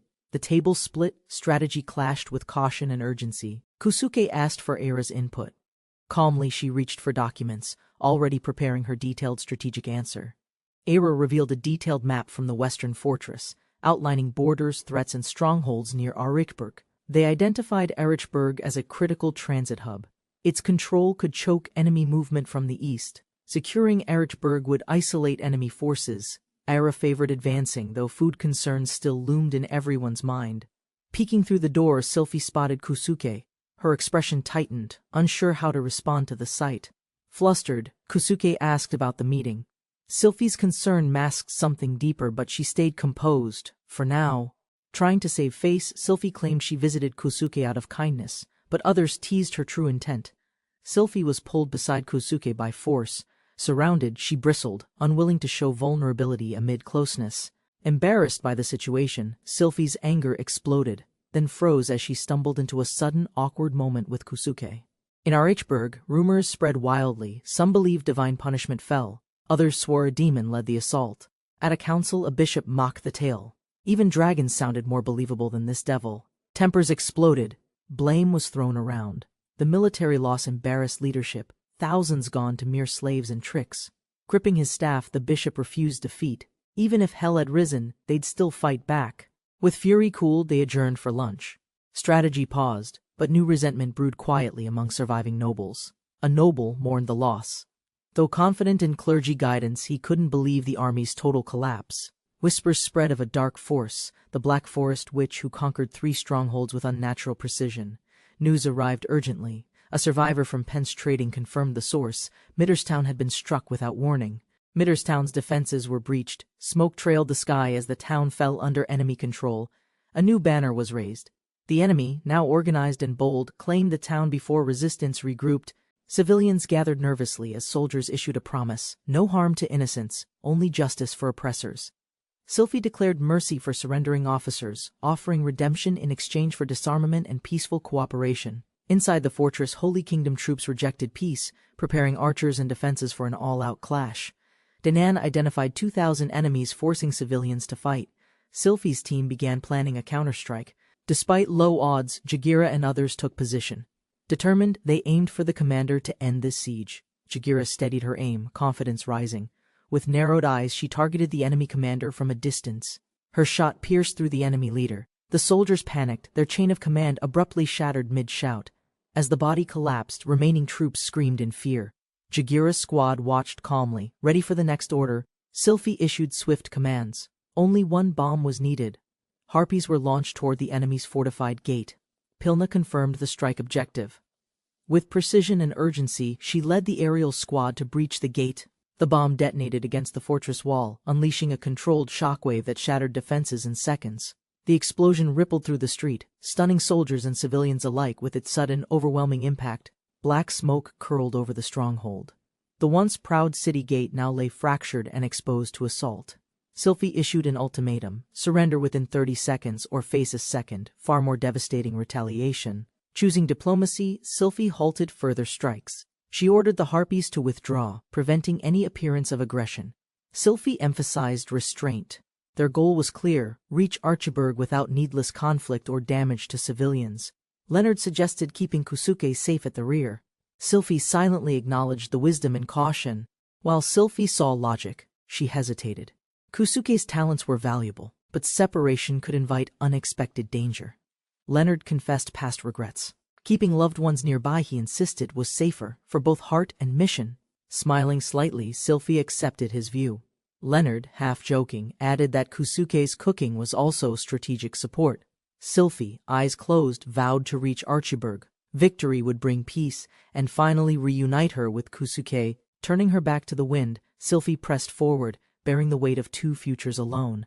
Elsewhere, a sudden scream echoed from the central fortress, signaling a new threat none had foreseen. Kusuke and his unit reeled as chaos erupted. Something unexpected was approaching, fast, hostile, and completely unplanned. A swarm of savage goblins burst from the forest, weapons raised, eyes locked on their next prey. A swarm of goblins charged from the woods. Soldiers warned Kusuke to retreat from the front line. Era calmly identified the enemy: goblins, crimson-eyed, green-skinned beasts, known for violence and ruthless aggression. Kusuke was stunned by the goblins' agility. Ira prepared her spell, concentrating energy with silent focus. With a burst of magic, Ira unleashed binding lightning. The charging goblins froze mid-air, helplessly suspended. Kusuke watched the goblins crash down, defeated. Ira smirked slightly. Her spellwork had neutralized the threat instantly. The goblins, realizing defeat, panicked and fled. Ira watched with quiet confidence, refusing to let them escape. With unwavering focus, Ira summoned another spell. Fire rained down, sealing the retreat with ruthless precision. Ira's barrage struck the fleeing goblins. The forest blazed with light, her magic overwhelmed every last threat. Kusuke praised Ira's power. She humbly revealed her strength and past. Once an imperial court mage of legend. While Era claimed no skill in close combat, she casually estimated defeating 50 enemies without effort. Alarmed by the magic burst, harpies arrived. Kusuke explained the ambush and Era's quick defense. The harpies apologized for failing patrol. Kusuke reassured them. Forest threats were hard to detect from above. The harpies shared updates. Farmland work progressed well. The afternoon would see the harvest mostly finished. Ira reviewed their progress. Clearing forest land was key to avoiding future raids and ensuring food stability. Overlooking both forts, Kusuke marveled at the transformation. A vast farming field was completed in 1 week. Kusuke showcased his mithril hoe, cultivating land with ease. Others were stunned by its absurd practicality. The settlement expanded quickly. Protective walls rose while storage filled with grain, defenses and provisions now secured. With farming stabilized, Ira confirmed employment and food needs were handled. Kusuke prepared to plant next. Ira refused Kusuke's speedy travel offer, fearing motion sickness. They settled on taking the cushioned carriage. Kusuke examined the wagon. Curious about suspension, he wondered aloud. Ira confirmed the concept already existed. Ira analyzes available materials and begins designing an improved carriage equipped with steel suspension. They activate the carriage enhancement. A blinding light flashes, startling nearby horses and drawing everyone's attention. The enhanced carriage begins its journey. Its new suspension greatly reduces shaking, offering a smoother, stable ride. Inside the improved vehicle, Kusuke confirms its success and decide to upgrade every base carriage similarly. A sudden message interrupts. The Holy Kingdom rejected surrender. Sylphie rallies troops and declares immediate battle. Kusuke proposes creating a carriage upgrade. With materials ready, Ira agrees to craft a solution. The enhancement is activated at a distance. A bright flash surprises them and startles the nearby horses. Testing begins. The newly modified carriage runs smoothly, impressing the group with reduced shaking and better comfort. Satisfied with the improvements, Kusuke suggests applying them to all carriages for consistency across their forces. News arrives. Maze's defenders refuse surrender. The Holy Kingdom's army charges, launching a full-scale offensive retaliation. As darkness falls, the Liberation Army launches its first major assault, signaling the beginning of full-scale war. Kosuke and his group await dawn in a moving carriage, preparing quietly for the looming operation. A message confirms the assault on Arletburg has begun. Kosuke volunteers to lead the frontline advance. As strategy is discussed, Ira warns about harpies. Kosuke hopes for victory without unnecessary bloodshed. Tension rises as Kosuke questions their presence. QB denies involvement. Puzzled by the sudden covert departure, Kosuke explains their real task, supplying the frontline with essentials, while crop harvest remains days from completion. Ira casually exposes Kosuke's eagerness to see the princess, flustering him while Kubi teases gleefully. Kosuke questions Kobi's absence during battle. Kobi calmly explains his mission, gathering intel across surrounding Holy Kingdom villages. QB reveals past connections with humans rooted in time spent at the Marinard capital. Kosuke reacts surprised. They plan safe passage. Ira offers to escort them to Arletburg, where danger from remaining forces lingers. As the carriage advances through forest roads, enemies ambush with arrows. Kosuke's team braces under sudden attack. The city braces for siege. Defensive magic circles shimmer as arrows rain from all directions above. Mage forces activate enchanted turrets. Barrages of flaming projectiles pierce the magical shield, retaliation igniting the skies. An anti-magic specialist reinforces barriers. Explosions erupt across the battlefield, straining the defense and shaking the front line's resolve. Sylphie arrives, radiating command. Her presence calms the mages, signaling a counter-offensive is ready to begin, where tiger mages unleash their spells. Arrows vanish mid-air as Sylphie leads the arcane response with unflinching precision. Relentless arrows and fireballs clash mid-air. The defenders protect their critical position with desperate magical intensity. Despite concerns, Sylphie refuses retreat. Her command is firm. Forward momentum must not be sacrificed to hesitation. Sylphie gives swift orders: divide forces, pressure both gates, initiate harpy bombardment, and strike the city center. Inside the enemy stronghold, Sir Measle receives updates. The siege has reached a deadlocked yet volatile phase. Enemy commanders note weakened magical output, suspecting full defensive strain. Yet the Liberation Army's steady push continues. Sir Measle suspects a trap. The enemy's sparse formation feels deliberate, hinting at something concealed and dangerous. A harpy descends rapidly. Scouts spot another by the northern gate. Multiple threats suddenly emerge across the sky. Sylphie assesses the battlefield. Their initial offensive failed, but her gaze hardens. This battle is far from over. An explosion follows the dive. Measle is shocked. Magic or bomb? More harpies are now surging straight toward them. A massive detonation engulfs the watchtower. Chaos erupts as harpies execute a coordinated and devastating aerial strike. The explosion tears through stone and timber. Soldiers scramble for cover as smoke and rubble cloud visibility. Measle watches, shaken. The devastation resembles prophecy, gates of hell, and Sylphie smiles coldly from across the field. Smoke rises over both gates. Harpies retreat overhead as Pilna confirms direct hits across strategic entry points. The breach forces urgency. Measle commands defensive squads while demanding the Archbishop's whereabouts amidst the collapse. The Archbishop mocks concern until Measle delivers grim news. Shocked, he's ordered to evacuate before it's too late. Soldiers brace for impact. Shouts rise, magic is incoming. The Archbishop demands retreat, blaming Measle for everything. Measle and his guards prepare to flee, but are intercepted by an unexpected and ominous presence. Sylphie appears, silent and imposing. Soldiers freeze, recognizing her instantly. The Witch of the Black Forest stands before them. Guards rush to defend Measle. Chaos erupts as Sylphie draws blades with ruthless speed and precision.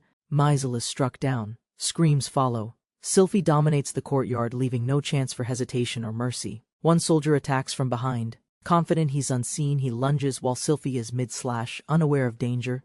His strike fails. Sylphie counters swiftly, shooting him in close range. His surprise turns to blood and silence. A hidden revolver gleams in her grasp. It speaks louder than any spell the soldier expected. He collapses, bleeding. Sylphie stands firm, merciless and composed. No words, just silence beneath her commanding gaze. With her enemy fallen, Sylphie demands surrender. Her tone is final. Resistance now only promises more casualties. The battlefield descends into chaos. Blades flash, limbs fall, resistance shatters beneath the Liberation Army's swift brutality. Cornered and overwhelmed, the acting commander lowers his head. Sylphie demands an answer. He formally surrenders. With Arletburg secured, the Marinard flag rises. Civilians cheer as Sylphie's forces declare absolute victory. Kosuke and his companions ride toward Archerburg. The Harpy scouts ahead, confirming the road is safe. Their wagon ascends a hill. Kosuke is eager. The town should appear just beyond the ridge. Reaching the summit, everyone gazes out. A large walled town stretches below, Archieburg, bustling and fortified. They pass through ruined outskirts. Damaged buildings flank them, hinting at past conflict or recent destruction. Within the city, Sylphie spots Kusuke and rushes joyfully toward him. Their reunion draws warm attention. Sylphie hugs Kusuke tightly, relieved he's unharmed. Kusuke confirms their safe arrival, though visibly surprised by her embrace. Sylphie attempts a follow-up strike. Kusuke dodges instinctively, claiming a safety premonition to avoid whatever blow was coming. Kusuke reassures Sylphie he's unharmed. His companions back him up. Sylphie asks if everything stayed calm on her end. Ira steps in, boldly declaring herself as Kusuke's older sister. Her confidence baffles Sylphie and stuns everyone present later at the inn. Ira demands respect from Kusuke, insisting he call her Era big sister despite clear discomfort. Ira tears up unexpectedly, leaving Kusuke cornered emotionally. He surrenders, overwhelmed by her dramatic yet effective tactic. Calling herself big sister, Ira opens her arms playfully. Kusuke hesitates, unsure how to react to her boldness. Kusuke backs off nervously, struggling to respond. Ira stares in silence, waiting for him to accept her role. Giving in to the moment, Kusuke rests against her. Ira offers comfort, though the mood grows confusing. Outside, the others gossip after overhearing. Kusuke panics, realizing his reputation might never recover from this misunderstanding. The next morning, Kusuke stumbles through town exhausted, blaming Melty for working him all night. Kusuke vents about manual labor. QB teases him but agrees. Grindstone duty isn't worth trying once. Kusuke jokes about a risky suggestion. QB admits even he would be punished if they got caught. They skip gambling and pubs. Kusuke prefers his own food and avoids places with flirty service altogether. When Kubi asked about hobbies, Kusuke admits he spends free time inventing. Creating things truly satisfies him. Kubi wonders how much Kusuke carries. Kusuke explains it's a lot, needing downtime and open space. They decide on a vacant southern field, battle-worn and unused, perfect for laying everything out in full. Kusuke begins unpacking crates and supplies methodically. Kubi gives space while watching with mild disbelief and curiosity. Eventually, Kusuke finishes. Kubi remarks how absurdly efficient Kusuke's abilities are, still amazed despite seeing it firsthand. Rows of materials stretch across the field. Kubi's impressed, some items are unfamiliar even to him. Kubi investigates floating cubes. Kusuke explains their expandable building blocks, compact materials for massive construction purposes later. They inspect Kusuke's weapons. Some are experimental or rejected.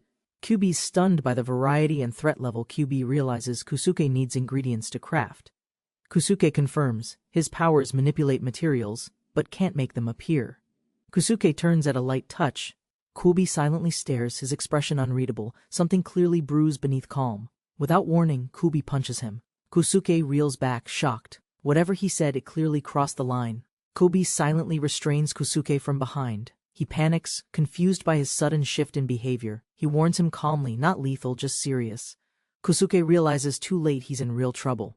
As night falls, others search the area. Kubi drags Kusuke's unconscious body deeper between the stacks. Ira presents mithril tools. The group immediately recognizes Kusuke's handiwork, extravagant, overbuilt, and unmistakably his signature style. They conclude all the supplies were his. Reflection sets in. Kusuke's arrival marked a turning point. Sylphie wonders if Kusuke vanished due to divine intervention, his mission fulfilled, leaving only resources behind. But questions arise. Why is QB missing too? Was Kusuke abducted instead of returning home? They debate Kubi's character. An elite scout wouldn't vanish silently. Suspicion slowly shifts toward betrayal.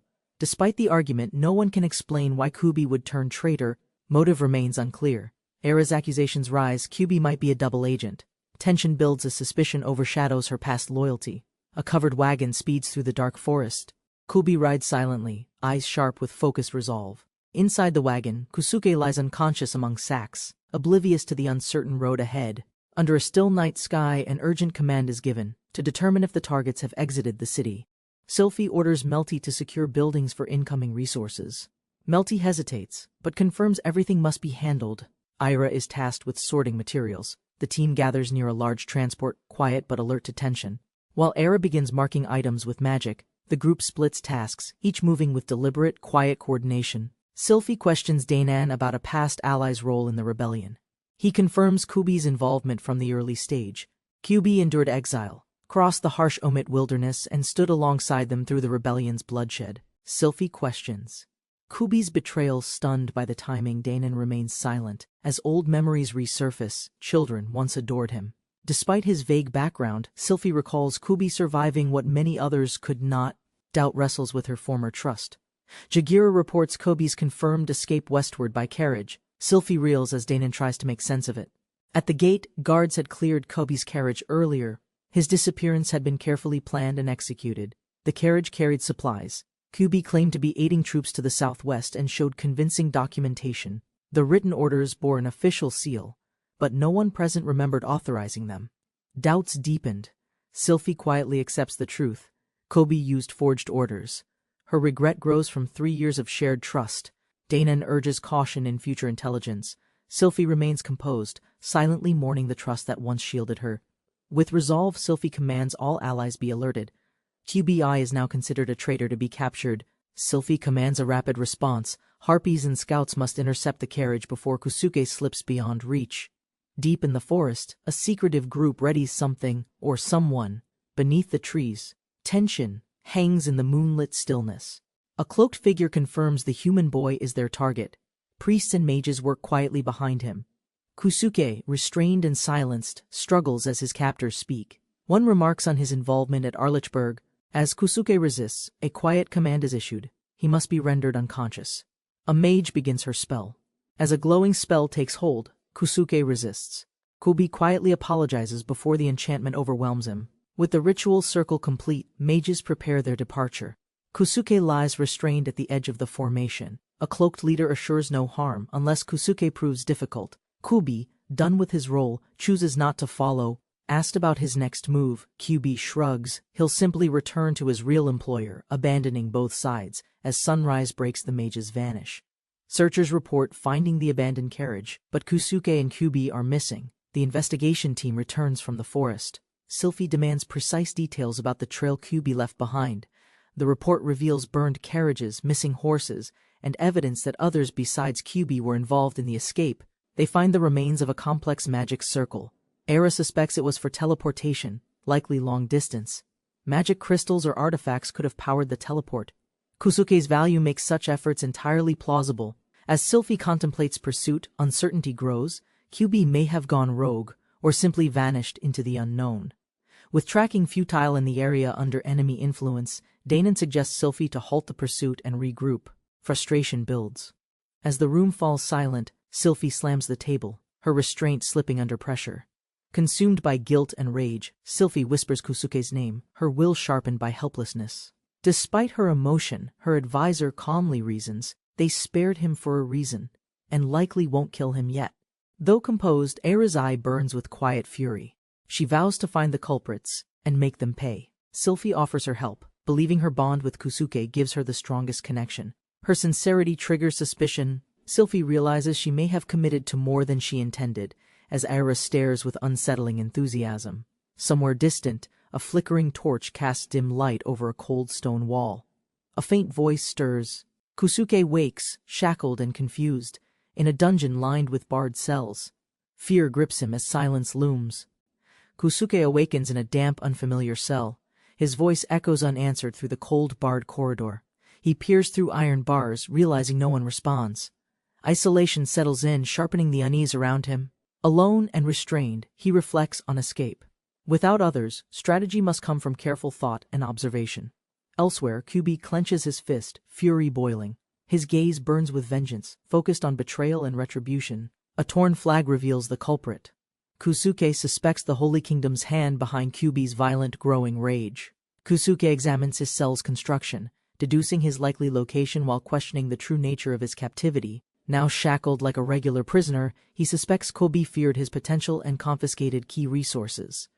Despite restraints, Kusuke effortlessly stores them away, hinting his abilities still surpass what Kubi had anticipated. He reasons Kubi spared him intentionally, suggesting a deeper motive tied to his own mysterious significance. Kusuke imagines a broader manipulation, both he and the Holy Kingdom unknowingly caught in Kubi's elaborate game. Kusuke weighs his options, uncertain whether to wait or escape. He begins preparing for either outcome. He gathers scraps and raw supplies from the cell. His unique interface enables silent crafting in secret. Breaking down his bed, Kusuke completes a stone axe, his thoughts shifting to more complex creations ahead. Spotting the water drain, he deduces a possible sewer escape route beneath the cell's crude toilet fixture. With resolve, Kusuke starts digging carefully, sealing his work behind him to erase all traces of movement. Kusuke breaks through the floor with torch and axe in hand, arriving in what appears to be sewers. He cautiously descends but soon realizes the tunnel's structure is too clean, definitely not a sewer. As he ventures deeper, he suspects it's a secret passage, with actual sewers lying even lower. His bare feet squish over damp stone. Ahead, a strange form moves, catching his focused attention. Sensing movement behind him, Kusuke freezes. The silent corridor masks something crawling, something unnatural is closing in. A monstrous mass of eyes barrels toward Kusuke, forcing him to flee down the dark passageway. Cornered, he frantically checks his inventory, hoping for anything to stop the bizarre crawling nightmare. Kusuke pulls out preserved gizmo meat, betting its scent will distract the unknown creature's attention. Hiding nearby, he watches the entity's probing tentacles cautiously approach the meat, showing cautious, intelligent behavior. The creature eagerly devours the bait. Distracted for now, Kusuke silently observes, studying its reactions carefully. Kusuke recoils in shock as the creature suddenly speaks, revealing intelligence far beyond what he expected. The slime panics about being discovered. Kusuke processes the surreal fact. The creature can actually talk. Their conversation softens. Kusuke explains his escape and assures he holds no hatred for demi-humans. The slime curiously inspects him, noting varied traces of magical species. Its touch is unsettling but restrained. Trust forms quickly. The slime offers to guide Kusuke to its allies. A new path opens. As they walk deeper, Kusuke introduces himself. The slime cheerfully replies, proudly declaring its name, Lime. Lime mentions others waiting ahead and reveals they're beneath an underground castle linked to the royal capital. On the map, Kusuke realizes he's in Marinsburg, a crucial location tied to his captured ally's fate. Lime says they protect the king. Kusuke wonders if Sylphie's royal family is also here underground. They press on. The tunnel seems too clean for a sewer, raising questions about what lies ahead. Lime returns joyfully with Kusuke. He shields his eyes, surprised by the brightness of their destination. A floating orb lights the chamber. Kusuke realizes the glow isn't natural, it's powered by magic itself. A towering figure of shifting slime inspects him closely, confirming he's indeed a human visitor. 3 humanoid slime beings appear. Calm and composed, they observe Kusuke's stunned reaction to their forms. Kusuke stands speechless. The existence of intelligent humanoid slime girls overturns what he thought was fantasy. Kusuke wandered into the hall, confused by the silence and the mysterious residue left behind.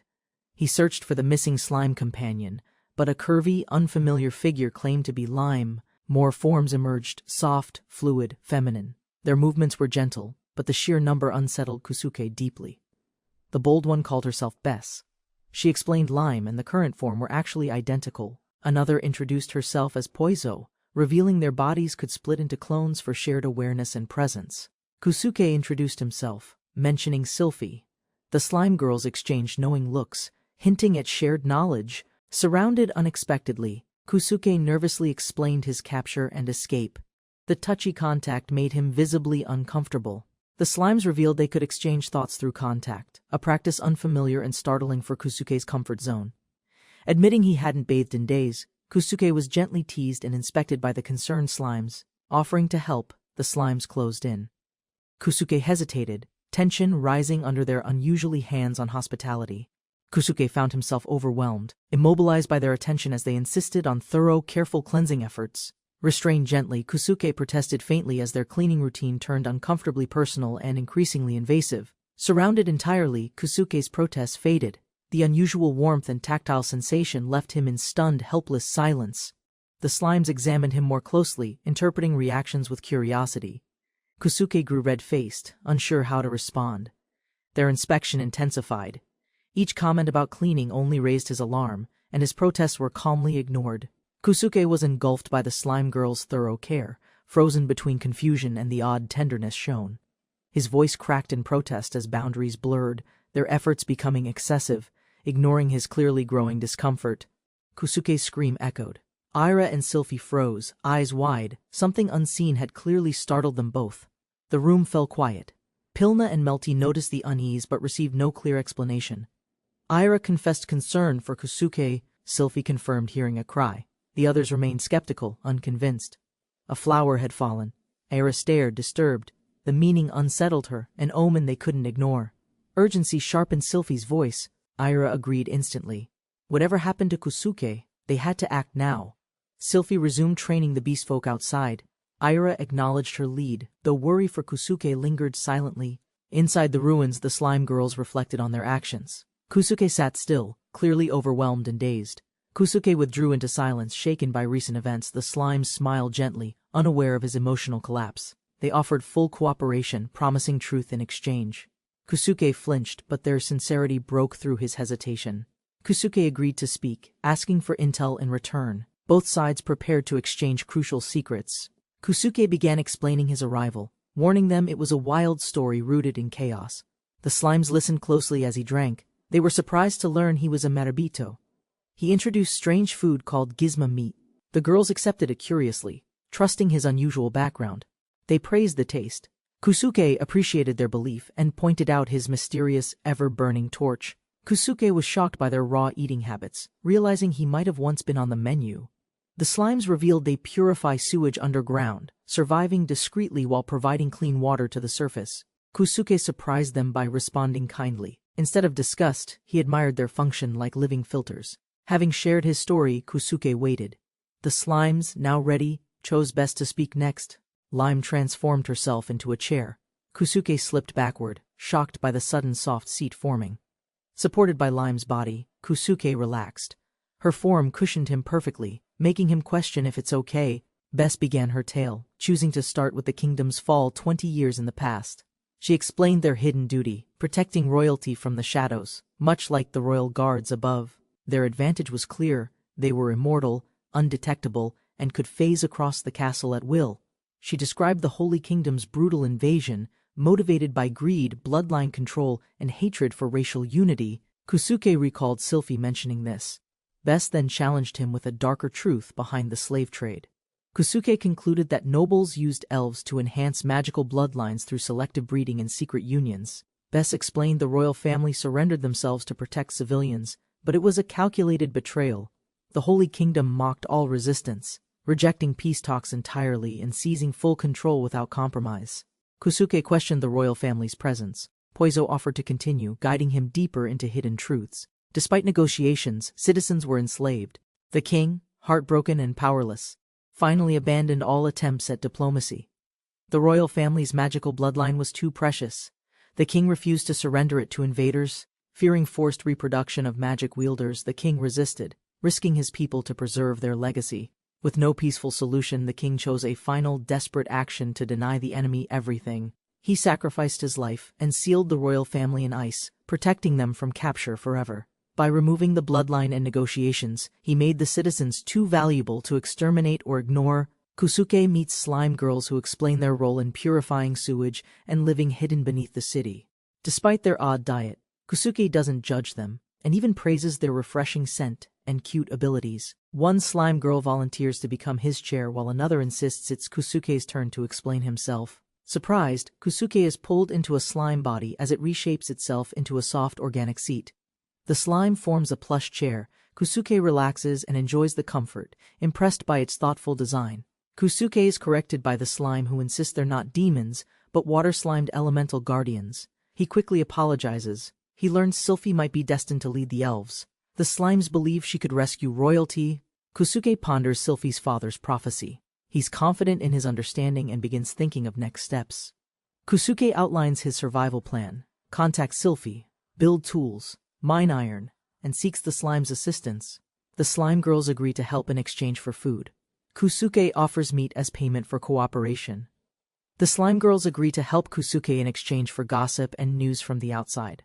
Kusuke learns the slime girls store trash underground and digest it later. He plans to recycle it.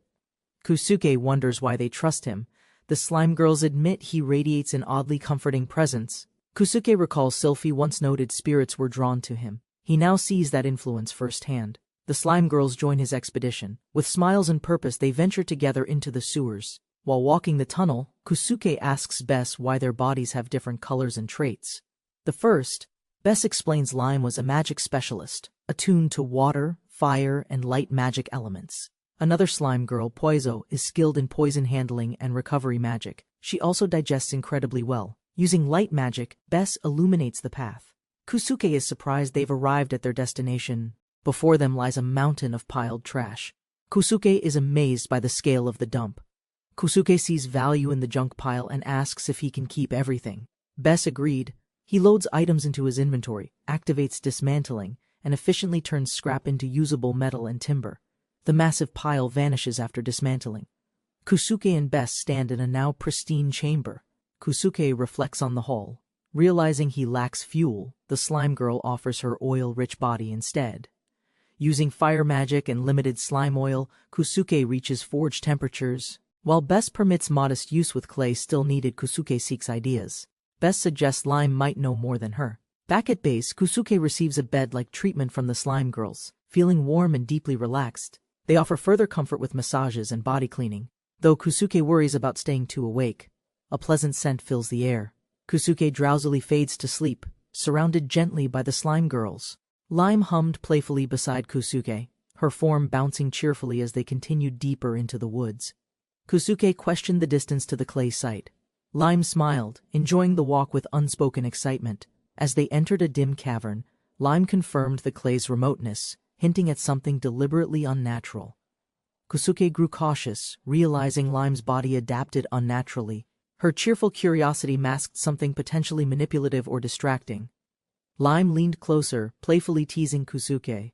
He froze, unsure whether to trust her intent or resist temptation. Kusuke, flustered by Lime's teasing, tried to stay composed while suspecting her playful intentions masked manipulation. Lime gently closed the distance, suggesting another idea.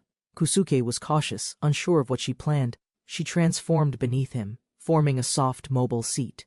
Kusuke was confused but didn't resist the gesture. Gliding smoothly through the tunnel, Kusuke was surprised by the comfort and speed. Lime matched his request cheerfully. Lime accelerated sharply, propelling them down the tunnel. Kusuke shouted in awe as the tunnel blurred past. Lime launched forward recklessly, spinning Kusuke through the tunnel. He shouted desperately, overwhelmed by the chaotic speed. Far away, Sylphie's group sensed something. The sudden commotion pulled their attention toward the forest. Sylphie paused, troubled by an unexplained feeling. The others dismissed it, unaware of Kusuke's current chaotic situation. Determined, Sylphie commanded her team to investigate. Ira and the others prepared to trace magical disturbances. While Kusuke, visibly drained, stumbled back through the portal, Lime remained cheerful, unaware of his mental exhaustion. Kusuke confirmed their clay run was a success, though Lime's speed left him visibly traumatized. He showcased a newly crafted furnace. The slime girls observed, unimpressed until fuel became a concern. Beth offered mysterious biofuel.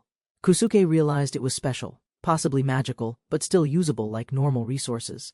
With energy gathered, Kusuke crafted a basic workbench, though full upgrades still needed more materials first. Short on resources, Kusuke pondered options. The slime girls offered to help find iron and whetstones. Kusuke offered food, feeling guilty for relying too much. Lime suggested harvesting leather from sewer rats. The slime girls accepted tasks eagerly. They shared smiles, hinting at both teamwork and personal expectations exchanged. Led by Poizo, Kusuke arrived at a dim underground tank beneath the castle grounds. Despite the smell, the water shimmered. Poizo explained how they purified waste and processed hidden materials below. She complained about trash habits worsening under the Holy Kingdom. Kusuke listened, sensing deeper tensions stirring quietly. Among discarded junk, Kusuke discovered documents and remains, proof of corruption under Holy Kingdom's careless rule. Poizo presented swamp iron ore, dense metallic sediment collected from long-forgotten depths beneath the sewage basin. Kusuke accepted the ore, requesting more. But his request for mithril startled Poizo with its rarity. Mithril, once stored in the treasury, was looted. Poizo's voice tightened, resentment toward the Holy Kingdom surfaced. Kusuke learned nobles and clergy hoarded mithril. Reluctantly, he planned a risky visit to town for some. The girls returned with the whetstone. Kusuke was surprised it came from Holy Kingdom blacksmiths directly. Kusuke acknowledged their help. With needed parts collected, he could now craft a higher-tier furnace upgrade. He accessed the interface and began crafting. The slime girls leaned in, curious and quietly excited. A blinding light erupted from the workbench. Everyone, stunned by the flash, forgot how intense upgrades were. Kusuke apologized sheepishly as the girls scolded him. None were hurt, but all were visibly annoyed. Kusuke admired the new forge. With help from the girls, his crafting potential expanded significantly. He planned to upgrade equipment before venturing above for mithril. The slimes volunteered to support him. At Marinesburg Palace, panic broke out. Officials scrambled, fearing the arrival of the saintly enforcer. An archbishop suspected the cardinal would shift blame. He braced for interrogation by divine authority. The saint of truth approached, rumored to expose all lies. Her arrival threatened to unravel buried secrets. The archbishop feared exposure. His dreams of advancement crumbled as pressure from the saint grew stronger. Deep below, someone checked gear, armor, shield, supplies, preparing for the surface with methodical care and caution. Disguised as a mercenary, Kusuke explained his cover story while the slime girls verified his preparedness. Reaching the edge of their domain, the girls bid him farewell, knowing they could go no farther. Kusuke promised to return. The girls sent him off with concern, warmth, and quiet trust in his strength. Kusuke waved goodbye. The slime girls watched silently as he entered the final stretch of the tunnel. A piercing light greeted him at the surface. Kusuke shielded his eyes, stunned by daylight's return. He stepped from the forested cave, surrounded by trees, alone but ready for whatever awaited outside. Kusuke smiled. The underground chapter ended.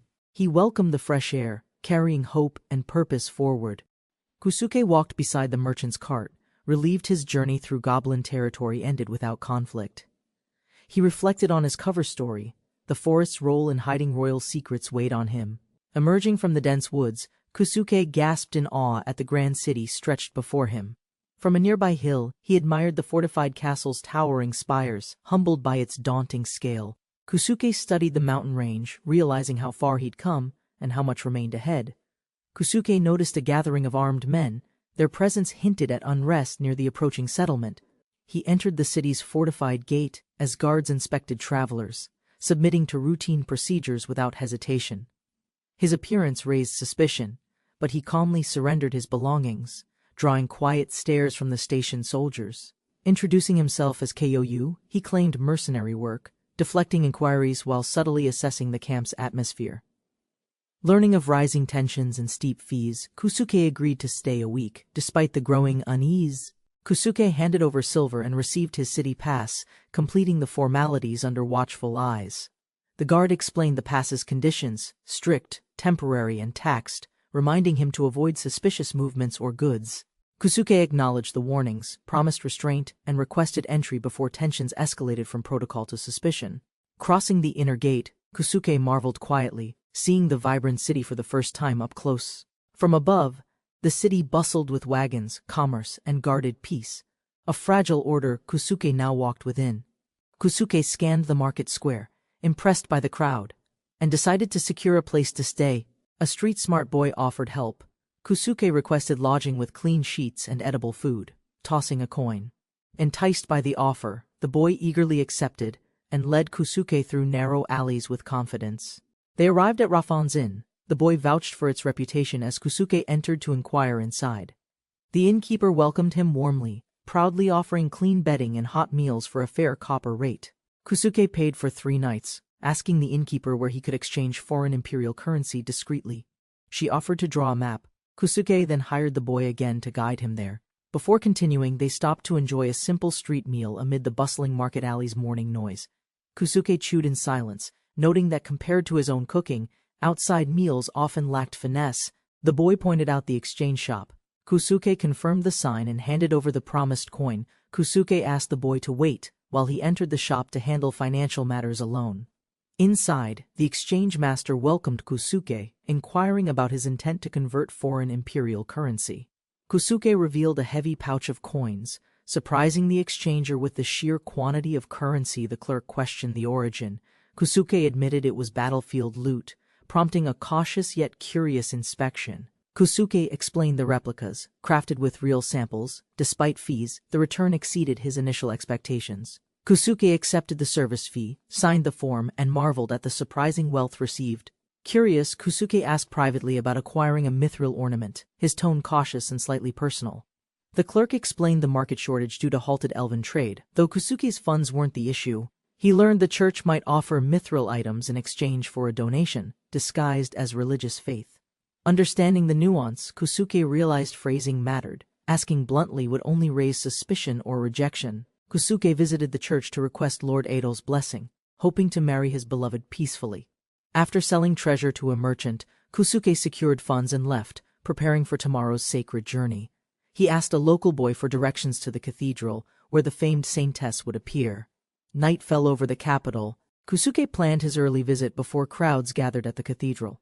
At dawn, he left the inn, intent on seeing the saintess and understanding her divine power. Kusuke arrived early, gazing upward at the cathedral's towering structure, struck silent by its divine scale. The massive twin-spired cathedral stood surrounded by crowds, its holy presence unmatched across the capital's skyline. Passing vendors and guards, Kusuke entered the building, security tight as worshippers gathered for the saintess's sermon. Inside, he was overwhelmed by the cathedral's massive arches, sacred silence, and breathtakingly beautiful stained-glass designs. As prayers began, Kusuke stood uneasily among devout followers, growing tense as strange chanting rose behind him. Kusuke joined the line to approach the saintess, unsure what to say or even expect. Just as he hesitated, the saintess pointed directly at him, locking eyes with unexpected intensity and calm. Under the crowd's gaze, Kusuke stepped forward nervously, while the mumbling man continued praying behind him. Suddenly, the man shrieked and lunged between them, forcing Kusuke to react and shield the saintess. With reflexive force, Kusuke struck the assailant away, shocked by the attack and the threat's sudden violence. Kusuke gasped as the attacker's hidden blade pierced him, both men falling from the sudden struggle. The knife stuck shallow into Kusuke's armor. The crowd stared in disbelief, unsure if he was hurt. Lying on the ground, vision dimming, Kusuke questioned if his life would truly end in this place. He faded into darkness, bitterly wondering if such a random accident would become his last living moment. Light returned faintly. Kusuke opened his eyes slowly, confused and groggy beneath an unfamiliar canopy bed. Kusuke stared at the unfamiliar ceiling, dazed, wondering how he survived and where he had landed. Sitting up, he recalled the stabbing clearly, but then noticed someone quietly watching from a nearby bed. Her tearful eyes startled him. She stared in silence, making Kusuke flinch and blurt out nervously. To his disbelief, the saintess sat beside him, whispering only one word with piercing focus. "You." Kusuke opened his eyes, dazed, staring at a girl with delicate skin and golden hair. She stood solemnly before him, her gaze sharp, questioning if he was divine or blessed. Confused and cautious, Kusuke sat upright, unsure why this mysterious woman addressed him so reverently. Declaring herself a saintess, she demanded respect, yet his skepticism quickly stirred a harsh response. Others entered the room, drawn by her rising voice, demanding answers for the strange encounter. Two sisters gathered near Kusuke's bed, their expressions calm but filled with unspoken questions and tension. One nun finally asked how much he remembered. He hesitated, his mind still clouded by confusion. Memories surfaced, a scream, a sudden attack, a scuffle. He was stabbed during a sacred moment. The saintess acknowledged his reaction, calling him a self-proclaimed mercenary for how instinctively he fought back. He questioned her care, learning he was poisoned. She had already performed a miracle to save him. Kusuke reacted with sarcasm while the saintess revealed the blade was coated in deadly basilisk venom. She calmly reminded him about respect, prompting both of them to finally exchange genuine gratitude. The saintess asserted her miracles came at cost, suggesting he now owed her for the effort. He questioned her values, prompting her to retreat slightly, claiming it was just a joke, perhaps deflecting. Kusuke teased her again, lightening the mood, until a nearby sister's cough ended the moment abruptly. The saintess again insisted he was divine, while Kusuke deflected her claims with growing disbelief. Despite objections, she declared his aura overwhelmingly strong, drawing concern from others over her bold statements. He boasted of charm, prompting a quiet laugh. She quickly denied interest, attributing it to gratitude. The saintess revealed her burdens, false admirers, crude nobles, and unwanted attention, yet he seemed oddly tolerable. She repeated the divine suspicion again. He sympathized with her, while hinting his vision revealed too much. She insisted again he was an apostle. Pressing harder, she demanded answers without evasion this time. The saintess described how her prayer was answered. Saving his life from poison meant to kill her. Since he saved her publicly, she felt obligated to shelter him in the cathedral's recovery wing. The saintess calmly detailed how they tended to him daily, his hygiene, clothes, and personal care included. Overwhelmed by her bluntness, Kusuke begged her to stop as she recounted every disturbing detail tactfully. The saintess teased him without restraint, forcing him to process the idea of total vulnerability under her gaze. Panicked, Kusuke begged the sisters for help, but none intervened. He thanked her and tried leaving. Before he could flee, she pushed him down again, demanding answers he couldn't keep dodging anymore. With harsh clarity, the saintess warned him, poisoned, weakened, and barely stable, his life still dangerously fragile outside. Cornered by logic and guilt, he agreed to stay, defeated by her sharp reasoning and persistent dominance. The saintess leaned over him again, insisting he still hadn't answered her pressing, mysterious question. Cornered by her assumptions, Kusuke struggled to reply while sweating nervously under her intense gaze. Before he could respond, the sisters called her away. He collapsed, pretending fatigue from the poison. Promising to return for answers, she left. He quietly agreed, unsure what to make of her. The sisters offered calm support, assuring him it was divine will that saved and sheltered him. Kusuke checked his condition. His body was still deteriorating slowly, hanging on by sheer miracle alone. Worried about missing companions, he noticed the antidote, tempted to try it while the nun turned away. He quietly resolved to sneak a dose soon and escape the cathedral before anyone noticed. Kusuke blushed intensely as the sister stared. Her unwavering gaze made him freeze, breath caught awkwardly. Ordered to sit still, Kusuke complied hesitantly. The sister knelt, preparing to assist with delicate procedures. Despite his discomfort, she smiled calmly and insisted. Kusuke's dignity strained as she performed her solemn task. Finished with the cleaning, he awkwardly requested privacy next time. The sister paused, then calmly turned to respond. With resolute pride, she explained her sacred duty. Kusuke sighed, quietly admiring her unshakable sense of purpose. A sister entered calmly, carrying a tray of meal. Kusuke sat upright, unsure whether to expect comfort or trouble. He uncovered the plate suspiciously. The sisters explained it was grated fruit gruel, suitable for weak digestion. Kusuke hesitated as she offered a spoonful. Though embarrassed, he reluctantly accepted the help she insisted on. With little appetite, he chewed slowly. The portion felt lacking, but he endured the bland nourishment silently. Suddenly, the saintess entered silently. Her eyes lingered briefly. Then she turned away as the sisters finished. The saintess arrived silently, her presence commanding. Kusuke sat upright, sensing the atmosphere had grown serious. Without delay, she questioned him about his glow. Kusuke answered casually, amused by her sharp intensity. She compared divine radiance to coins. Kusuke listened, confused by the strange currency of spiritual power. She claimed divine blessing. He remained skeptical. Her confidence amused him more than her intended reverence did. Expecting doubt, the saintess revealed a mysterious object. Kusuke still believed she was just seeing things. Kusuke examined the artifact closely. It resembled a crown, but simpler, clearly meant for something ceremonial. The sisters reacted with shock. The saintess explained it was a relic that reveals invisible divine radiance. Placing the crown on her head, the saintess radiated brilliant light. Kusuke shielded his eyes instinctively. The saintess turned the relic on Amali next.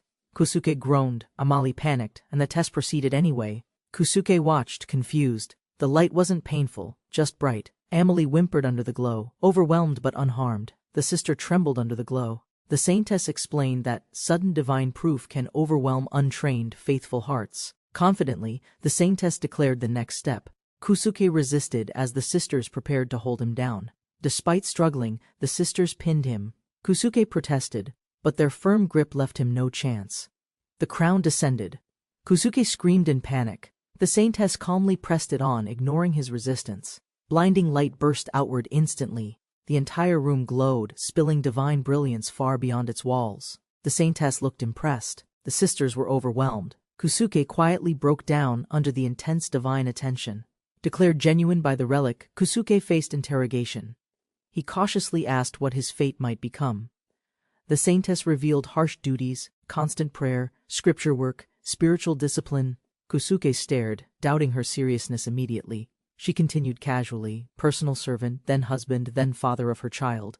Kusuke was left utterly speechless. Confused and cornered, Kusuke asked again. Her response remained the same. The sisters watched in quiet disbelief. Kusuke protested loudly. He declared his heart belonged to someone, but the saintess remained unmoved by emotion. He questioned her claim.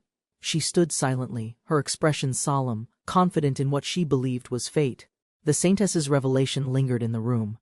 Kusuke blinked, unsure if fate had just spoken.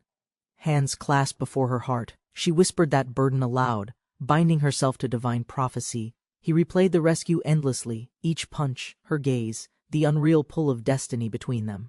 Kusuke wandered that barren slope, questions chasing him harder than beasts of the demi-human forest. Staring into darkness, he asked the sky if destiny required suffering, or if someone misread. Kusuke clenched the sheets. Regret lingered, but warmth swelled. Those bonds wouldn't exist without this detour. He exhaled deeply, words honest but unsure. The saintess listened, unwavering, as sunlight softened between them both. Her smile struck harder than prophecy. For the first time he felt destiny wasn't a burden. Names shifted the air between them. Ellen, felt less divine, more human, almost within reach. She left with grace, and Kusuke whispered her name again, softer this time, like a promise forming. As Ellen's footsteps faded, Kusuke's heart thumped louder than reason. Her smile refused to leave. The door shut softly. Alone now, he released a breath he didn't know he'd been holding. Kusuke sat back, caught off guard by the nun's bluntness. He didn't deny it, only stared. He remembered their faces, every vow, every touch. But her words cracked his rigid sense of loyalty. She spoke with serene certainty. Faith didn't forbid love, it only forbade theft. That changed everything for him. He scoffed at the idea, but her calm certainty unraveled everything he'd assumed about love. He gave a half shrug. Logic said it was fine, but his heart was tangled elsewhere entirely. Sunset faded behind the mountains. Candles were lit. The world dimmed, but thoughts only burned brighter. Silently she parted the curtain. Each step toward him softened her eyes, and his defenses. His breath slowed, but his mind didn't rest. What she wanted, that answer hadn't come yet. He downed the bitter antidote with a wince, hoping its slow magic outran the creeping poison. Doubt filled the silence. Kusuke's questions weren't just about choices. They were about the weight of lives. He couldn't treat new allies like old friends, but they weren't enemies either. That complicated everything. Somewhere between guilt and longing, he wondered if peace was just a dream born from regret. Coexistence wasn't fiction, it had roots, old and growing again. Proof shimmered in banners and shared songs. He stared at the ceiling, the burden clear, change would take time, but he couldn't wait. If divine status gave him power, he'd wield it, carefully. Words, not weapons, would build the bridge. Strange as it was, this role might let him rewrite something ancient, even if just slightly. A new faith, a new future. With Ellen beside him, belief could become the sharpest tool of all. But the sister already foresaw the cost. Change invited conflict, and not all hearts welcomed light. Before him stood a kingdom, smoke rising like judgment. He knew peace may require war to earn. Fist clenched, he vowed quietly, if battle came he'd rise, not to conquer but to protect. He exhaled. Brave talk aside, he wasn't ready for death. Not yet, not when hope still breathed. Determined, he whispered Ellen's name. She'd be the first. He couldn't save the world alone. Ellen carefully lifted the spoon toward Kusuke's mouth, feeding him porridge while he remained weak in bed. After finishing the last bite, Kusuke smiled gratefully. Ellen stayed silent, but her care was unwavering. As the nuns entered, Kusuke called to Ellen, ready to answer her earlier question at last. He requested a private talk. Ellen teased him boldly, yet sensed his seriousness and dismissed the others. Once the nuns left, Kusuke nodded. Ellen stood firm, prepared to hear his long-withheld truth alone. Kusuke confessed uncertainty about being God's apostle, but confirmed one truth: he wasn't from this world. He described his homeland: no monsters, no magic, just humans, cities, and a lifeless sky above. Ellen realized he was a legendary fabled visitor. Kusuke admitted he had abilities unlike anyone here. With a flash, he summoned a modern dish. Ellen stared, confused but intrigued by the sight. He presented pancakes, soft, fluffy, sweet. Ellen was stunned by its scent, created purely from nothingness. Kusuke offered Ellen a bite of pancake, reversing roles.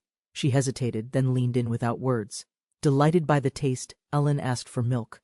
Kusuke grinned, proud his world's food impressed her. While she drank, Kusuke explained his power wasn't magic. Everything he summoned was pre-stored, not created. He affirmed being a fabled visitor. Ellen recalled legends linking such travelers to divine intervention by God. Ellen revealed her belief. Adol named Kusuke her destined one. His skepticism remained, faith long foreign to him. Ellen asked his name. Kusuke paused, revealing it might expose everything he'd hoped to keep hidden. Despite his hesitation, Kusuke sensed she already knew. He suspected others had told her about him. With a sigh, he confirmed it. Kusuke. Ellen responded calmly, as if she had known all along. Ellen revealed God told her to stay close to him. Kusuke found that oddly overwhelming yet amusing. Kusuke questioned the meaning of destiny. If chosen, what was the reason behind their meeting here? Kusuke pointed out Ellen's divine command, living with him. She firmly refused to abandon her army's cause. Realizing the contradiction, Kusuke suggested the truth. God's will may challenge the Holy Kingdom itself. He questioned whether current leaders still reflected God's will.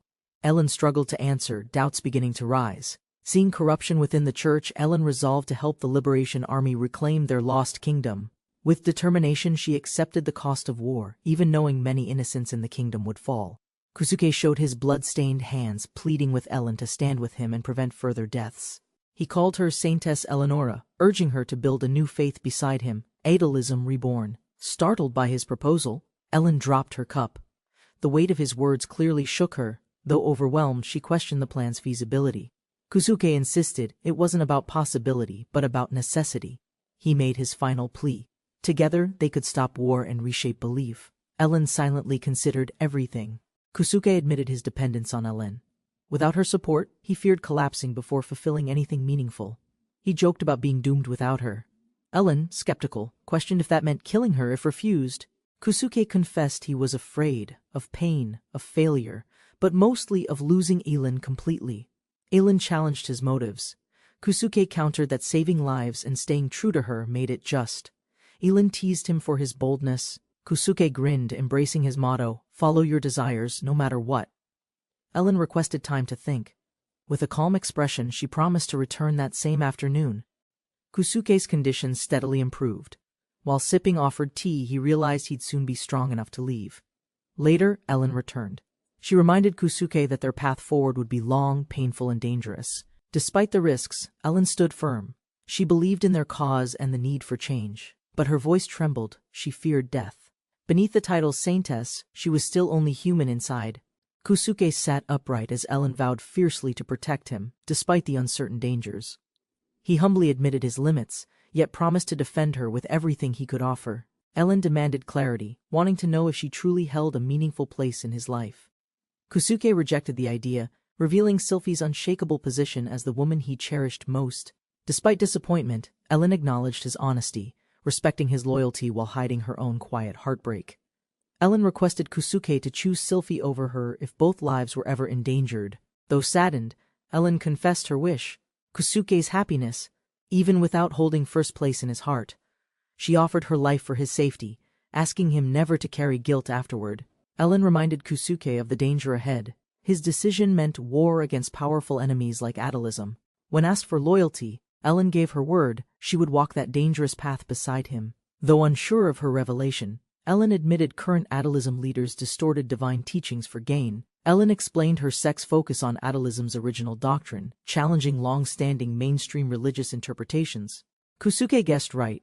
Ellen confirmed historical manipulation happened between two major kingdom events centuries apart. Kusuke asked how teachings were changed. Ellen revealed modern faith stemmed from those distortions. She believed the changes fed prejudice against demi-humans, tracing it back to Omit's mysterious fall. Kusuke recalled ancient conflict with Black Forest elves, suggesting spirit stone bombardment ended the kingdom. He theorized that vengeful Omit nobles corrupted Aedelism's doctrine, fueling anti-demi-human rhetoric for revenge. Caught bluffing, Kusuke confessed to hiding more. Ellen insisted he eventually share the entire truth. Kusuke joked about chaotic elven involvement.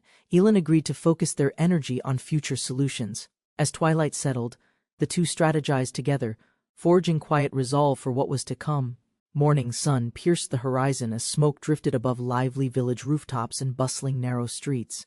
Inside a quiet stone room, Kusuke slowly stirred awake while a nun tended gently beside him. The sister confirmed his miraculous recovery, astonished he'd survived basilisk poison no one else ever had. Rising from bed, Kusuke smiled and asked if he was finally cleared to leave. Stretching relieved, he joked about lost belongings, only to learn she'd retrieved everything without hesitation. Kusuke's belongings were presented neatly. The nun politely asked him to double-check everything was correct. Confirming the contents, Kusuke asked to change clothes. The nuns impressed him with their information accuracy. Though curious about the curtain, he complied as the nun smiled and gave him privacy. Now armored and composed, Kusuke was greeted warmly by the Saintess Ellen and a waiting ally. The sisters bid him farewell with kind smiles, offering help if he ever needed anything. Saintess Ellen retrieved a rosary Kusuke had requested, presenting it to him with care. Though she questioned its necessity, Kusuke insisted it was important, but couldn't explain the reason. Ellen revealed the intel came from a fox informant. Its failure had compromised army secrets. Kusuke offered gold in exchange for the rosary, nodding in understanding at her firm terms. Ellen then gifted him a sealed letter, granting future audience with her when needed. Kusuke beamed, realizing the pass meant he could now meet Ellen anytime he wished. Wanting to give something in return, he crafted a pendant using his special interface. The bullet pendant bore his name, acting as an emergency tag and personal token from him.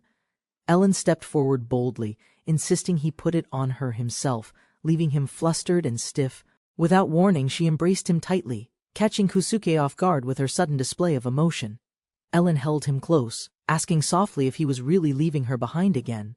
Before he could respond, she pulled him into a deep, passionate kiss without hesitation. Their moment lingered intensely, until Ellen finally pulled away, breathless, leaving Kusuke dazed and stunned. Teasing him, she asked how many had fallen for that kiss. His answer was sincere. Ellen smiled, made him promise to return, and they both longed for a way to reconnect. Kusuke explained his unlikely friendship with basement slimes, shocking Ellen with the bizarre revelation. He offered them as a magical contact point but warned, never threaten the royal family. They agreed to coordinate peace talks soon, determined to end the war within months. With a firm handshake, Kusuke and Ellen sealed their mutual promise to cooperate and endure. They finally parted ways, Ellen blessing his journey, her expression solemn but filled with silent resolve. Kusuke stepped into the quiet hall, observing the supplies gathered for his secret mission. He entered the bustling plaza, noticing the cathedral and castle looming side by side above the crowd. Realizing time was short, Kusuke turned back toward the hidden tunnel beneath the royal castle. Cutting through alleyways, he was caught off guard by a masked figure launching a sudden strike. A cloaked woman pulled Kusuke away quickly, dragging him through the market to escape the ambush. Kusuke was slammed against the wall. The cloaked woman moved with precision and surprising strength. As panic set in, Kusuke struggled, until a familiar voice whispered his name with hidden warmth. Recognizing the face beneath the hood, Kusuke gasped softly. The cloaked figure was Melty, alive. Shocked but grateful, Kusuke acknowledged her immediately. She smiled, comforted by his instant recognition and trust. Melty embraced him tightly, overwhelmed with relief. She had finally found him safe and unharmed. Kusuke hugged Melty, touched by her effort. He never imagined someone would chase after him. He noticed her golden eyes glowing. Concerned, he asked if something unusual had happened to her. Melty explained her emotions triggered the eye color change, a trait she'd long grown used to. Her voice softened. Teasingly, she mentioned Kusuke's closeness to the Atalists, masking her true concern.